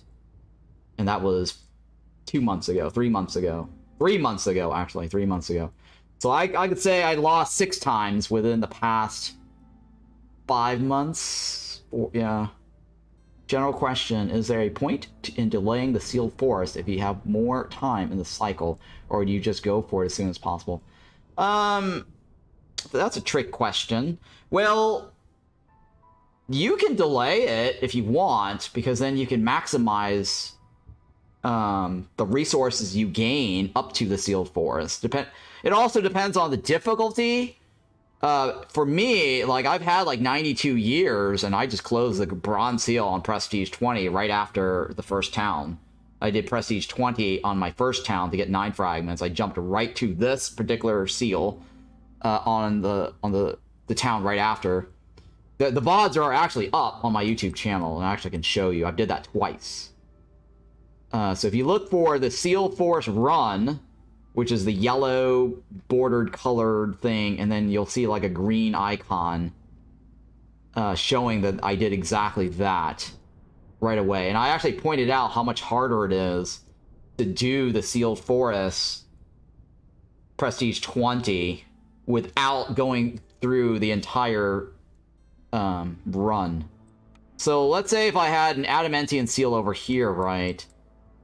it's actually a good idea to take your time, get your fragments, and build up your caravan upgrades, right? But if you're already there, you don't have a reason to earn extra food stocks, because the advantage is that if you look at these things, it tells you get like an extra 10% Citadel resource at the end of the cycle. So whatever you've earned throughout your entire run, the cycle, you get a plus 10% bonus. So the general idea is that if you're needing resource, like for me right now, right? So right now, I need as much food stock and as much resources as possible. That extra 10% right here does help. Otherwise, I can just hit the next button and just take the next town and farm. I mean, you can do whatever you want, whatever at your own pace. I mean, you can literally farm settlers over and over and prestige over and over. I mean, when I first played, I'll be honest, when I got the game from Luke, when they were released on the Epic Game Store, and the game was totally different back then, by the way, I used to farm the towns outside of the tutorial, right? I actually would hit the escape key, and there used to be a button there that says replay tutorial. I used to farm the tutorial to get like the town started and farm the tutorials. Hey, thank you for that follow there. And just farm it like really fast, right? Boom, boom, boom. Just to build up my food stocks, to upgrade my Citadel and move on. And that was a really cheesy thing to do back then. Now they don't really give you a whole lot for the tutorial. And back then, the tutorial, what would happen is I would do it really quickly early on, because the way it worked was that trading, you can trade with your tutorial town, right? So the cheesy trick I did was every time I would start a new cycle, I would do the tutorial town, and the tutorial town would always be placed here and here, and I would place my town somewhere, right? And I had to trade with my own town, like the tutorial town, and so I was able to get like a really good two-way trade. So some of the tutorial town offered like some amazing resources, right, that the Citadel did not. And so that's what I did for a while. So there's nothing wrong with grinding like, say, Pioneer or Veteran until you're comfortable playing the game, and then you spend all your resources to upgrade, right? To upgrade your tree and gain some experience points, whatever. And then once you're really, comfortable with all your bonuses, you can start doing the prestige climb like I did last year, because I only started doing the prestige last year after the November release of the game, because I had stopped playing for like half a year, and they only started adding the prestige climb after the Harpies update. And there was no such thing as prestige back in the days. And when I started playing again in November, I'm like, what the hell is this prestige? Why is everyone talking about prestige? Or I got prestige 19. I'm like, where do I find prestige 19? I didn't know, right? So for new players, to get prestige, you have to beat Viceroy. It unlocks 1. And for every prestige you do, the next one is available to you. So I couldn't have jumped to prestige 20 or 19 because I didn't know what the hell that was about. But there was a hint of it, obviously, in the deeds. It actually said, prestige, right? It'll say something like, oh, just do so-and-so on prestige. I'm like, what the hell is this? Right? What does this mean, right? So now I know. And so last year, I started doing the prestige climb. And then I got so good at it over time. Like, if you watch my VOD from last year, I actually got to prestige 20. I failed 20. I did everything pretty good up to 20, and then I failed 20 once, or twice. And so I actually had to, like, learn how to do prestige 20. And then since then, my win ratio was just absolutely amazing. I started consistently winning prestige 20 over and over. And this one guy on the forum didn't believe me that I actually could get 80 win streaks. Everything that I've done on stream. And so I had like 80, 70 plus win streak. And the guy, because I chimed in because somebody on the forum was saying like, oh, it's impossible to win consecutively. I can't imagine anyone doing this. This is impossible. The game's so RNG. No one can do this. If you can do this consecutively, and win like, 20 games, then you must be the luckiest guy in the world or you're cheating, right? And I chimed in, and I'm like, dude, I managed to get, you know, Prestige 20 consecutively. I got like 70 wins of that plus in a row. You can watch all my videos. And he started watching my videos, and he started claiming that I cheated and accusing me because he saw me doing things that he didn't know how to do, and he immediately assumed I was using a third-party software to make my things easier. And then he compared his map and saying, hey, your nodes, why is Ron's nodes always better than mine? Well, it just dawned on me. It took me a while. I didn't understand why. So a couple of like months later, I realized, oh, you know why? Because he's been stuck on Prestige 10 and 11. He didn't have a full Citadel upgrade. I had a complete upgrade tree. Everything was maxed out. And of course I'm going to have more charges than him because he thought the charges were random. And he's like, Ron's always getting like this 30 plus nodes, you know, and I don't ever get 25 and 30 nodes. I'm always like at 10 nodes or 15 nodes or whatever the hell the node is. And so he's claiming that I cheated because somehow I'm always getting better nodes than he was from RNG because he thought it was an RNG mechanic. And turns out it's not. I realized, oh, I got extra charges because I fully upgraded. So if you go here, right, if you upgrade all of this, all resource nodes get a permanent +1. He didn't actually upgrade this tree. He didn't even get Queen's Last Stand, right? The Last Stand. This thing here, right? He didn't get this. And I said, hey, you know, if you're struggling on Prestige 20 or Prestige, you should try to get Last Stand. The reason why I was able to consistently win Prestige 20 was because I have Last Stand.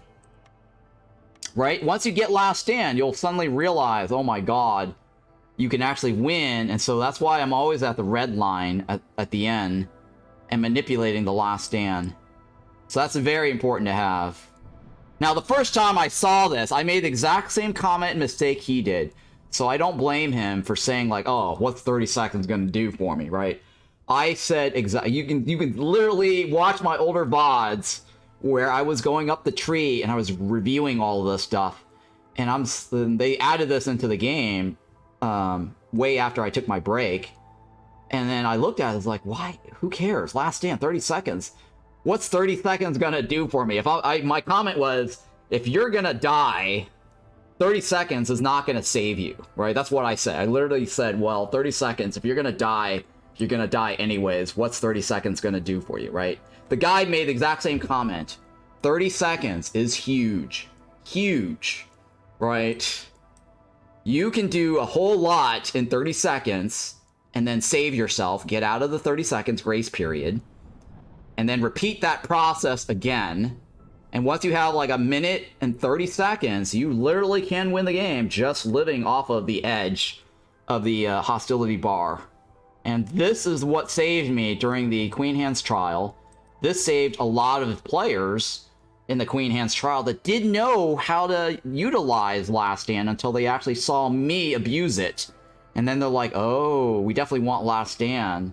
And then they definitely figured out how to like save their orders, right? So a lot of times when players watch me play and they see that I don't claim my orders, right? And the Queen's bar is like all the way over here on the red bar, and they're like, oh, why don't you turn in your orders? Why don't you turn in your orders? Why do you have like 20 or sorry, not 20, like 5 or 6 or 7 orders, you know, completed but not turned in? Well, they don't understand that the orders gets you out of the Last Stand grace period, and then you buy another minute and a half, and it bounces you out, right? So that's how you can extend your game wins. Yeah, I just watched that YouTube and was wondering how you were staying alive at the end. Right, yeah, I see. Exactly. So now you're understanding the mechanics of Last Stand. And so ever since I got Last Stand, I discovered the strategies around it. I'm like, oh, Last Stand really is very powerful. And so when I told this other guy that, he blew me off. He didn't take me seriously, right? A lot of times people don't take me seriously when I give them certain advice. And until they figure out how to play it, then they're like, yeah, I get it now, right? That's how pro players play Prestige 20. You jiggle around the Last Stand. Alright, so for this, I'm going to take a quick break. I need to eat something real quick, and then I will come back and knock this steel out. So BRB, guys.